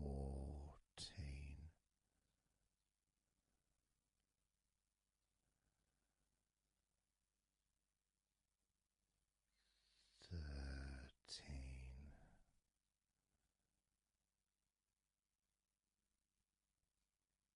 12,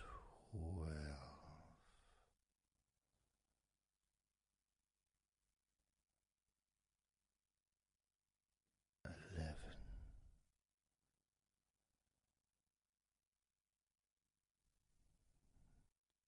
10,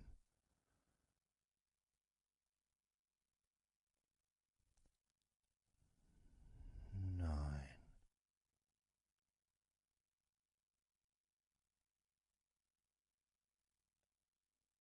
8,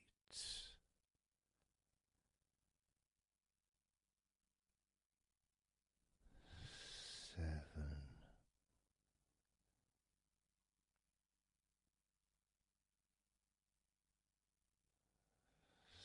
6,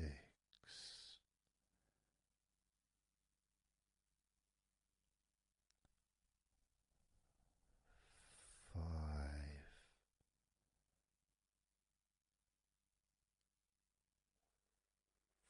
4,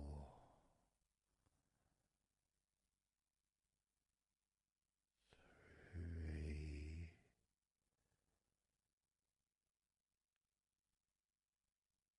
2,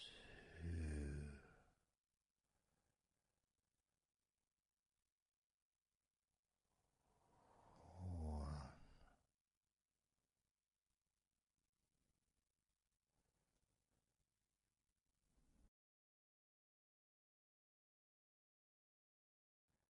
This is your time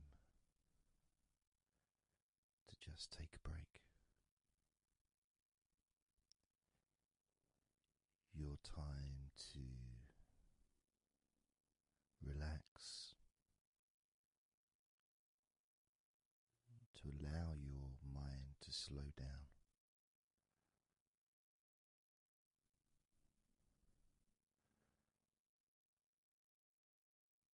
To give yourself permission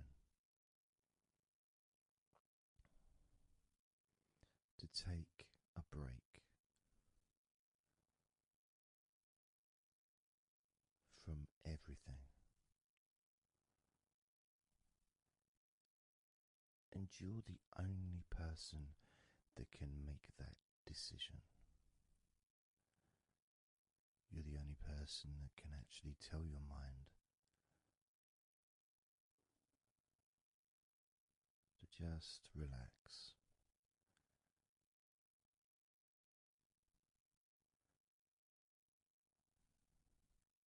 To just take some time off.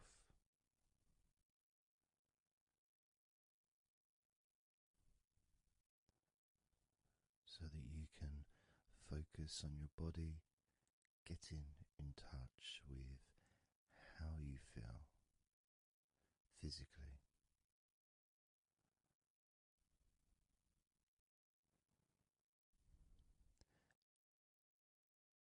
And in the process of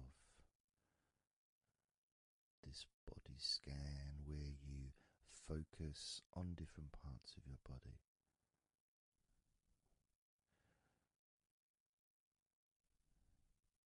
those parts that you focus on and observe, even though you're not purposely requesting for those parts of your body to relax, it's kind of expected. You expect, when you listen to my voice, to feel more relaxed naturally.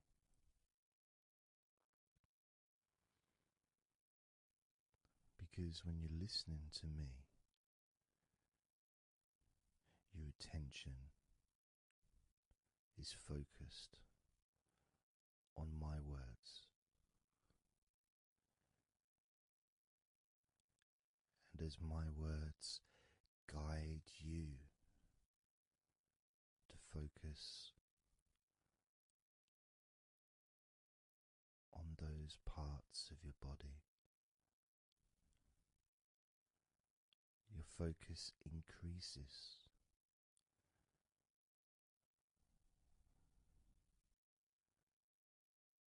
Which actually calms your mind.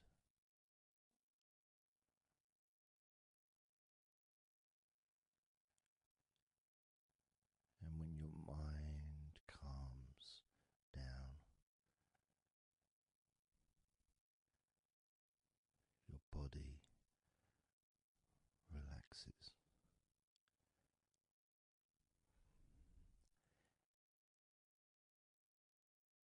And when your body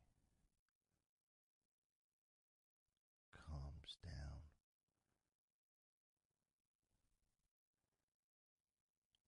your mind relaxes.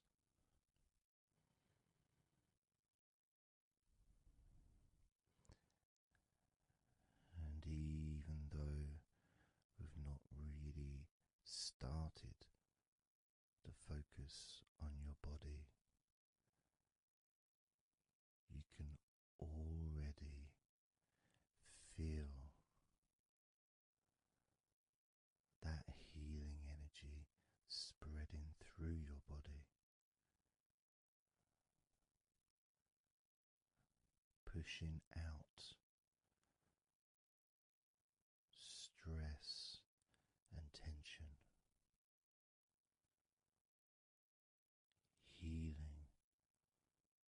all the parts of your body, including your skin, your bones, your blood, all of your organs inside your body, all of the muscles, all of the fat, all of everything. Every hair on your body is filled with that healing energy.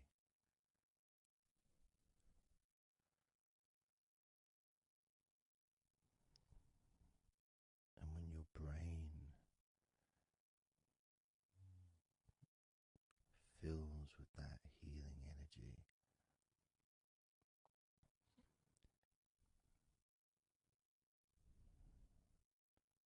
the feeling of comfort and relaxation increases.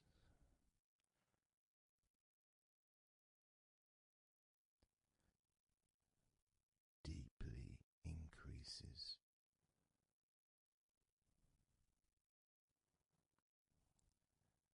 In a way that your mind starts to feel perhaps a bit drowsy,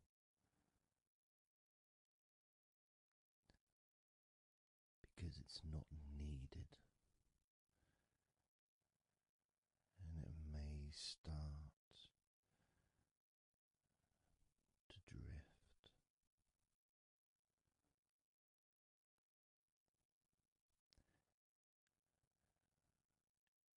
If that's what's needed. So if you're listening to this and what you need is deep relaxation, that's what you'll get.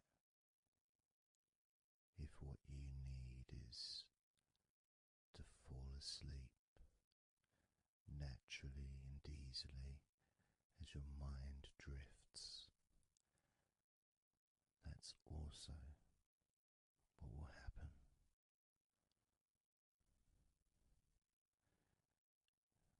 Because by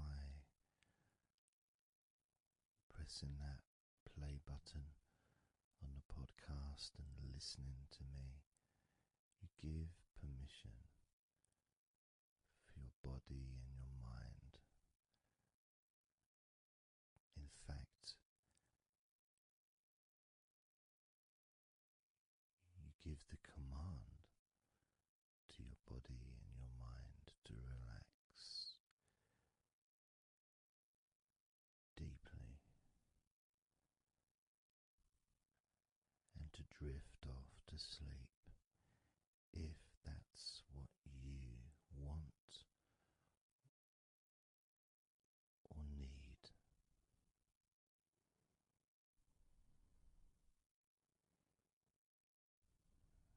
And as I focus on the different parts of your body, you may start to just drift, and then you come back again and you hear me talking, and I'm focusing on a different part of your body. And you may find yourself drifting,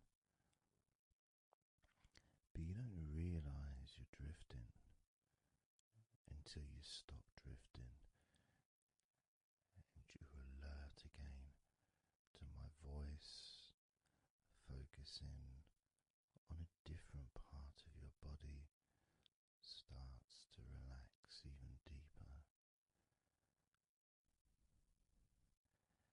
Because that drifting is basically you already in the sleep zone.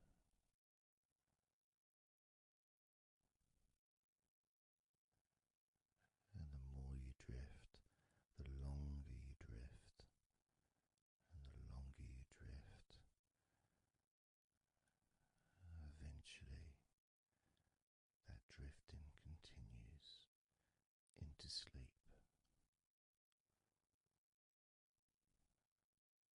And that's the last you remember until you wake up in your own time, when you experience the right amount of sleep for you. Because when you do, and if you do fall asleep, it's extremely pleasant, so relaxing, so deep, healing sleep.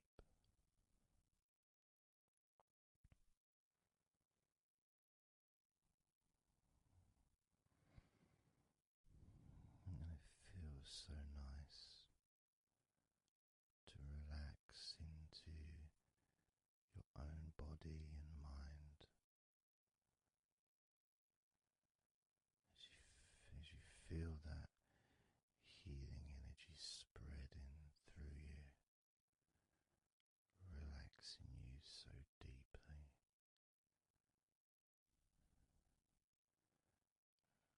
Relaxing you so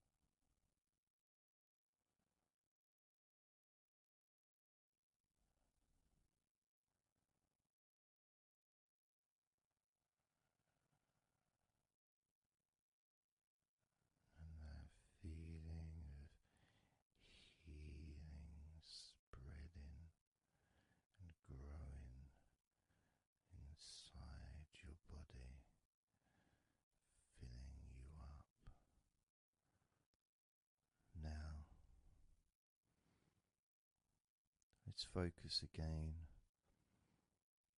on parts of your body. Focusing this time on your forehead.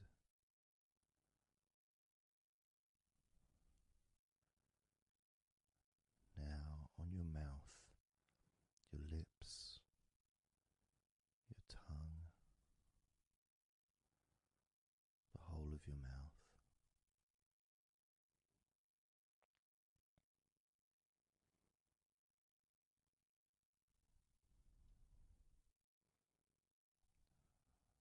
Focus in on your fingers.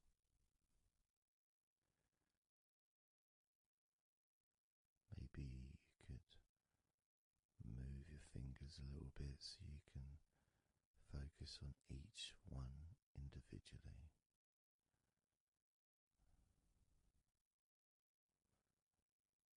Both hands. And even though as you focus on both of your hands now, they almost seem to just melt into one.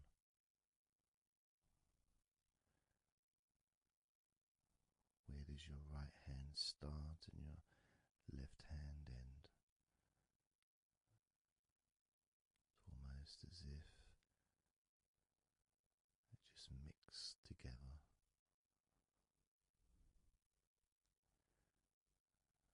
Now focusing on your knees.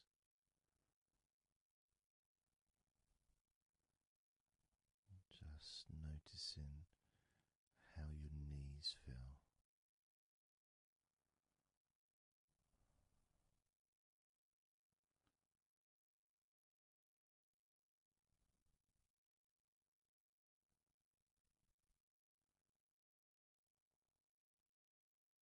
Now focusing on your elbows.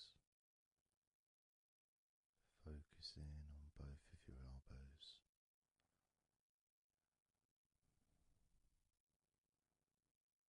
Just observing the feeling of your elbows.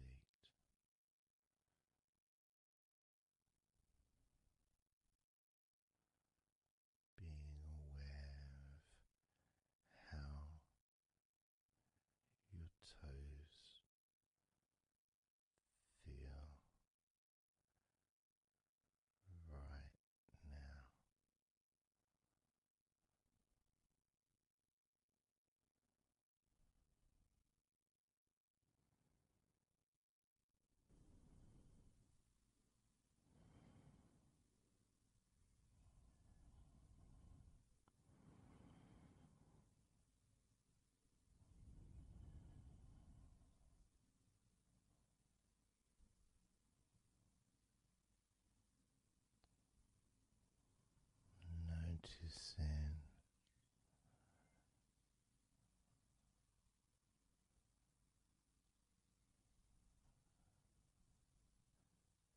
how your entire body feels.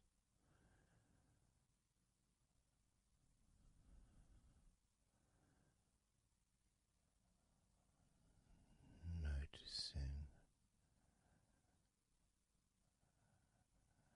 how your mind feels now.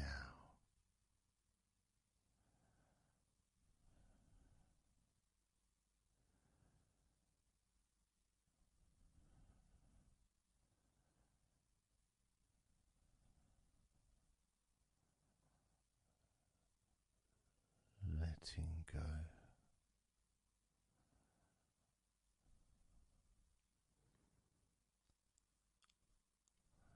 Letting go.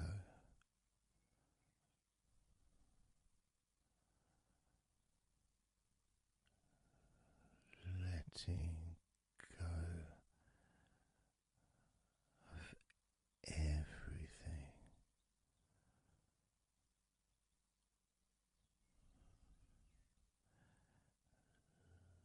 Letting go.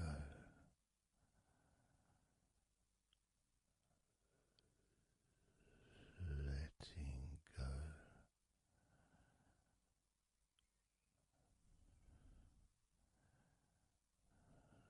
Letting go of everything.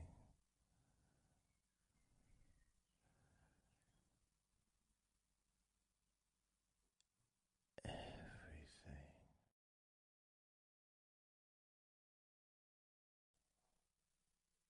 I'm going to start now, and I'd like you just first of all just to see yourself lying down on that massage table, lying on your front, your head is supported, your arms are supported,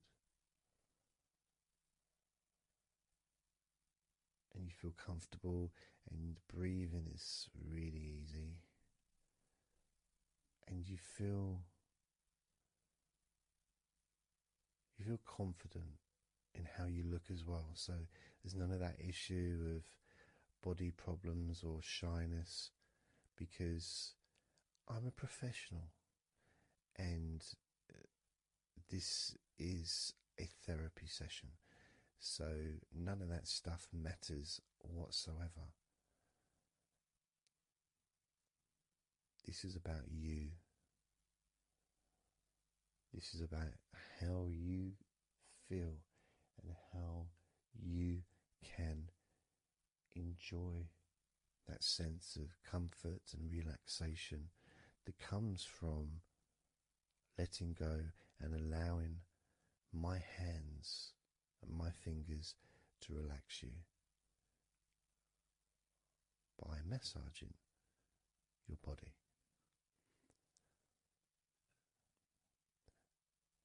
So I want to start off just by placing my hands on the back of your head, just gently, just so you can feel what my hands feel like really on you. So you can maybe feel the warmth of my hands on the back of your head. And I'll move my hands to the side of your head, not pressing, but just holding them there very gently. Maybe over your ears and a little bit on your face, just so you can feel my hands, so you can become accustomed to them.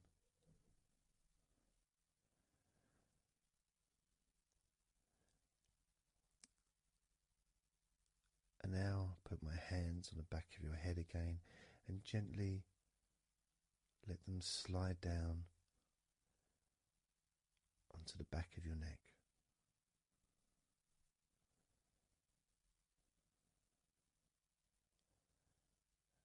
can feel my hands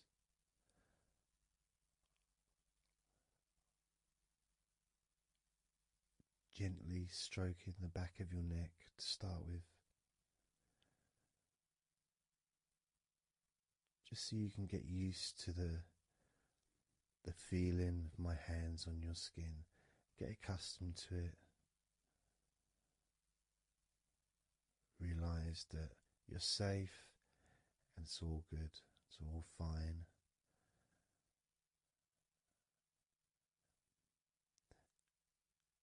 And I'm going to start gently massaging the muscles in the back of your neck.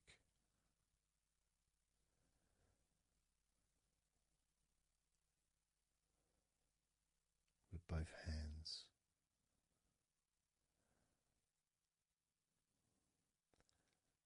Now, this is a very trusting situation, really, because our necks are so fragile, and to have someone have their hands around your neck in that way can sometimes be problematic for people, which is why massages are quite good, because it allows you to relax and to get in touch with trust, to feel peaceful and calm.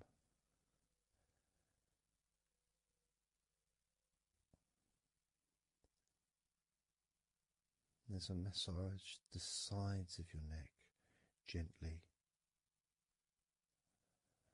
moving from the bottom of your neck, which would be sort of near where your shoulders start, I guess, all the way up to your jaw, your ears kind of area, that side of your neck.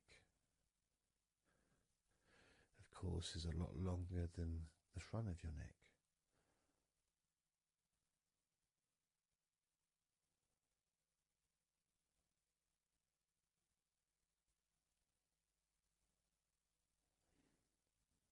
And massaging the back of your neck, especially that area where perhaps we hold tension. And as that area is massaged, you can actually feel a sense of release in the back of your neck.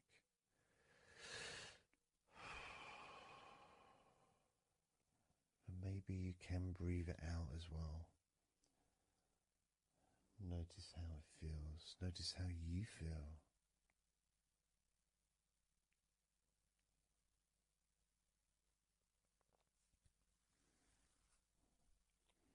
Then moving down to that area between your neck and your shoulders, that muscly area, starting to massage that area on both sides. I mean, this would be the area that a lot of people would massage if they were going to give you like a shoulder massage. Even that's not technically the shoulders, but it's all the muscles that lead to the shoulders, from the neck. And again, that can hold tension and stress. And when massaged, sometimes a nice deep massage is useful. And you decide how deep that massage is.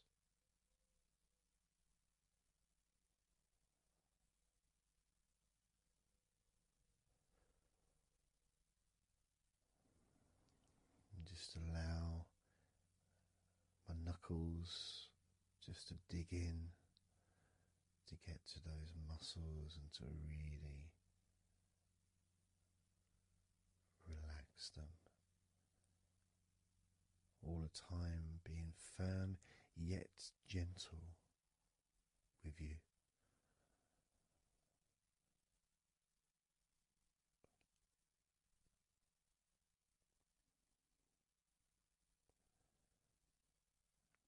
And just stroking down that area to your actual shoulders, moving to the muscles of your shoulders.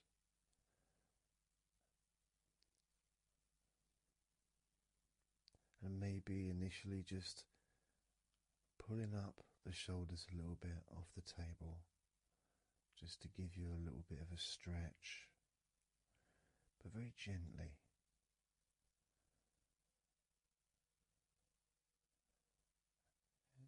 And you've got the muscles at the front of your shoulders, the sides, and the back.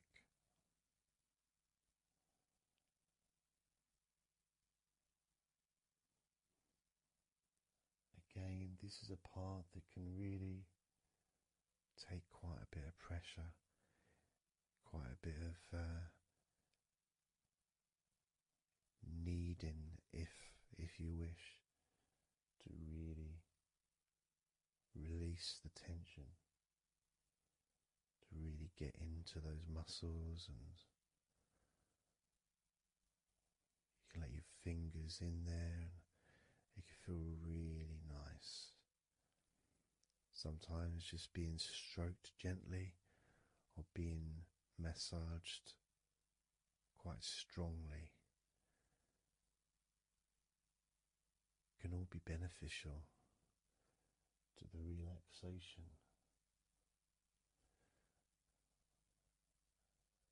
of the muscles in your shoulders.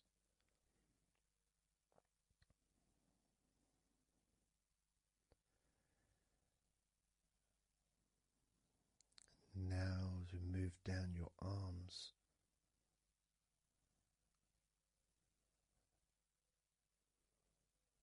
we'll do one arm at a time, starting with your right arm.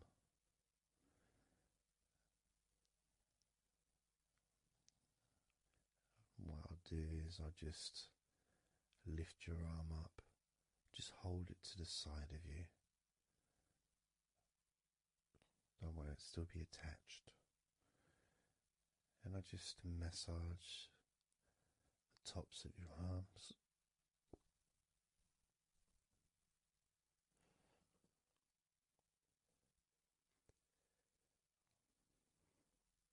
All the way down to your forearms, into your wrists.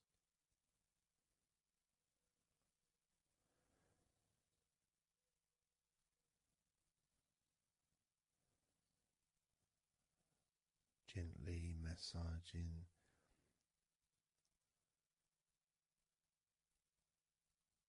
that part, the softer part, which is the under part of the arm, which leads to the crease in your elbow, the inside. It's much more sensitive skin.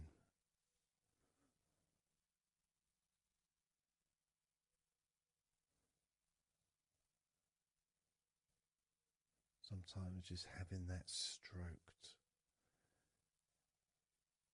can feel really nice, pleasurable and relaxing.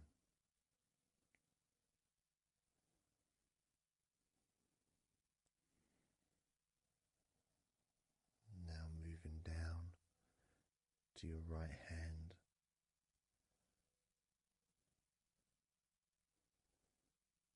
Just holding your hand in both of my hands.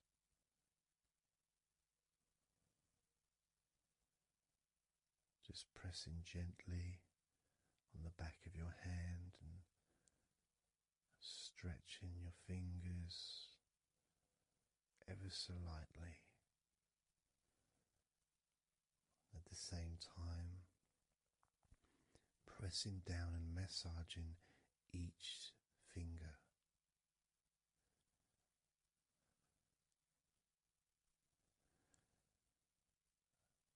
And then starting to massage the palms of your hand.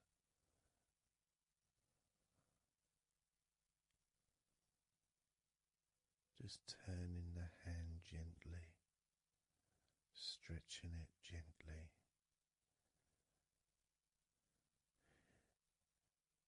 And actually having your hand held can really be emotional experience sometimes, even if it is with a stranger, someone you don't know very well, like a massage person or a therapist, maybe, because it's intimate.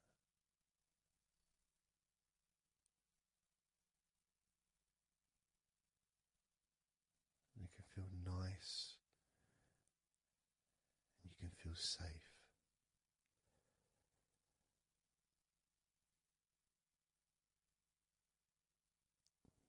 And as I put that right arm back down where it was,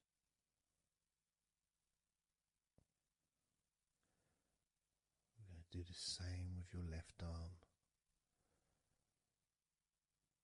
Exactly the same. Massaging the muscles in your arm all the way down to your wrist.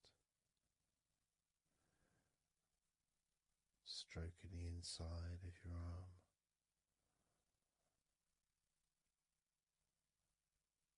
Just being gentle or as firm as you require.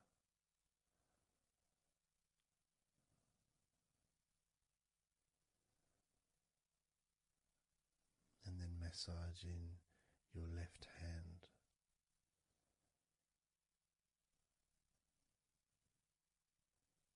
Stretching the fingers gently.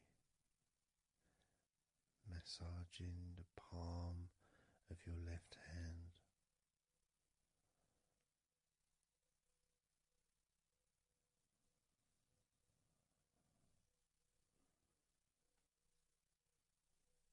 You can feel so relaxing.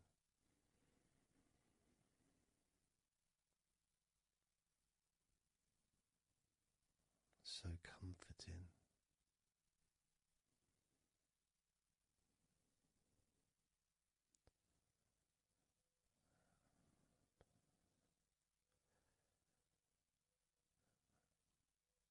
Now just rest your left arm back down.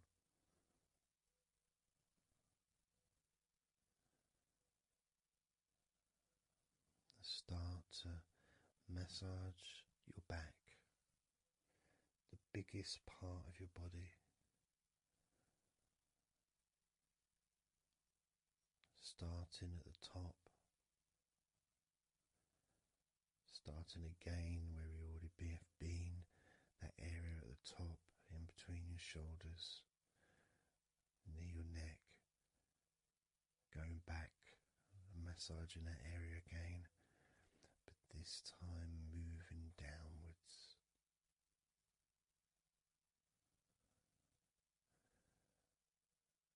Making a downward stroke to the middle of your back, working from the outside inwards, so massaging your back, but the outsides of your back, the parts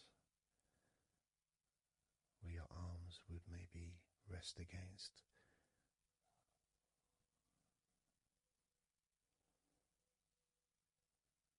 Almost the part that connects your front to your back.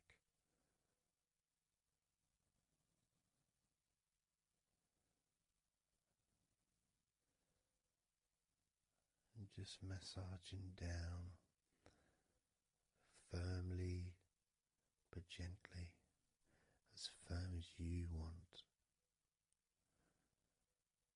Moving down and then moving across a little bit and moving all the way down again. Being very gentle, yet firm as you choose.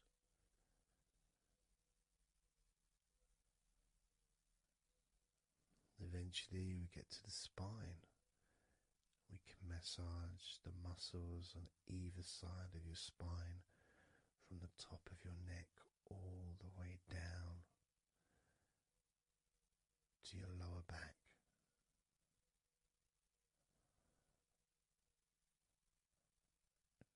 do that a few times. Sometimes people would use the knuckle or the, two fingers and just go either side of the spine, almost just push down and go all the way down to the bottom of the spine. Each time releasing tension and opening up the body, stretching your body so that you feel more relaxed, but at the same time rejuvenated.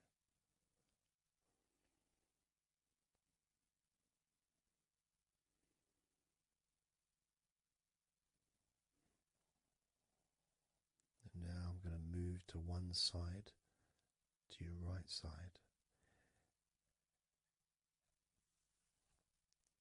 and from the bottom of your ribs to your pelvis, I'm going to massage that area of your back.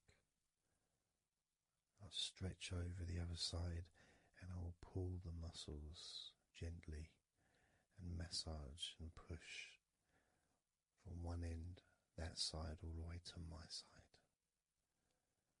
to the middle, in fact, to where your spine is. Massaging that side of your spine, the opposite side to where I'm standing. It's almost like kneading bread. There's that big area which is firm, yet lots there to massage. Potentially one of the most important places to actually have a massage, because you really feel it. You really feel the release and the pleasure of having your lower back massaged. It releases so much from your body that's not useful, starting a healing process which will continue long after this recording is over.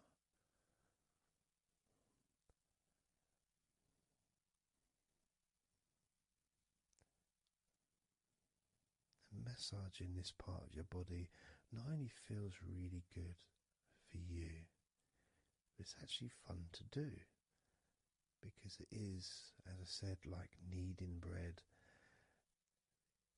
It's a part that you can really get a hold of and really massage deeply, if that's your choice.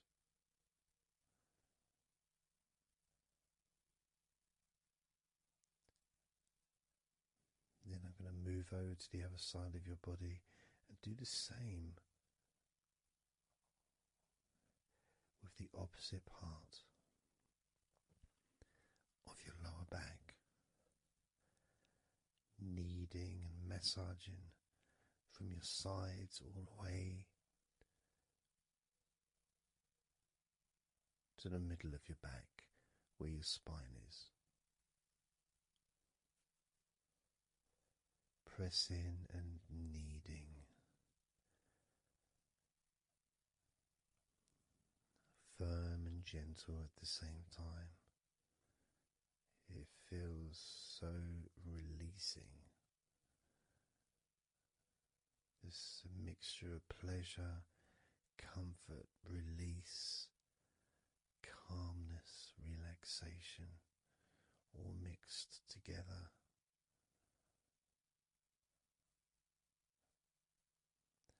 Plus there's that feeling from your stomach as it's being stretched. Even though you're on your stomach now, you can feel it being stretched because that whole area is connected to your stomach.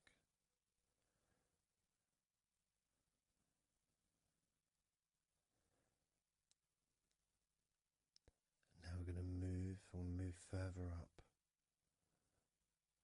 to your top of your body, and I'm going to do the same. This time starting with your upper back, put my hands forward over and massaging that area up to your spine, from the side of your body up to your spine. So some of that massage area, the muscle tissue, or whatever, fatty tissue even, will be possibly from your chest. Because it's all connected, the chest and the back connect together. I'm going to be massaging and just pulling some of that skin from your side up and massaging that area of your upper back all the way to your spine. And then I'll move down a bit and I'll continue with the middle of your back, doing exactly the same thing. As gentle or as deep as you choose.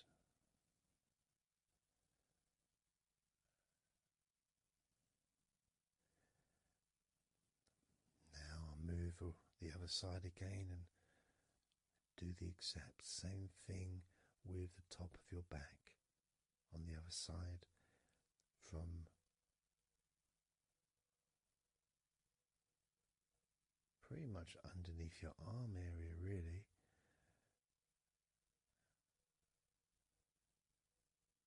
to your spine.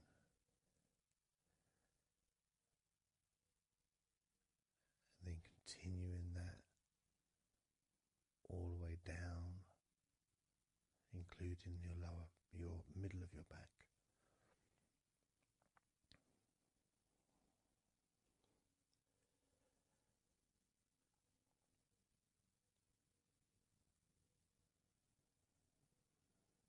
Now I'm going to go to your thighs, the backs of your thighs, and the sides of your thighs. Starting with your right leg, massaging the back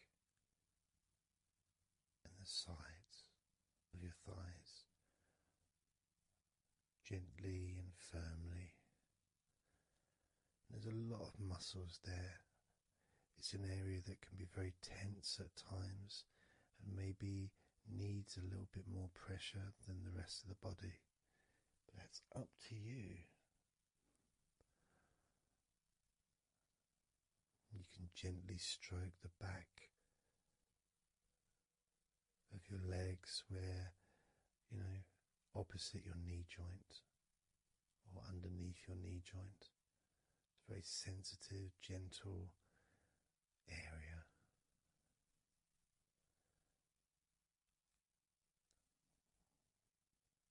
And working down to your calf muscles,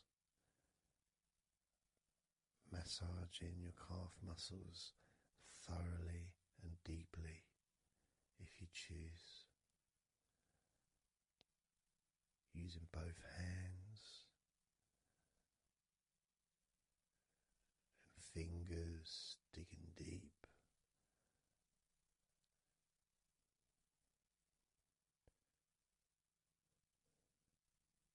To your ankles and the back of your ankles, just gently massaging that area.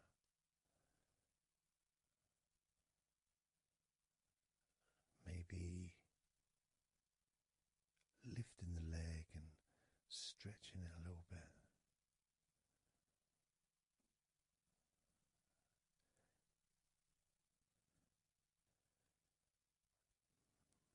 Moving to the right foot.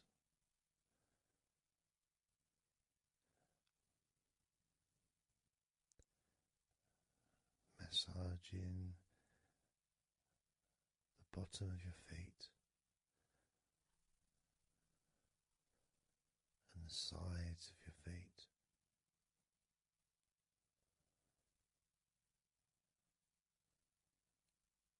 gently but firm enough so they don't tickle.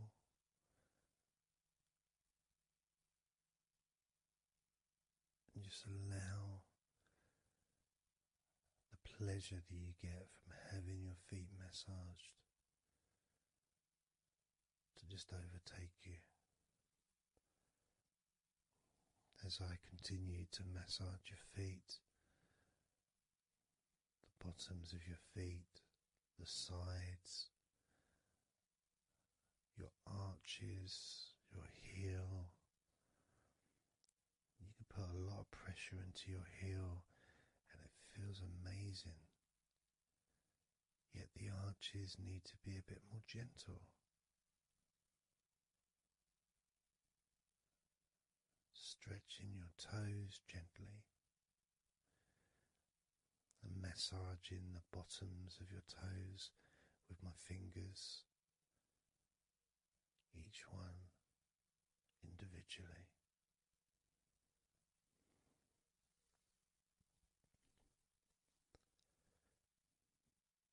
And moving over to the left leg to do exactly the same thing. Starting at the top of the thighs, working the back of the thighs and the sides, massaging deeply and gently that whole area, working all the way down.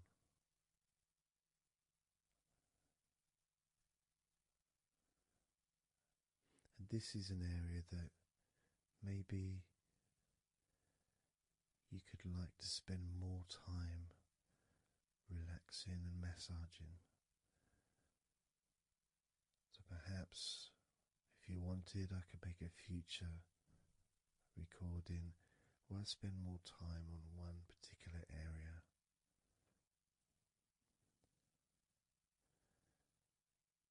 As you move down to your calf muscles,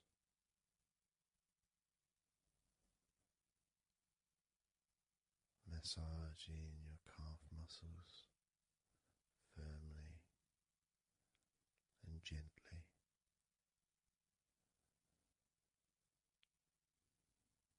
Moving down your ankle and to your feet, massaging the backs of your feet, the bottoms of your feet,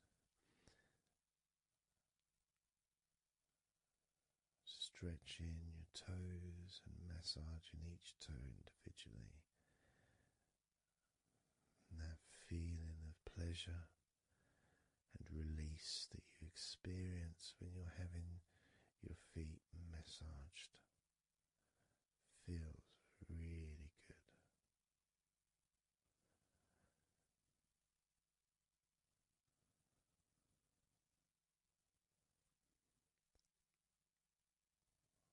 Now, as you turn over in your mind, laying on your back,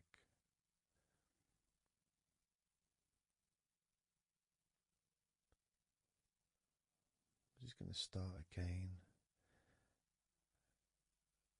at your neck area.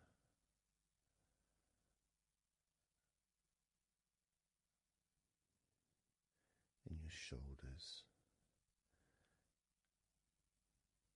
just to get back in touch with that area.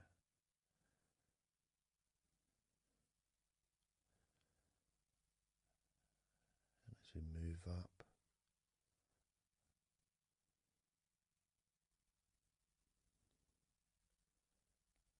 I can clean my hands, make them all fresh, because now I'm going to massage your face gently. Starting off with your forehead,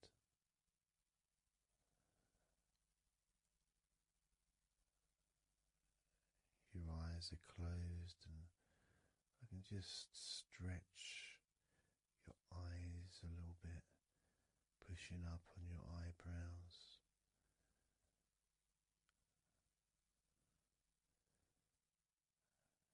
just massaging around your scalp,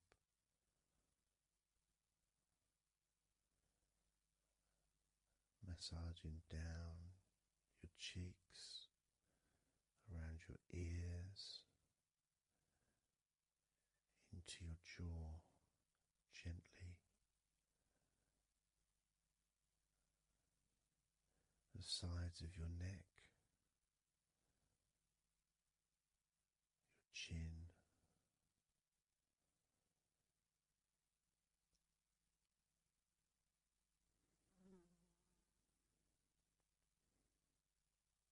and just moving down from your neck down to your chest, starting by massaging the very top of your chest, where the collarbone is, either side of the collarbone.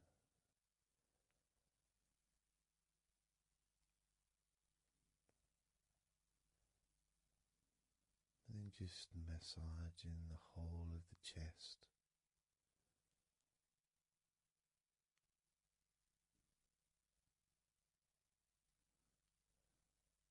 Moving the chest around.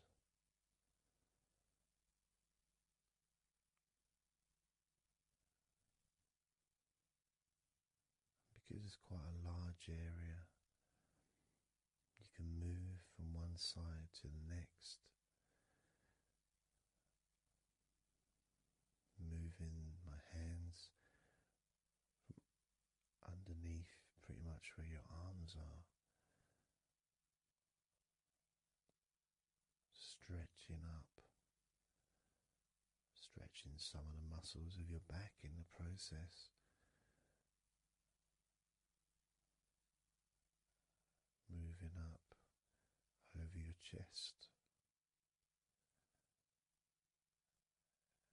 and then moving down again.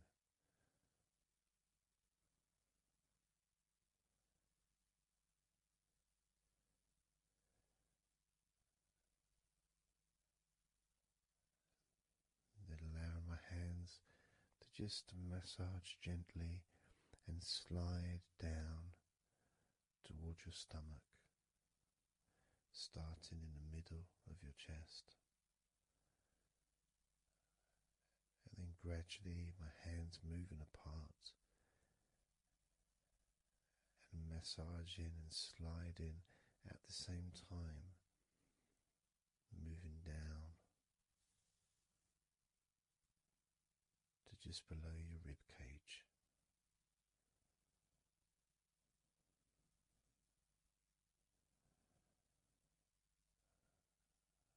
Moving down, then massaging up again,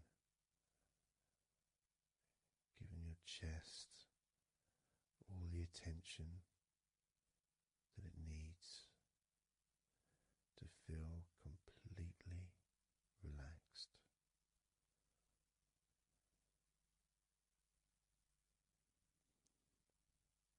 Remembering that I'm also going to be focusing on your sides as well, an area that really doesn't get much attention but feels really good when it's massaged. Just stroking my hands down the sides of your body, from just below your arms all the way down to your hips.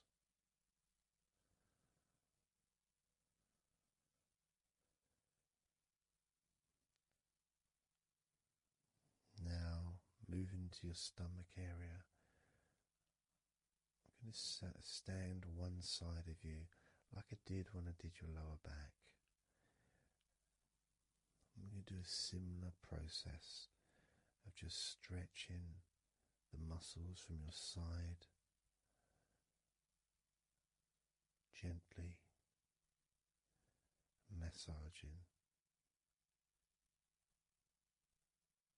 from one side to the next, moving that whole area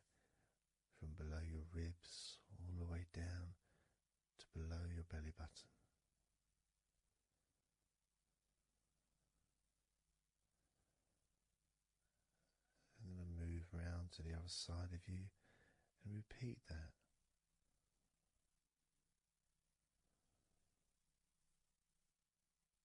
Process of relaxing deeply, calmly.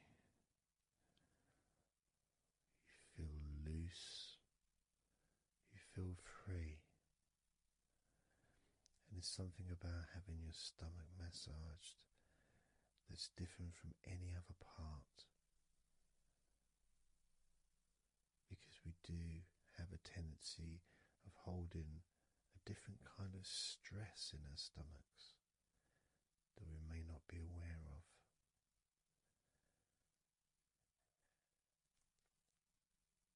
As I now massage your stomach,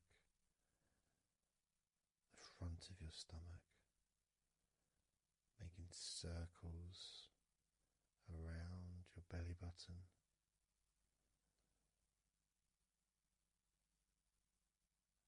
and then going the other way around.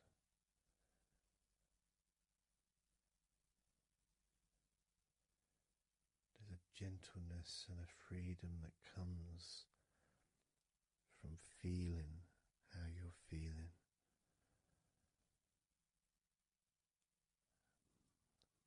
As I now move down the tops of your thighs, the muscles, massaging them, and I can do this two legs at the same time, pressing down, massaging deeply those muscles in your thighs, the front of your thighs.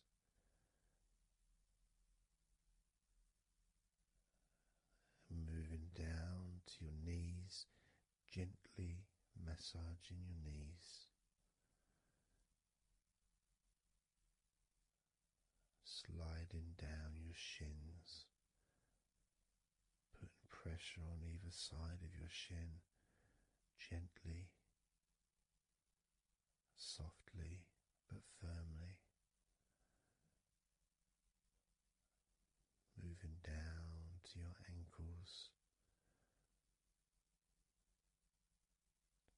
stroking the tops of your feet,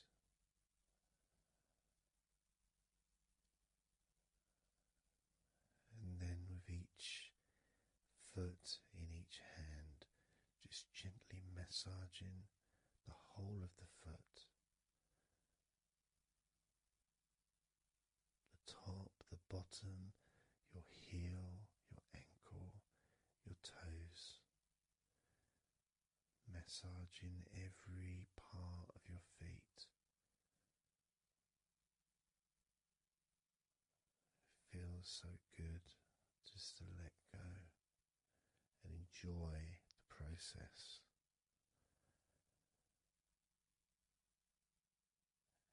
Enjoy feeling so deeply relaxed.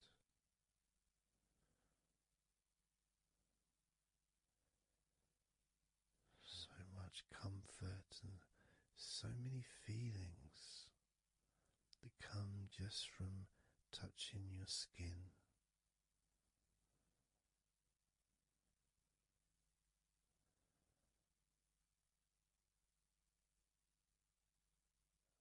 And you can just lie there for as long as you choose, enjoying the feeling of deep comfort from being massaged by me.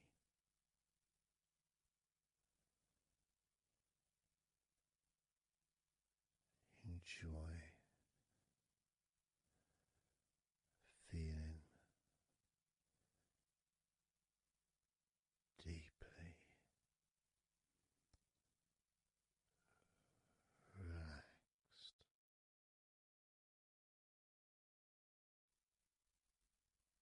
And all we're going to do is blow out some candles.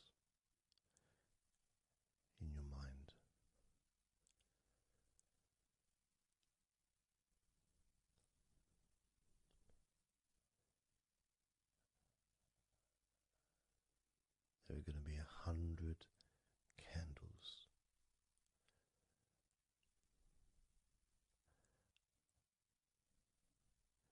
And you're going to blow each one out individually, one by one, starting at 100 as I count down,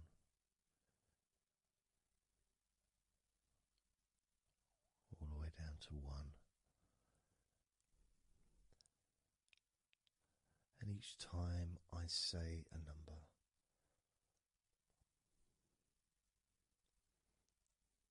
you can imagine that candle in front of you,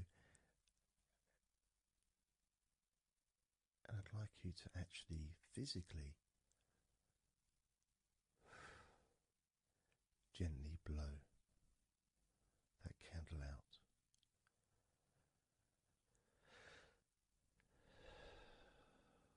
Just so it's not a big blow, it's just a gentle, and that candle will extinguish.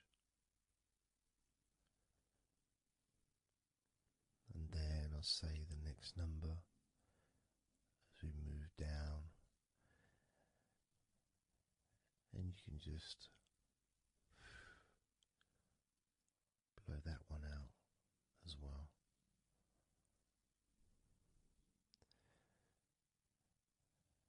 And as we move down the numbers,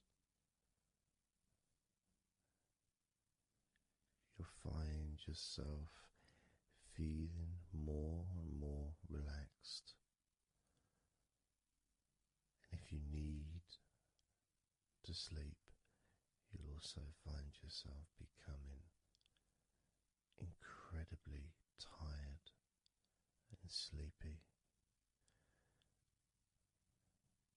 In fact, you may struggle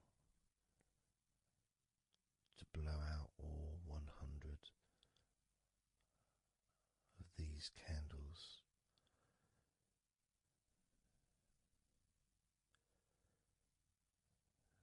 As you feel more and more deeply relaxed,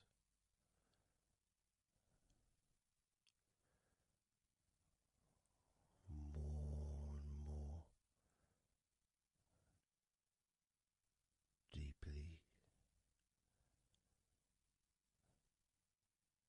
tired,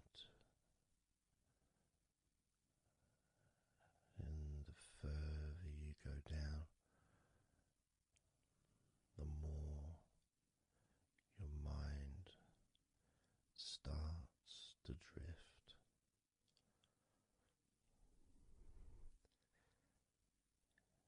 And you may find that you stop listening to me after a while.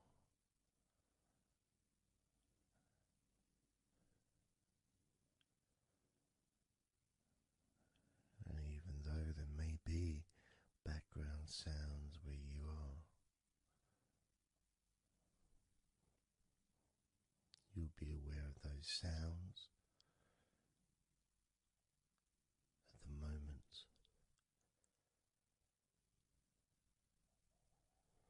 You may start to just not even notice them at all, because they're unimportant.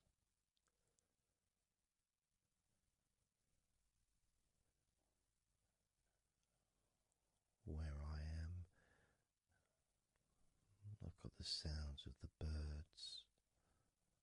There's Horace the pigeon, who likes to say hello sometimes. And there's the odd plane that goes by. Maybe traffic and trains in the distance.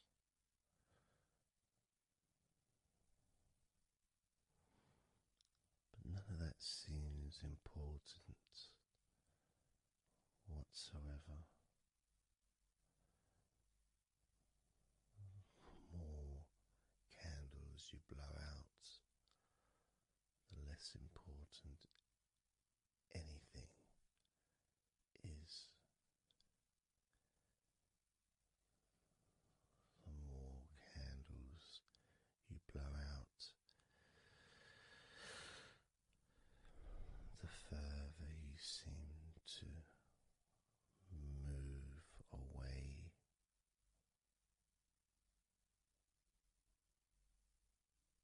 from sounds and from general day-to-day stuff. Seems to just move away on its own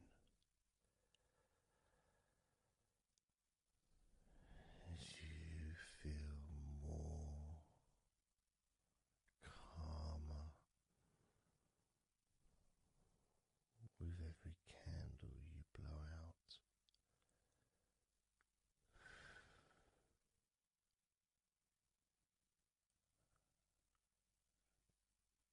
Guiding you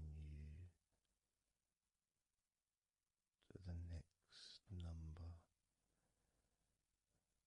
that you hear me say,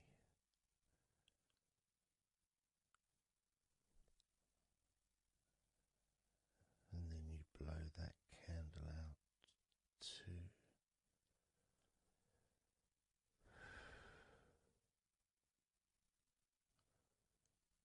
So easy, so simple.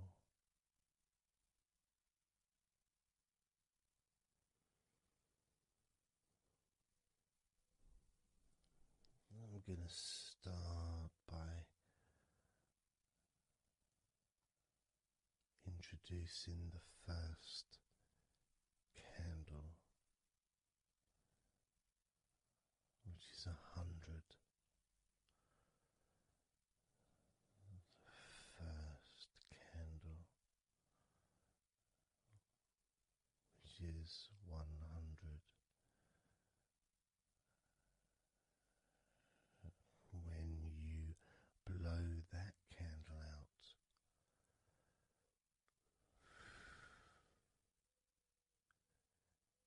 you'll find immediately a slight change in how you feel.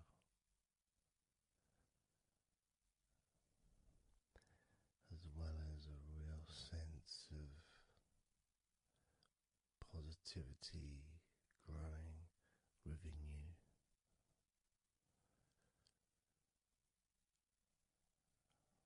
Relaxation and sleepiness expanding.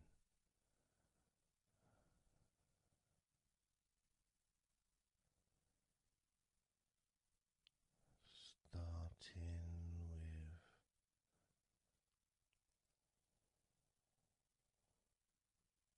100. Blow out that candle now.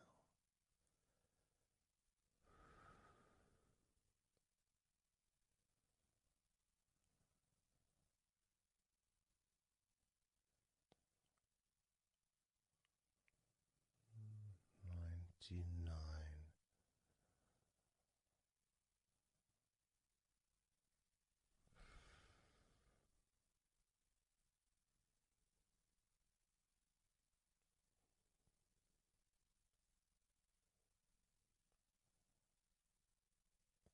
Candle 98.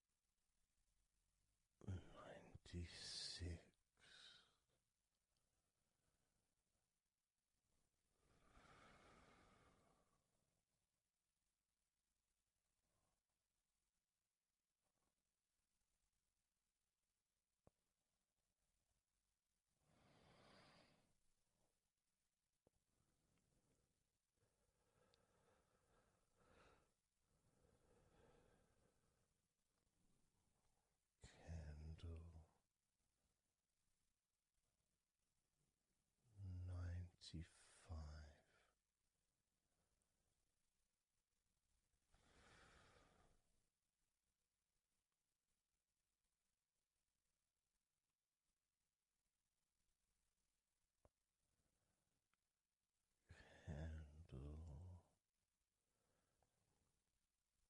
94.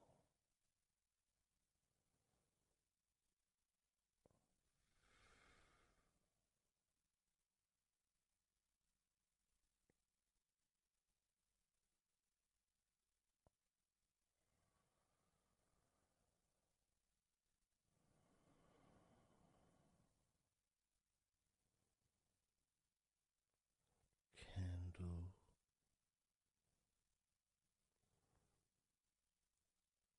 93.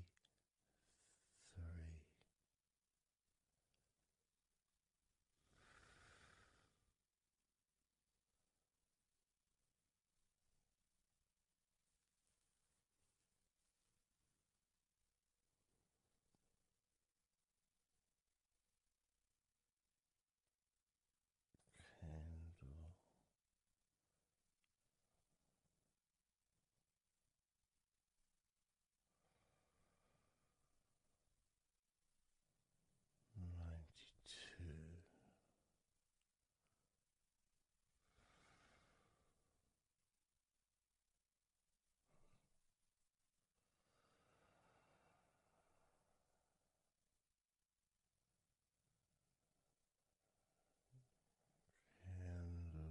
92. Candle 91.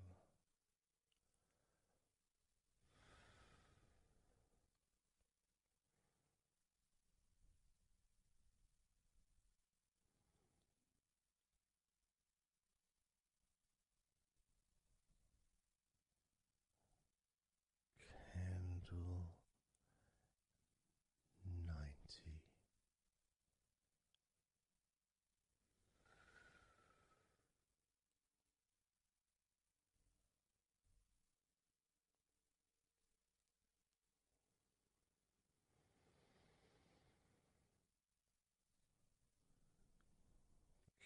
Candle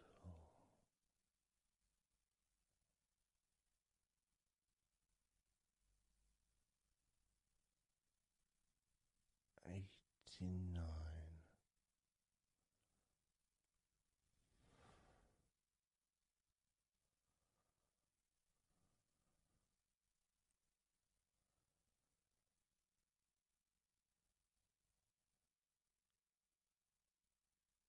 Candle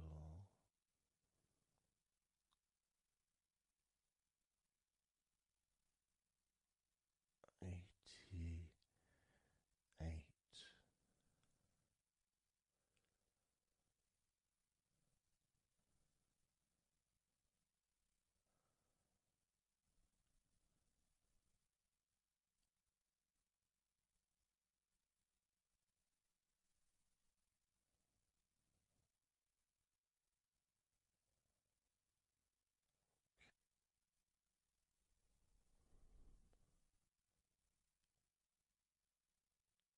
Candle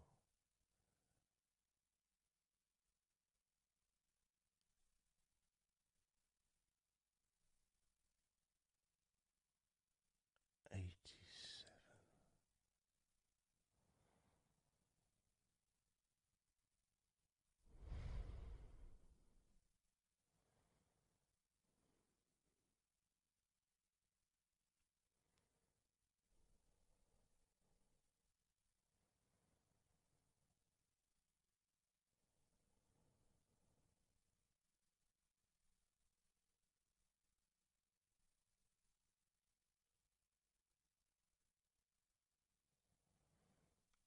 Candle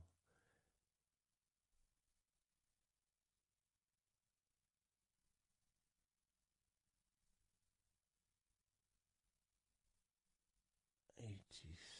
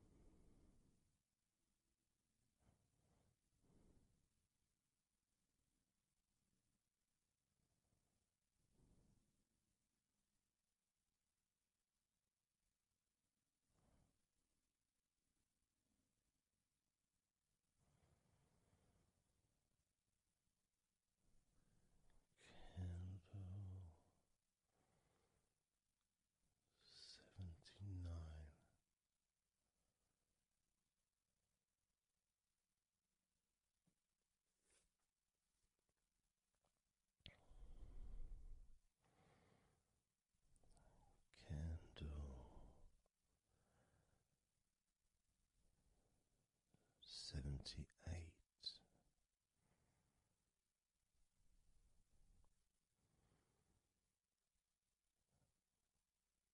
Candle 77.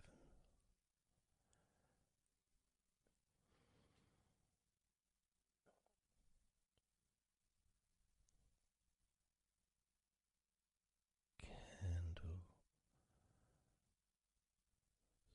76.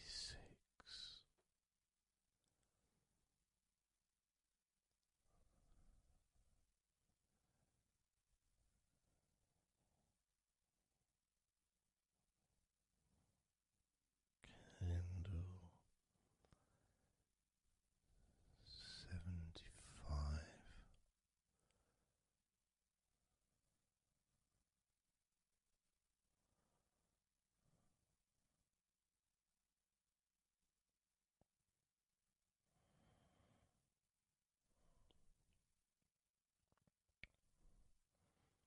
Candle 74.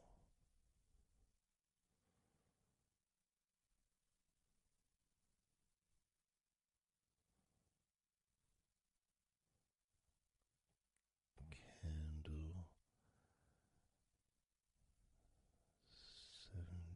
73.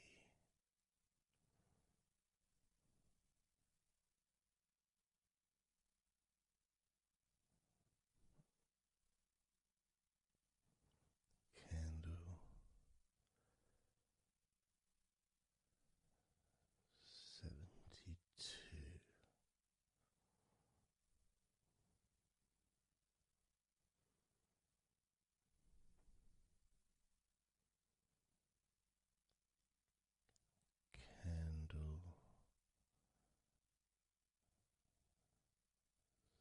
72. Candle 71.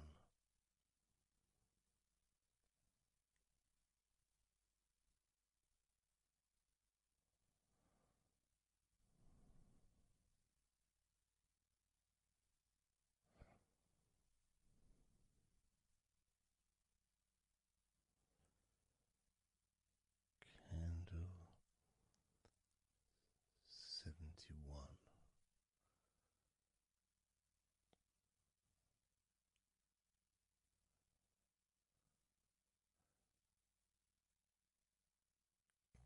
Candle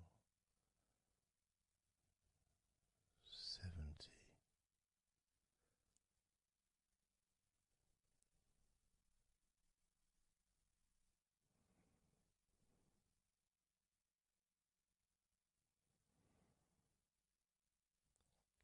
Candle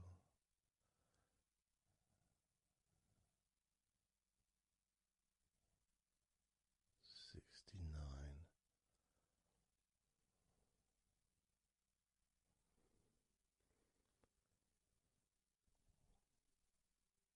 Candle 68.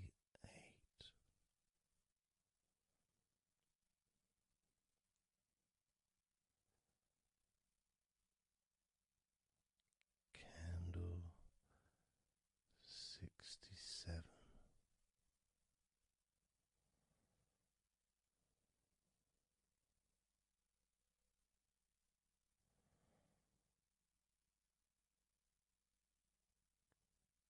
Candle 65.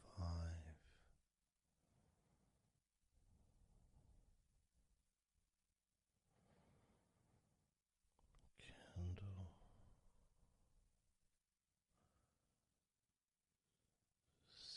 64.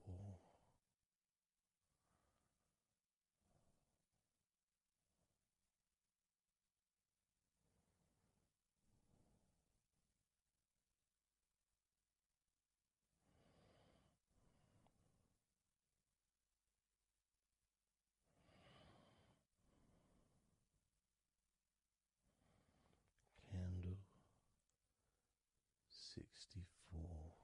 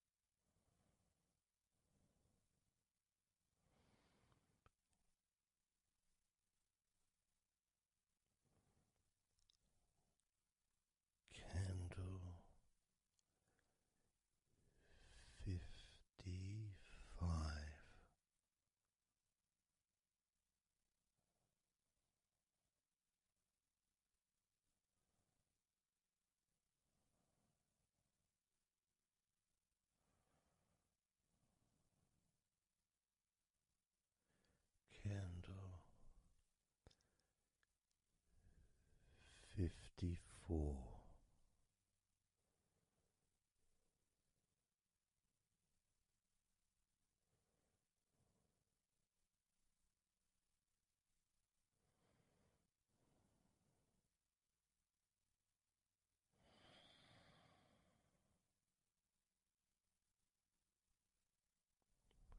Candle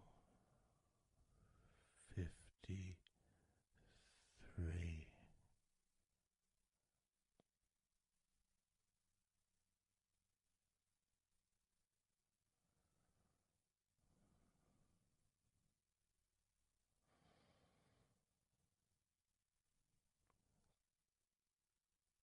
Candle 52.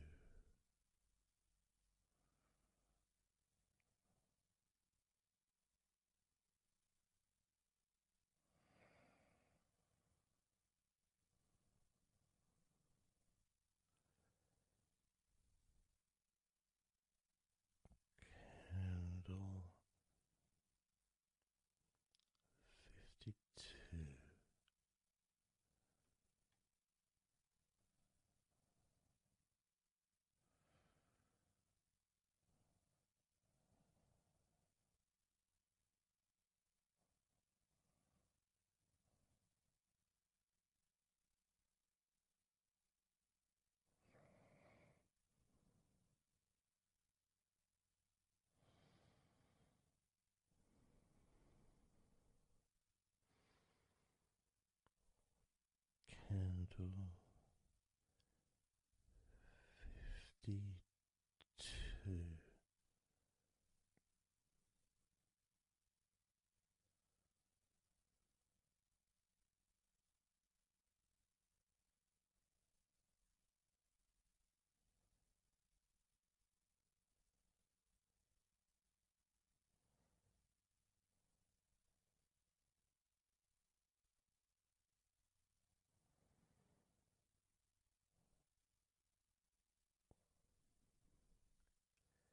Candle 51.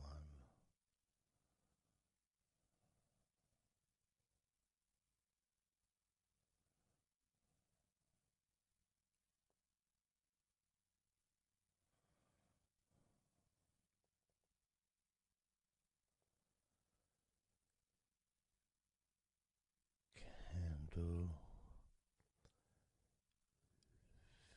50.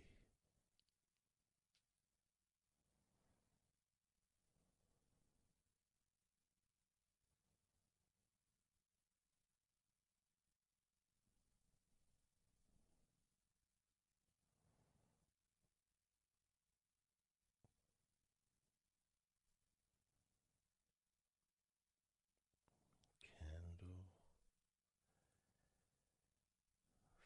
49.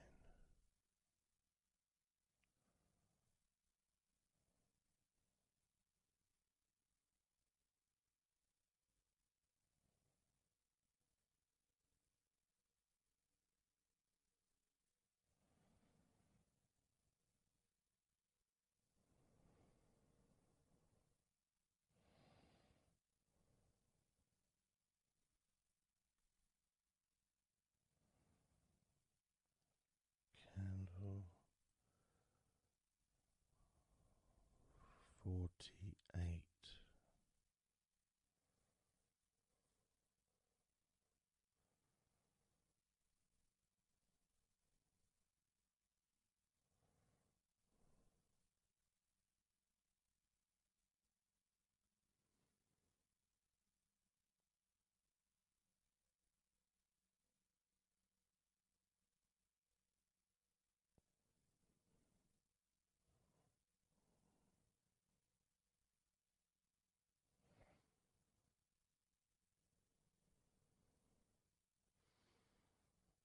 Candle 47.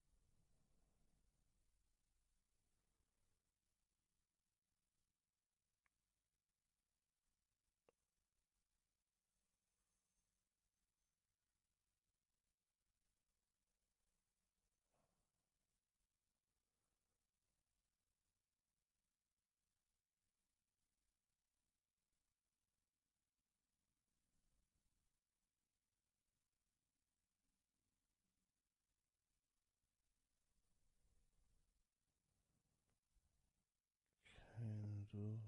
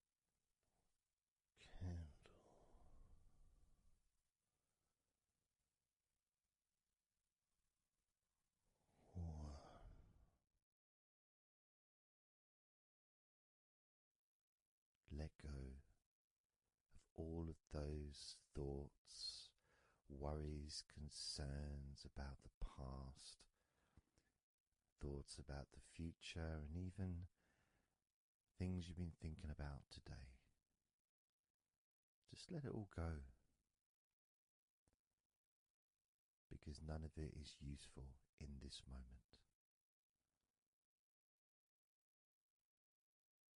This is your opportunity to just focus on feeling relaxed, allowing yourself to get in touch with that natural sense of peace that we all have within us. It's available for everyone. It just sometimes takes a little bit of effort to set up the right time and place in order for you to just let go. Because when you do decide to let go and relax, that's what your body starts to do. Because you've chosen to just allow your body to unwind, and your mind starts to slow down. And it's a nice feeling. It's a nice feeling at the beginning just to know that you have chosen to decide to relax deeply. And because you've made that decision, your body will just follow suit. Because sometimes all the muscles in your body need is just permission from you to relax. Because so often we're busy, we're going from here to there, we're walking around and we're doing stuff,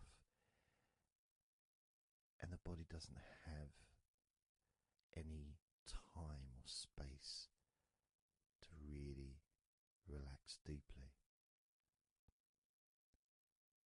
So it kind of waits for you to lead the way, waits for your permission. And when you do give your permission, when you give the say-so, when you say, okay, it's time for your body to let go completely and relax totally, your body just follows. It's almost like a breath of relief. Ah, good, I can now relax. That feeling at the end of a day, of a very physical day that you may experience in the past, where you get home and you just sit down on a chair, maybe you kick your shoes off and feels so nice. Knowing that you don't have to get up again for a little while at least. And if you choose, you can just sit there for maybe an hour or two. And it feels blissful. And just by sitting down like that, your body knows that it's time to relax. Your body has been given permission from you, because it's a mindset. In your mind, you're prepared to let go of everything and just completely allow all the stress of your body to evaporate.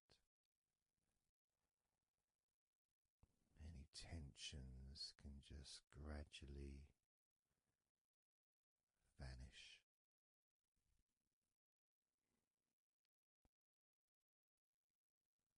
It's almost like magic, really.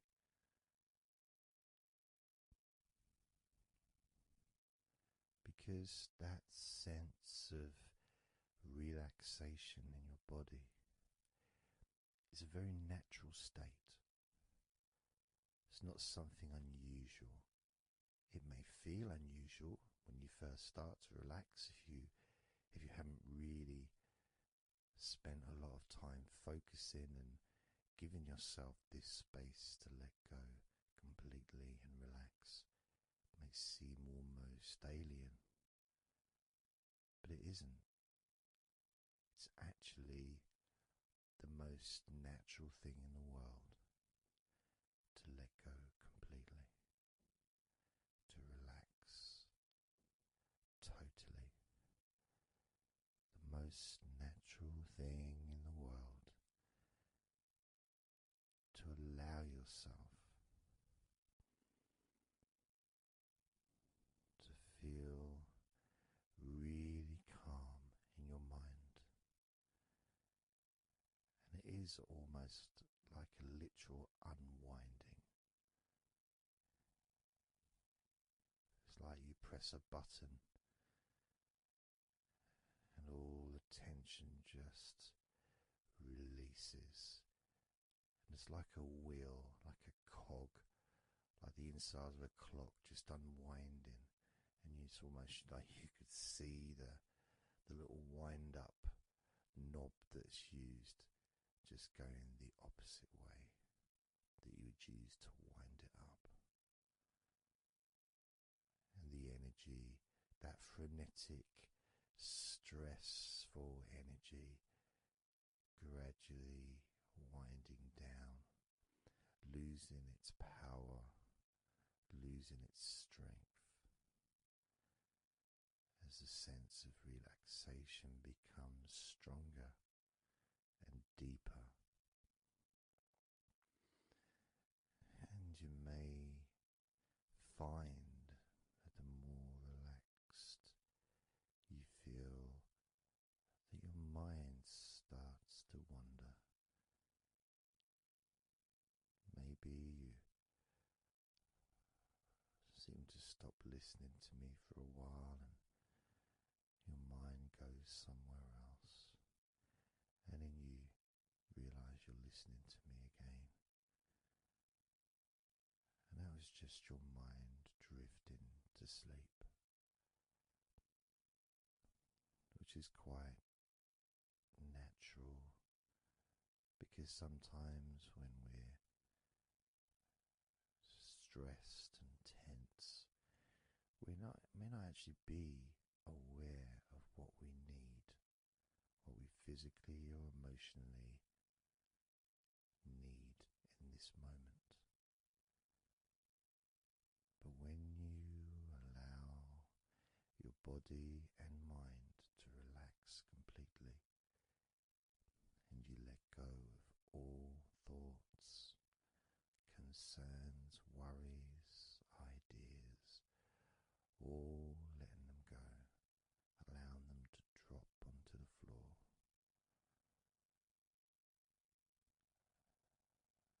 You start to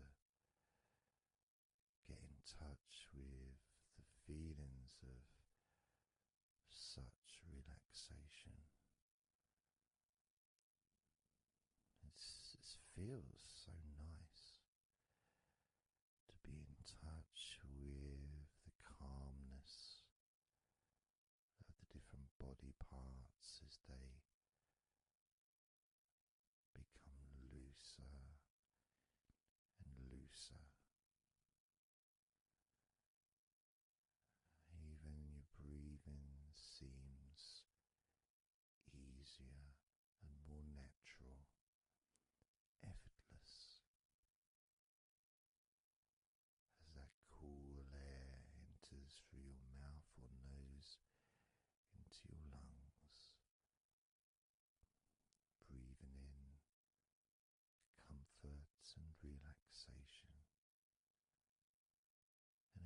breathing out any excess remaining tension or stress from every part of your body and mind. As you start to focus on your mind, maybe you notice that things have come to a standstill, or maybe just much, much slower than before, because your mind is not really needed when listening to my voice, which allows your mind to relax just as deeply as your body. And that synchronicity between the relaxation of your body and relaxation of your mind lets you know that feeling completely calm, loose and relaxed really is a great healing experience for you, and has so many positive benefits for your body, your mind, and your life, to be able to let go of everything and to relax completely in all parts of your body and mind. Even your bones are relaxed. All your muscles are relaxed.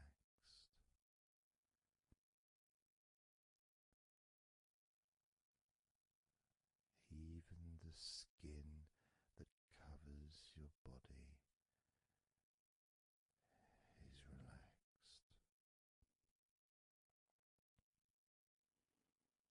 Every hair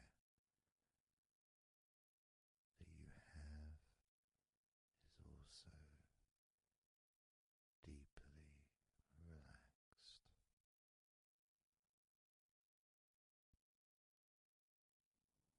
And your brain really starts to feel the benefit of this healing relaxation.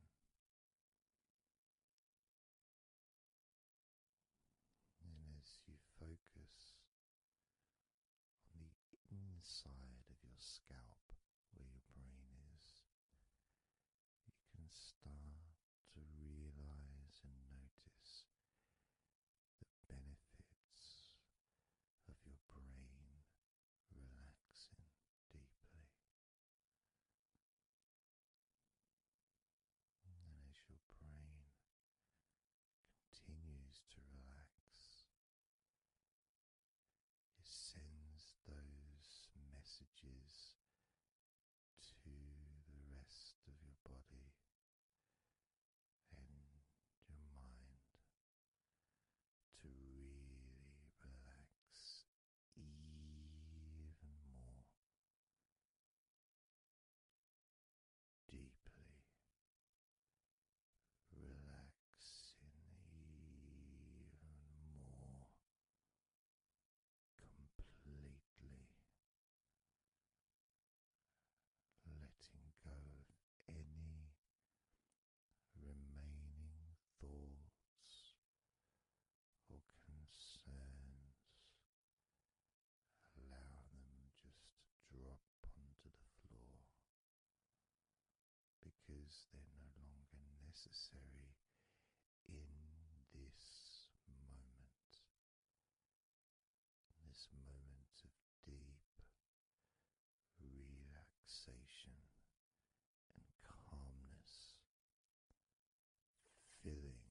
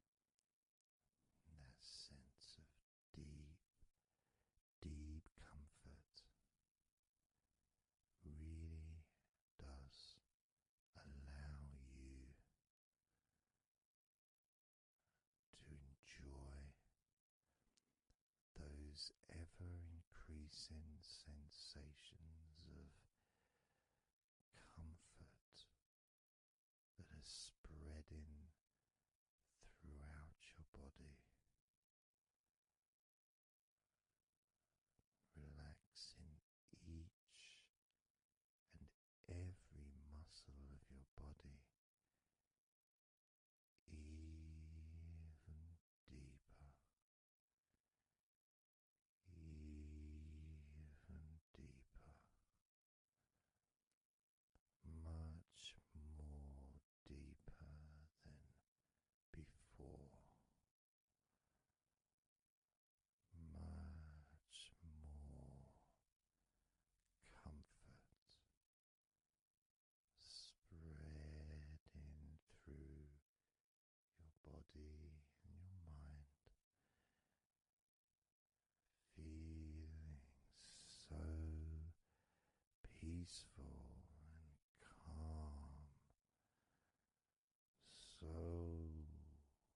very, very peaceful in every part of your body, letting go of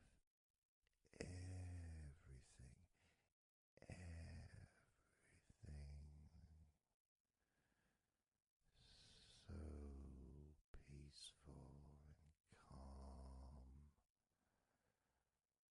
so relaxed,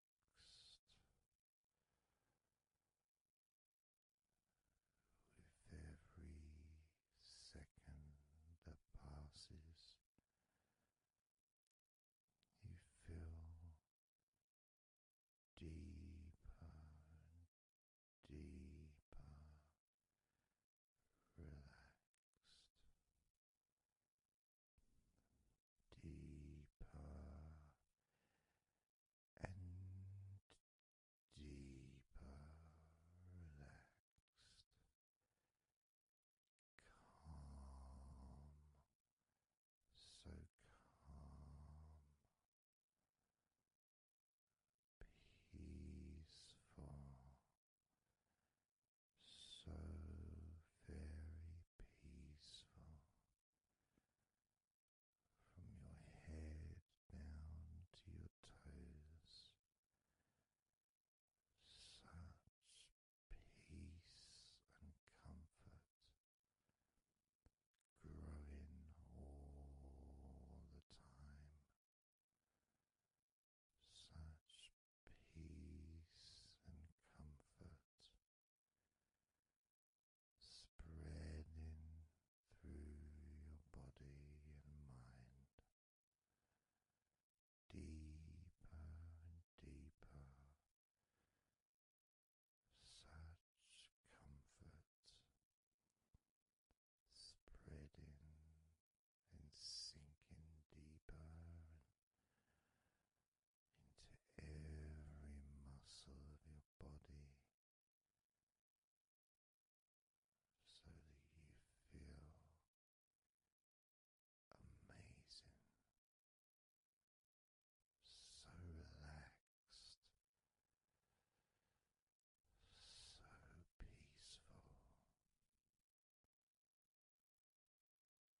so relaxed and peaceful, letting go of everything. We're going to do a body scan, focusing on firstly how you feel in your body, not trying to change how you feel, not trying to relax, not trying to move away from any discomfort or stress or tension, but just accepting, observing and accepting how you feel in the different parts of your body.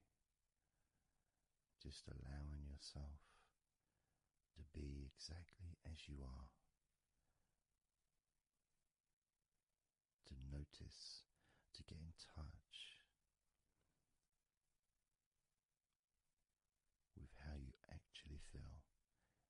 this moment. So we're going to start off by focusing on your hands. Just be aware of your hands.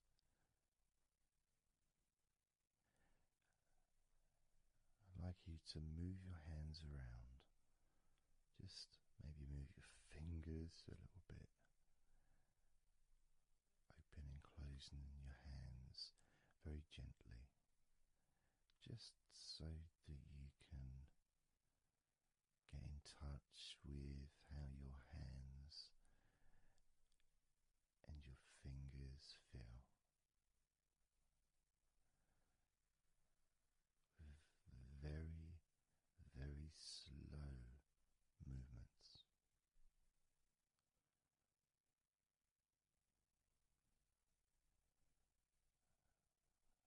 Focusing now on your feet. And if you can, just do kind of an equivalent with your feet as you've just done with your hands. Maybe turning your ankles, moving your feet around, moving your toes gently, but only very gently and very slowly, noticing how your feet feel in this moment.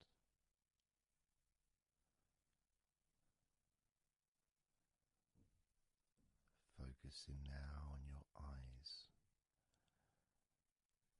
I'd like you to just focus on your eyelids. Maybe you can open and close your eyes a couple of times to really get in touch with how you feel when you do close your eyes. The muscle changes in your eyes when you do close them. Maybe raising your eyebrows, which stretches the tops of your eyes. Perhaps squinting your eyes, scrunching up your eyes, just so you can really get in touch with all aspects of how your eyes feel right now.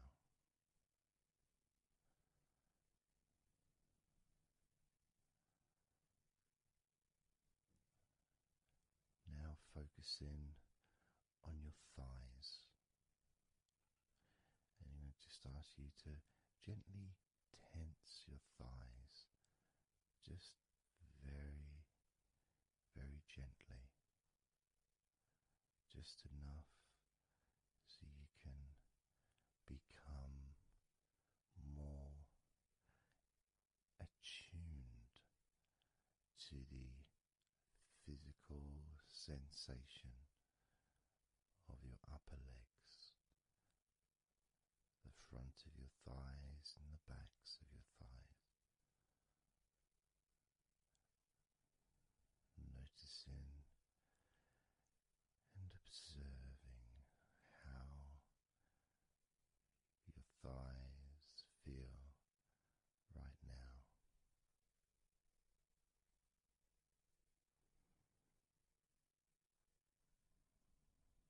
Moving your focus to the back of your neck. Just noticing the back of your neck, the muscles, and of course they lead to the side of your neck. They also lead to the top of your back, which lead to your shoulders. So as you focus on the back of your neck, maybe you can move your head gently upwards as if you were looking up. Maybe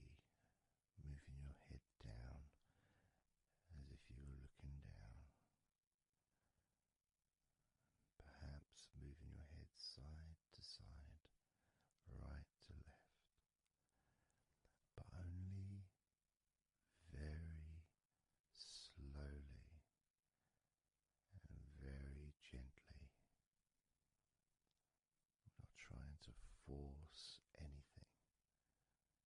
It has to be very, very gentle,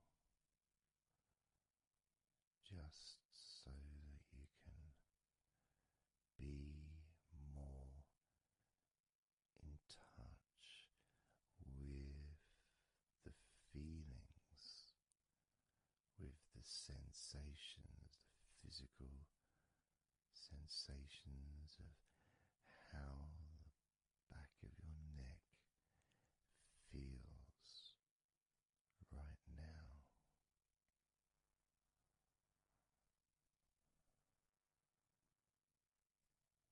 As we now focus on the tops of your arms,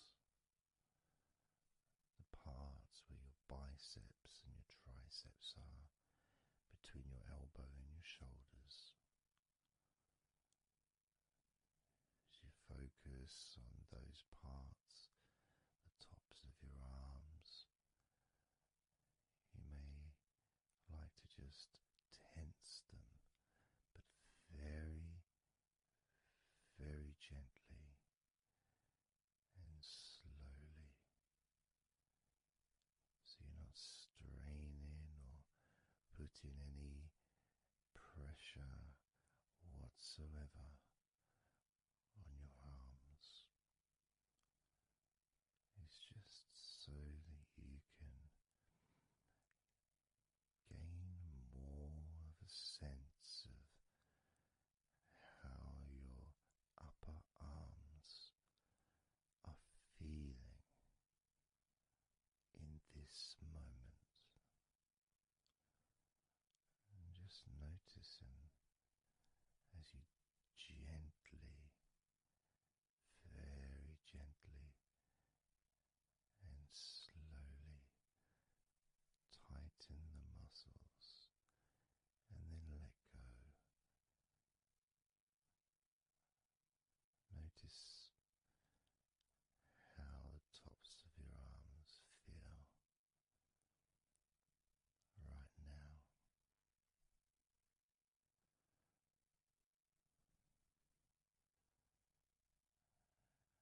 As we now focus on your stomach, the area, the lower abdomen area below your belly button, moving all the way down to your hips, just above your groin.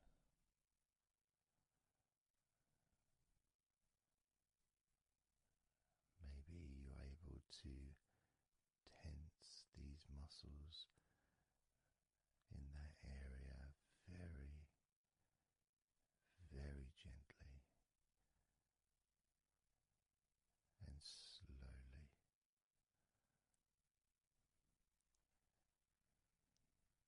If that is a difficult thing to do, then maybe you can just move your body, pushing your stomach up, maybe moving a little bit to the side, using your hips, just so that you can get more in tune with how your lower abdomen area is feeling in this moment.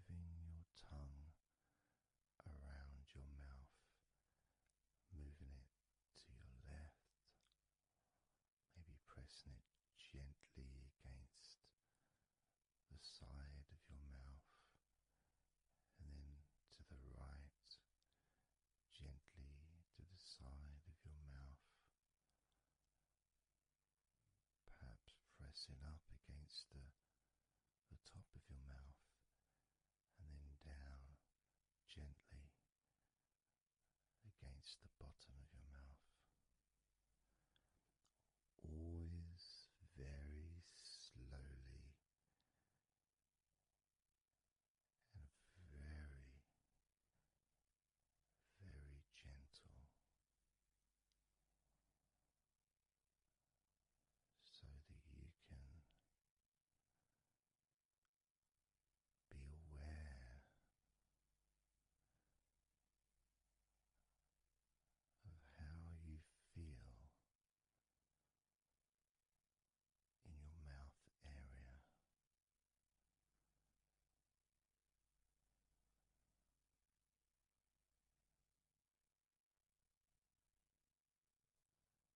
Now we're going to focus on your wrists.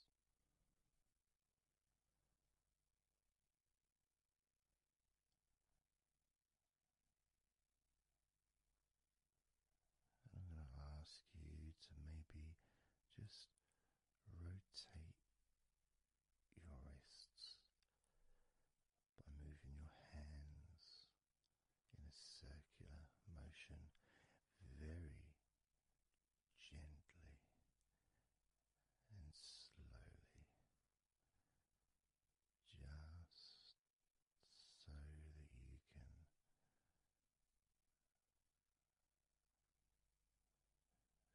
feel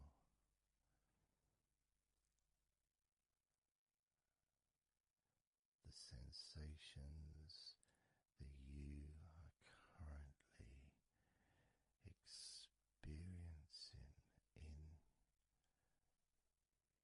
in your wrists.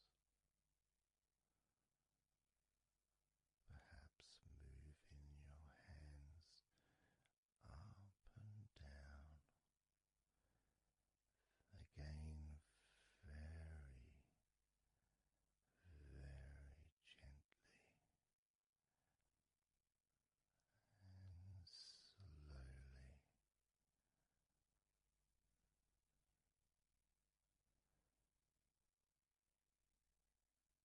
Very gentle and slow.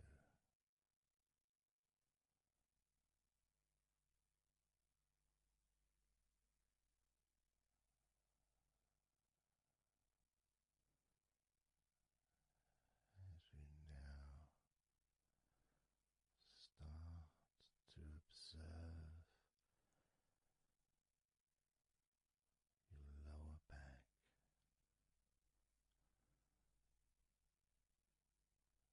that back part is just above your hips, where your coccyx are.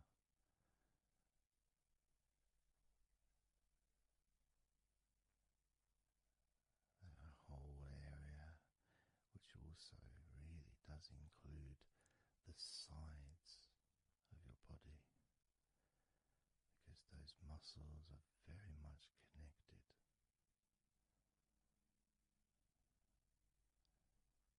As those muscles also move into your hip area, connecting to your buttocks,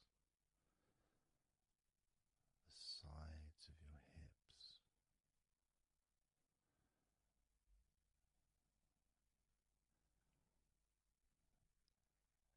And if you're physically able to do so, maybe you can very gently just move your body ever so slightly, very slowly, from side to side, just enough for you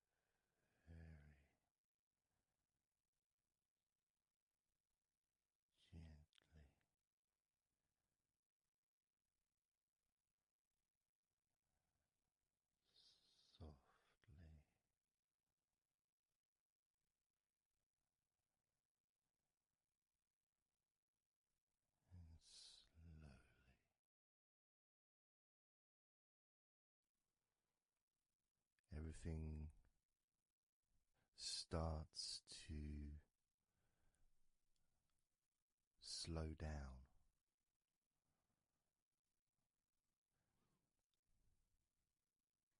including the thoughts in your mind, and your mind itself just starts to gradually, it doesn't have to be instant, but just gradually starting to, it's almost like time is stretching.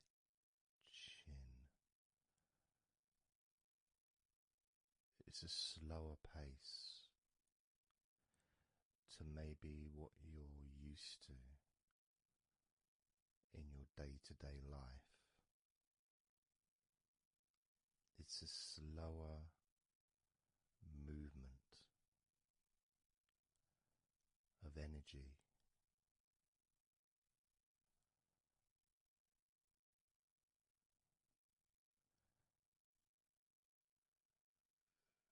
Very small movements which make up the larger movements, which is always the case. You know, when you move your hand, it might seem like it's one movement, but it's lots of minute different muscles moving in accordance with each other, and what happens in this space that we're sharing is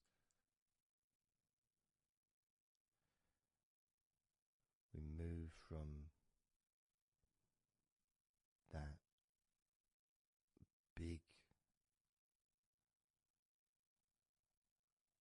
movement into those smaller movements.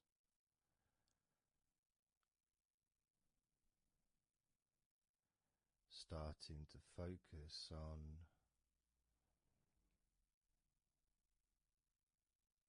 how your body feels, but not just as a whole, not just, oh, I'm feeling this way, I'm feeling stressed or tense, or I'm feeling relaxed and calm, I'm feeling this way, I'm feeling that way. Starting to notice that your body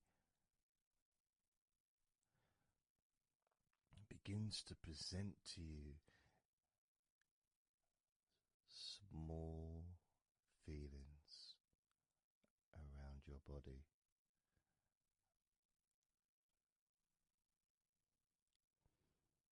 Small physical sensations in your legs, whether pleasurable or not.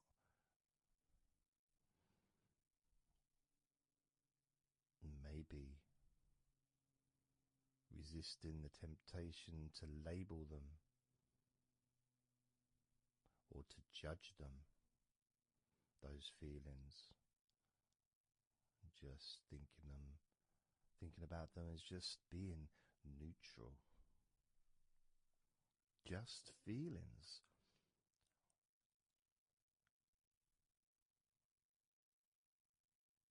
Not being particularly concerned, but just noticing what your body is telling you.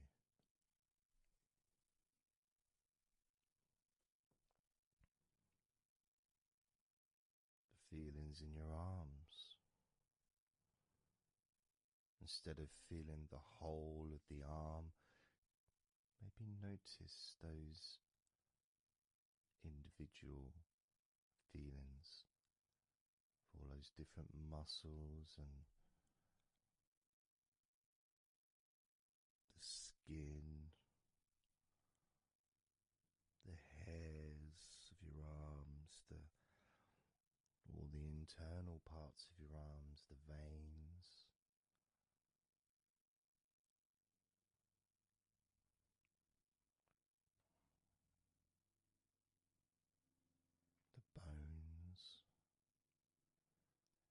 just being aware of maybe your elbow on your right arm has a certain feeling. Maybe your left wrist also has its own individual physical sensation.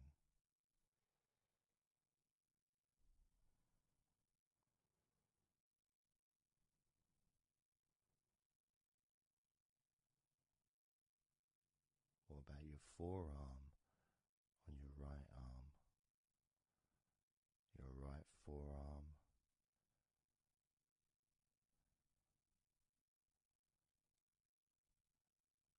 There may not be any particular feeling that you could even give a name to. May not feel like anything other than just a feeling. You know, it's there.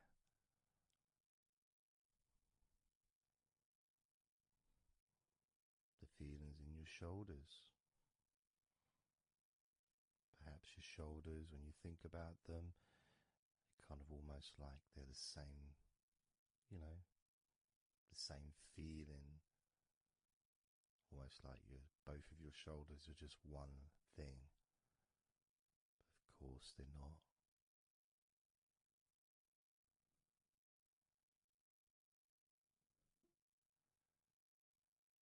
And when you focus on your left shoulder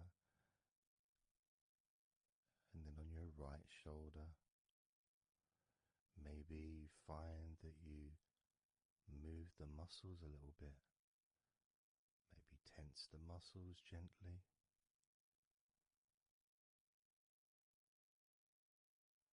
Noticing the difference in each shoulder.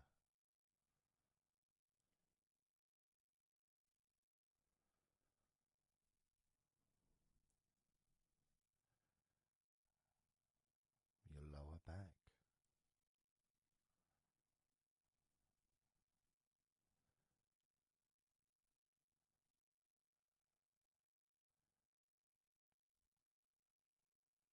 The left side of your lower back and the right side of your lower back.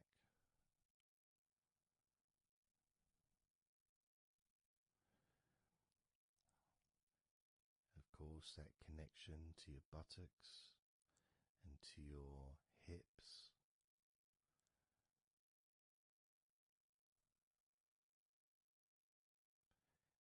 And also moving up into the middle of your back.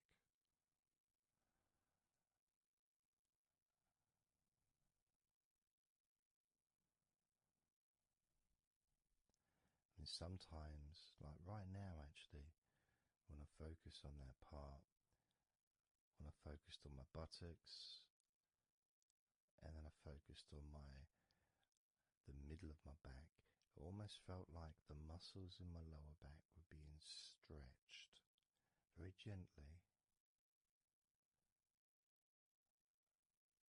but just stretched a little bit, even though I wasn't doing anything to try to stretch your lower back. It just seemed to happen.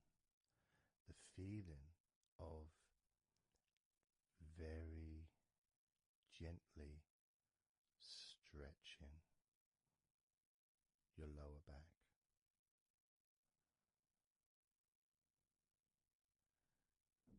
Comes along, that feeling.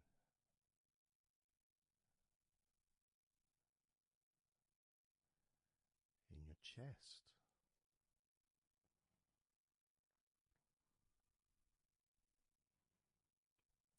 Just noticing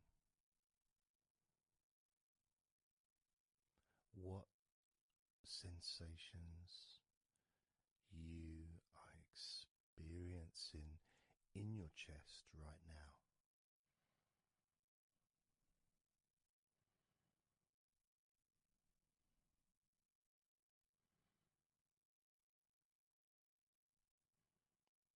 there's so much of the chest. Obviously, there's the collarbone leading to the chest. You've got the chest bone. You've got the muscles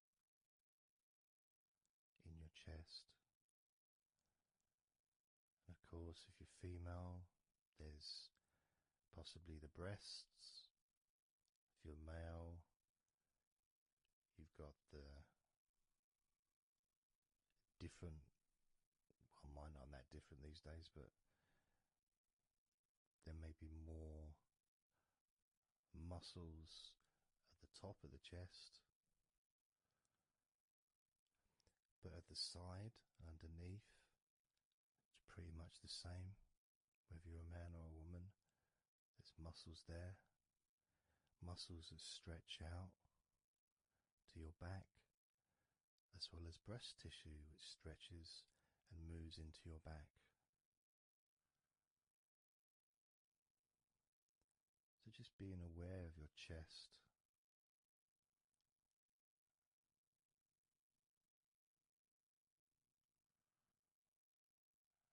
being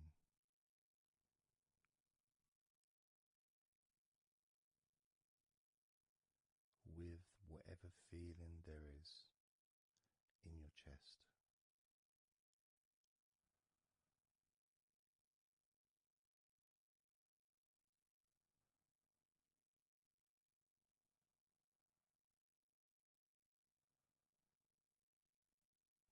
And when I notice that I focus on my chest, I feel it in my back, my upper back. I mean, I guess the obvious reason would be because, I'm breathing in, and it stretches my chest and my back at the same time.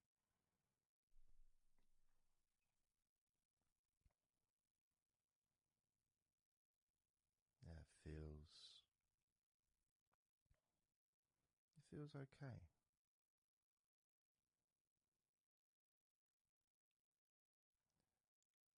Doesn't feel. I got a little bit of pain in my right chest. A little bit, not pain, but little discomfort, maybe stiffness, possibly. I don't know. I notice my shoulders are also wanting to flex for some reason. I think that's probably part of my upper back.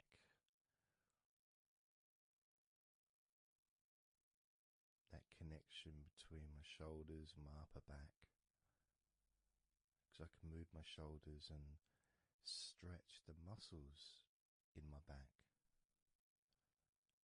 Moving the shoulders backwards or up, which then moves I think it's the scapulars in your back.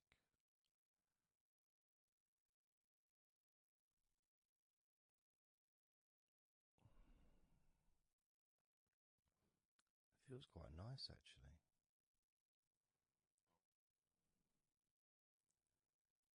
The good thing about this is you can, if you want to, you can just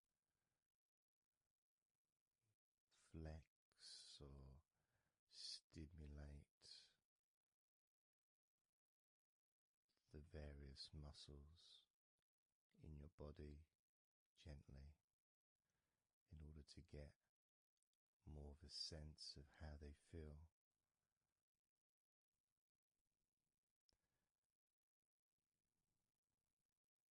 And when you're relaxing, when you do tense a muscle and you let it go and you let it relaxes way more than it would normally. But you have to feel that you're able to do that. There's no point doing it. If there's an issue with a part of your body, you need to be gentle with yourself at all times when relaxing deeply. It's important to be kind to yourself.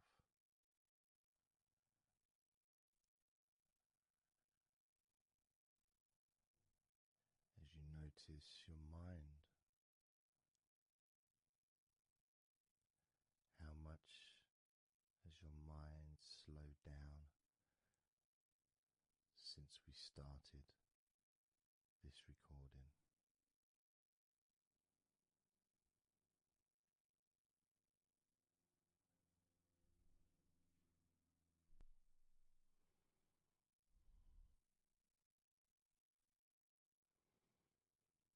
How calm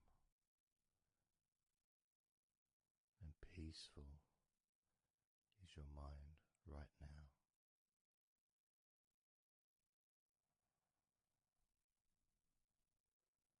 With nothing to think about and just my voice to listen to, because you know the intention behind this recording is relaxation.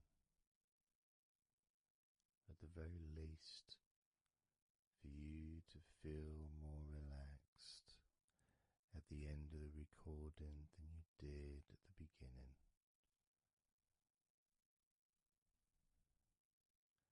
At the very least,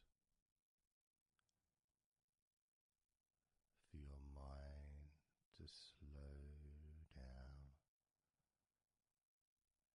as your body continues to relax, because that's what you want to happen. That's what you expect to happen.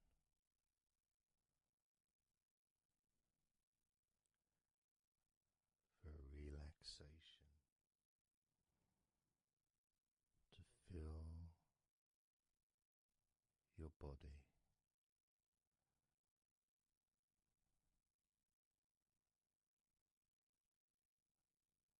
maybe calming your mind to the point of boredom when you start maybe to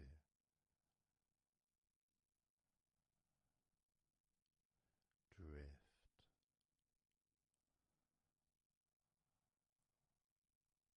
away.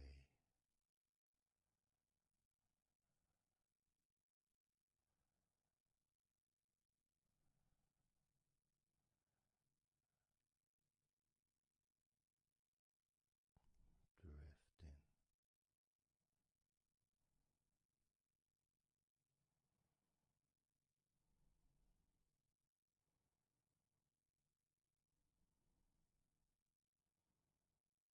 It's almost as if you're moving further away from your body and your mind, just leaving that there.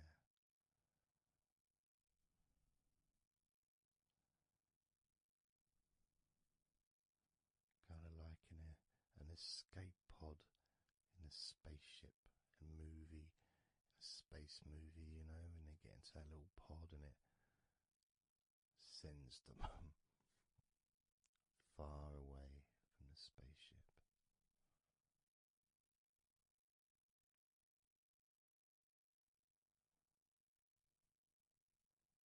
Safe to dream.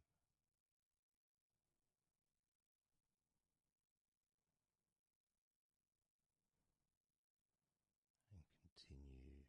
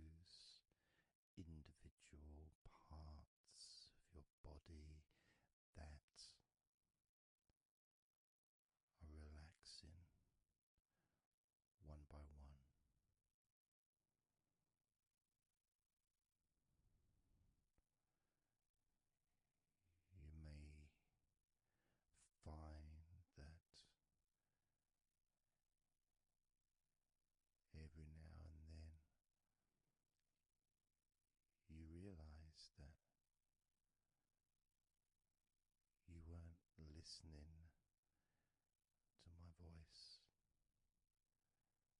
because your mind started to imagine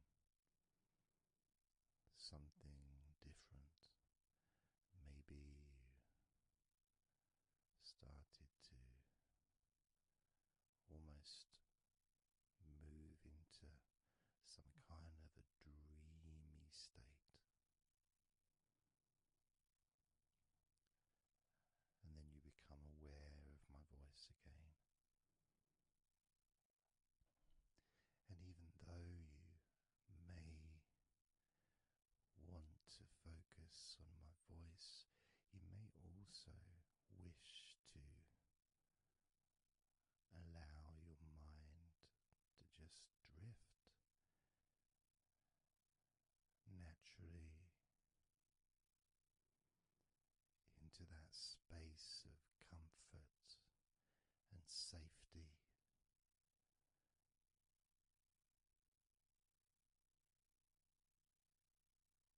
As you feel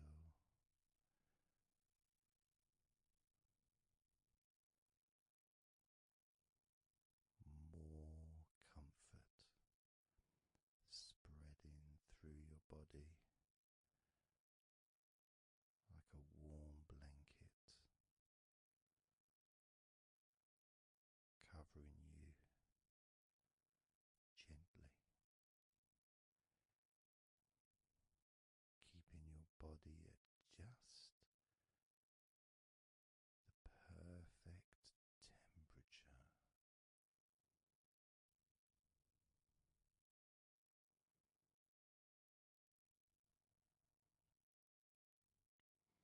And even if you can hear background sounds,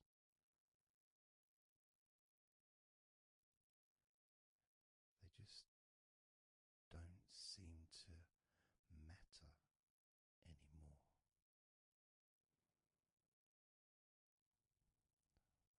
As that sense of peace spreads through your mind,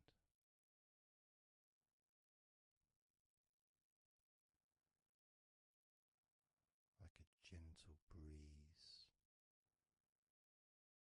yet strong enough to blow away all negativity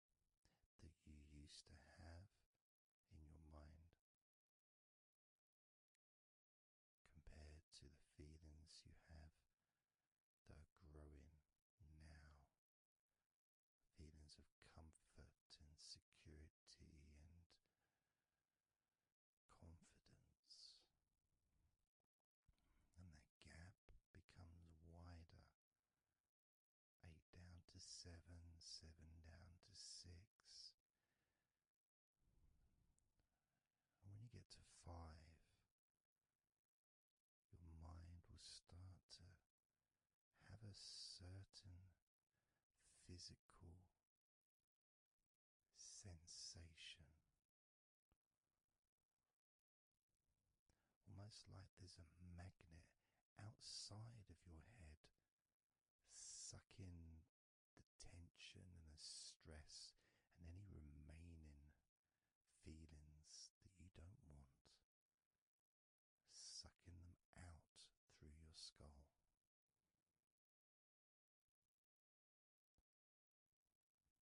And then down to 4,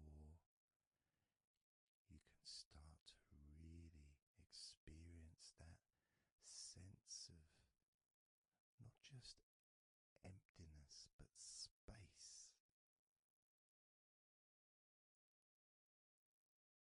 A place full of fresh air. A place where you can stretch. It's almost as if as you go down to 4 and 3, your mind is expanding with this sense of peace and tranquility growing as it moves down to 2. When you get to 1, your mind just feels exactly how you want to feel. It's almost a perfect feeling.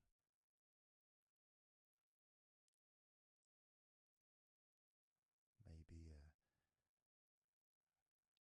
a sensation that you'd like to keep. A place that's safe where nothing can affect you at all.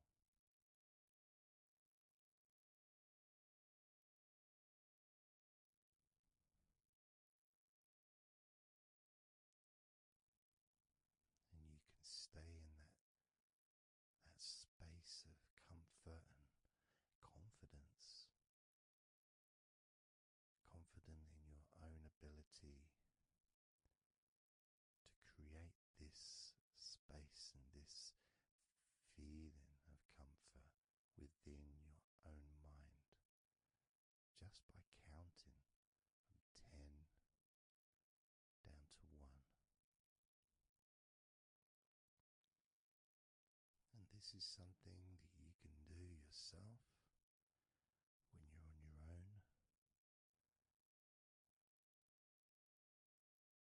A time when you can maybe sit down, maybe just for a few minutes. Close your eyes and just count slowly from 10 down to 1, and re-experience these feelings in your mind.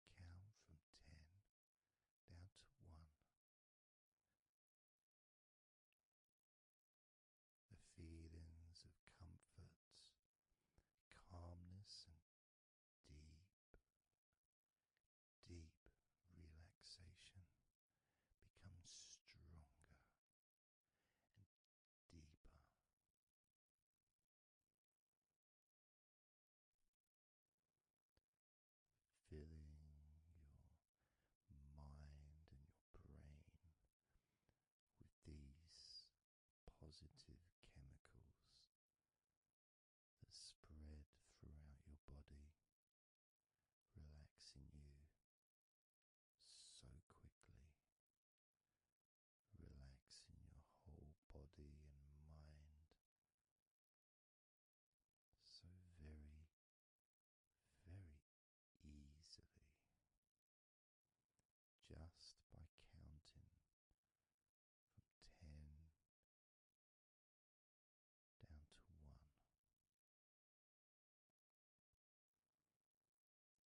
So we're going to do it now. I'm going to count from 10 down to 1, and I'd like you to repeat the number after me. So when I say 10, you can just repeat to yourself 10.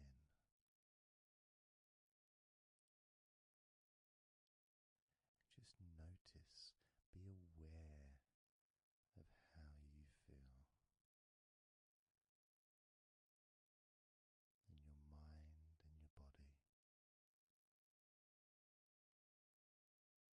Then when I say 9, you can repeat to yourself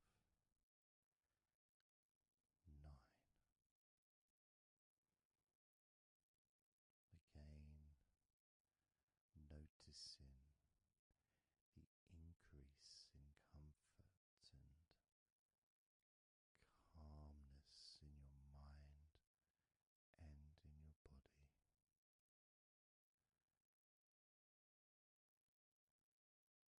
The same when I say 8, when I say 7, 6, when I say 5, 4, when I say 3,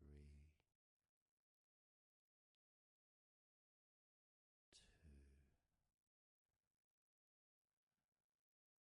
and lastly when I say 1, you can repeat that number.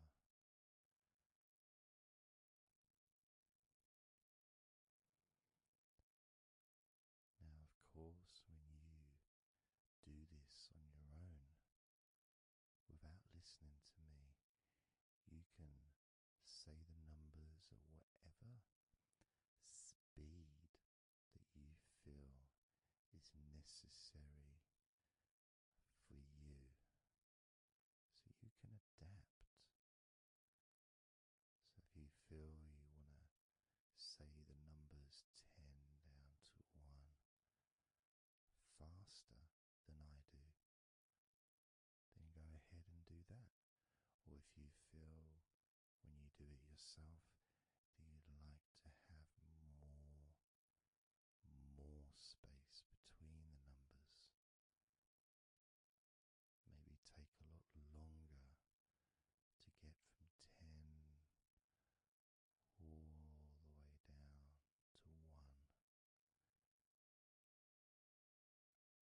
That's your choice also to do.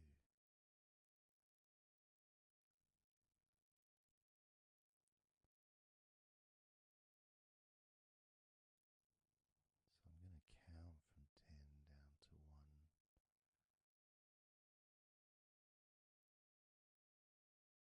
And when I get to 1, that will be the end of this recording. Unless, of course, you're listening with music, then the music will continue.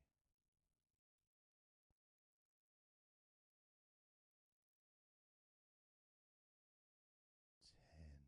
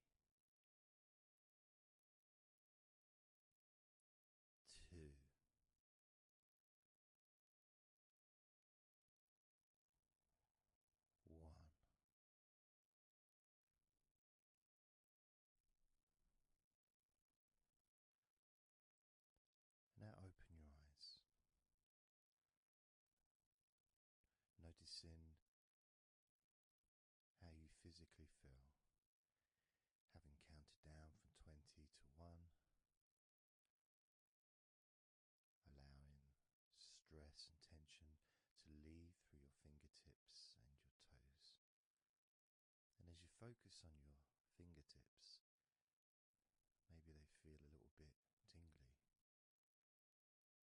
which is, I suppose, quite understanding considering the tension has been exiting your body through your fingertips.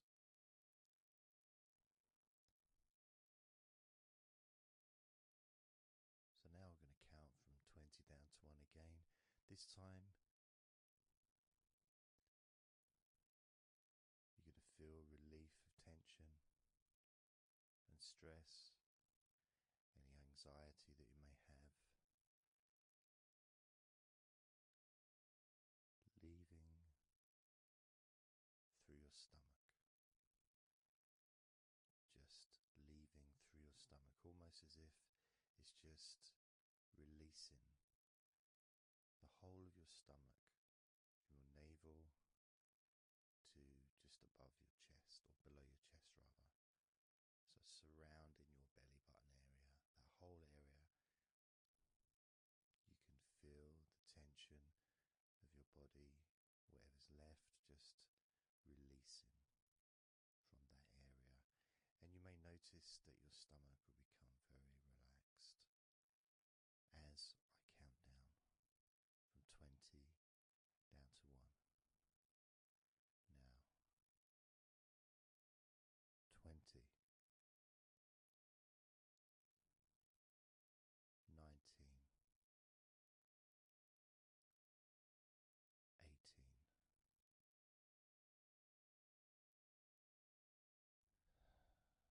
17,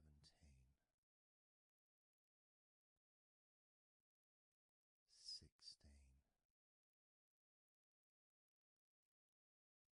15, 14,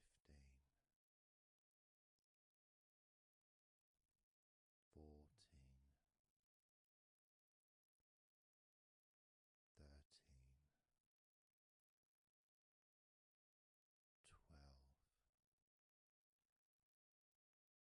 11, 10,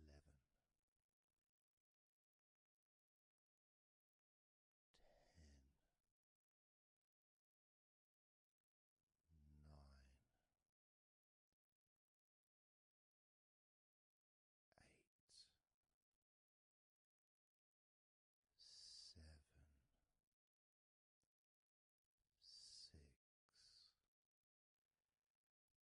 5, 4, 3,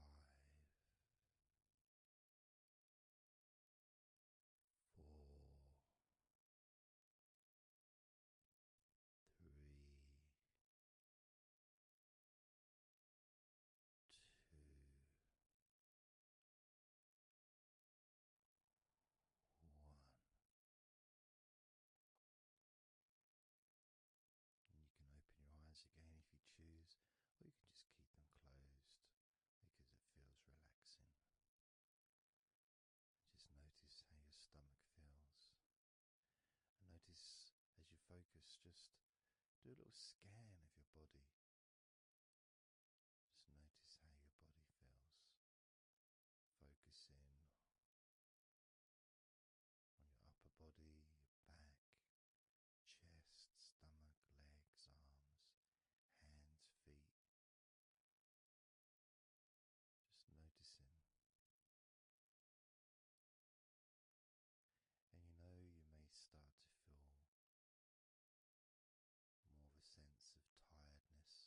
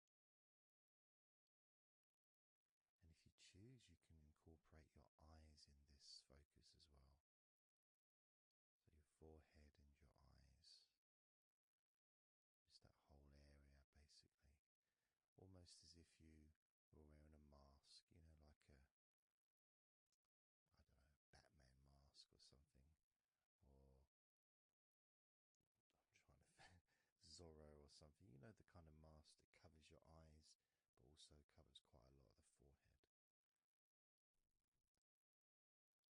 And focusing on that area, because that's the area that we're now going to release tension and stress from your mind, from your brain and from your mind, and any tension that you may have remaining in your face, in your neck, in your jaw, in your eyes, your forehead, or your scalp. So basically any tension within your head area, including your mind and your brain.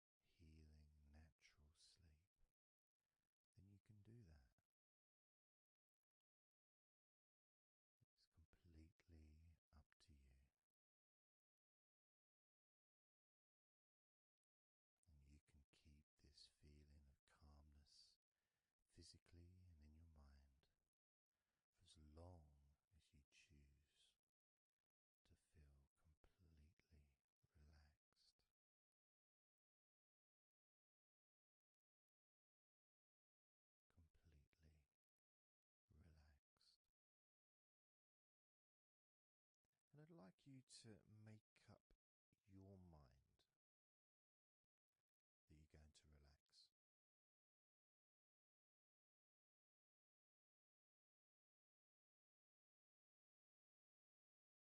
And I want to explore that with you, what it feels like when you actually decide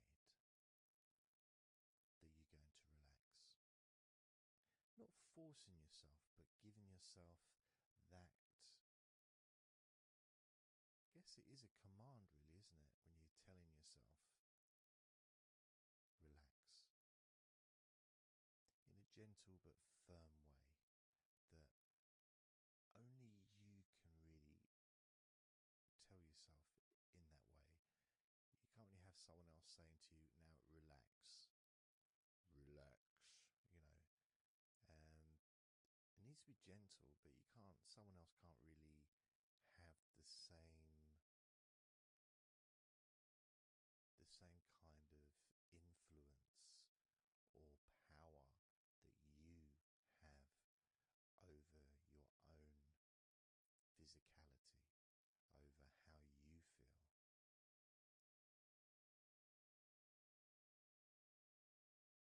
Because when you say it to yourself, it means more. It's personal, and your brain and your unconscious mind and your body listens to what you say. So, for example, we'll test it out.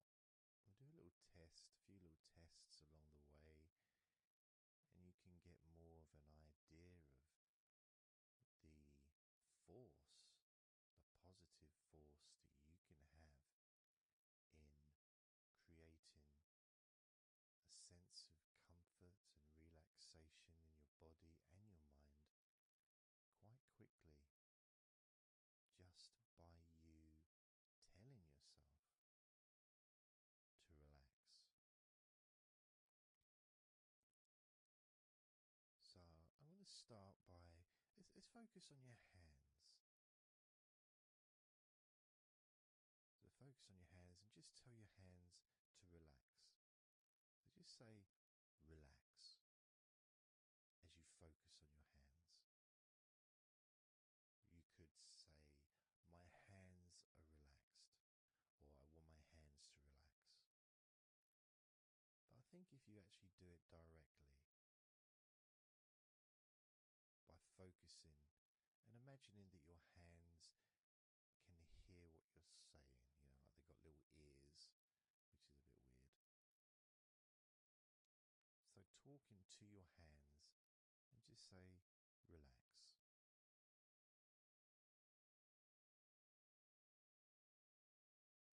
Noticing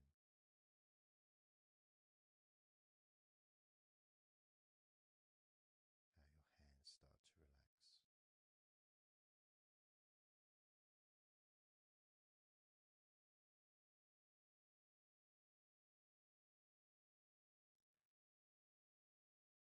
Now focus on your eyes and tell your eyes to relax. So you're just saying the same word, relax. And find the right tone for you.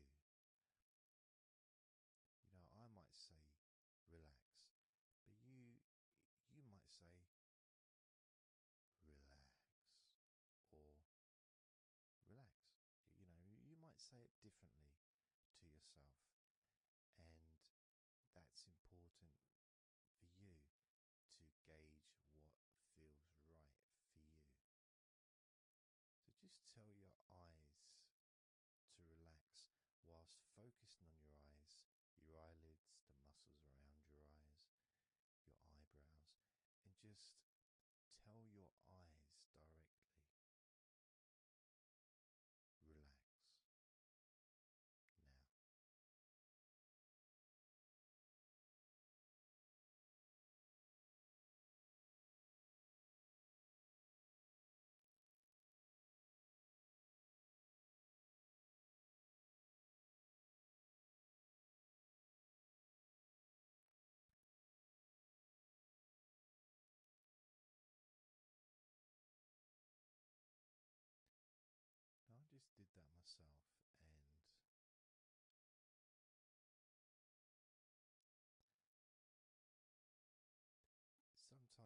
may feel that you need a bit more time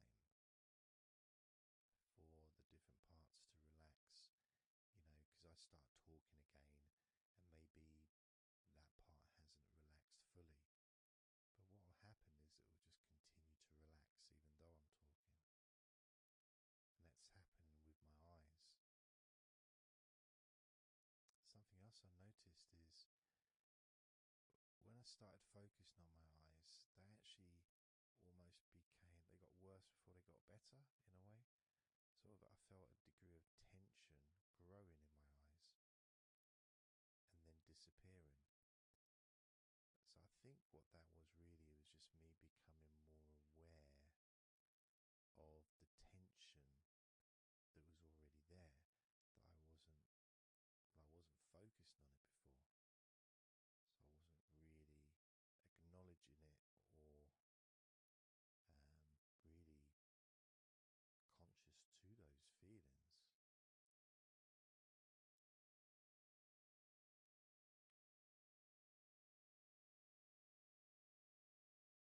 Yeah, my eyes are still continuing to relax, as well as my hands actually.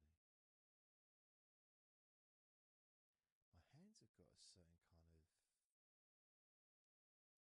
not buzzing, but I can kind of feel a degree of energy in my hands. Maybe that's where the tension's being released. Maybe that's causing that.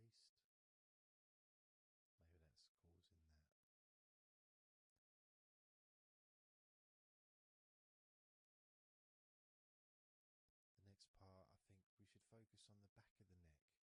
That's a part which quite often, well, for me, holds tension. I don't know about for yourself, but I think it's quite a standard place where tension is sometimes held. So, and I'm doing exactly what you're doing as you do it as well. So I'm telling my body parts to relax as well. So if you tell your neck, the back of your neck, focus on the back of your neck and just say, relax, in your own words, in your own tone, in your own voice. You can say out loud or you can just say it to yourself internally. But you're focusing and you're saying it literally to the back of your neck, as if the back of your neck can actually hear what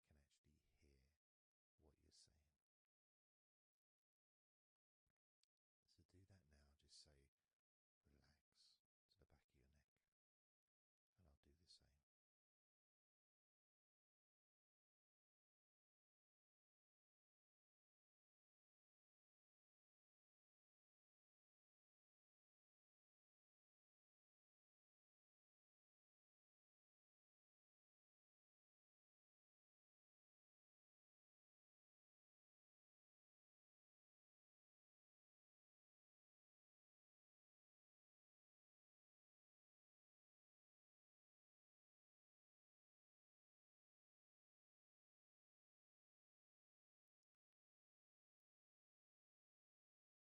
Now, what I noticed, and you may have had a similar thing, is even though I was focusing on the back of my neck, other parts started to, I don't know, show themselves to me, or maybe because they want to be relaxed as well, but I started noticing the feelings in my shoulders, tension in my shoulders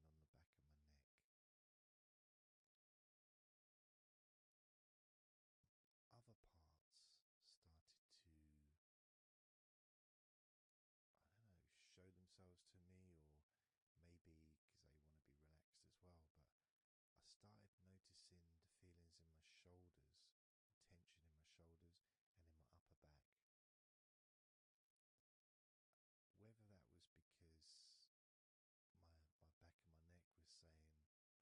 the other parts that need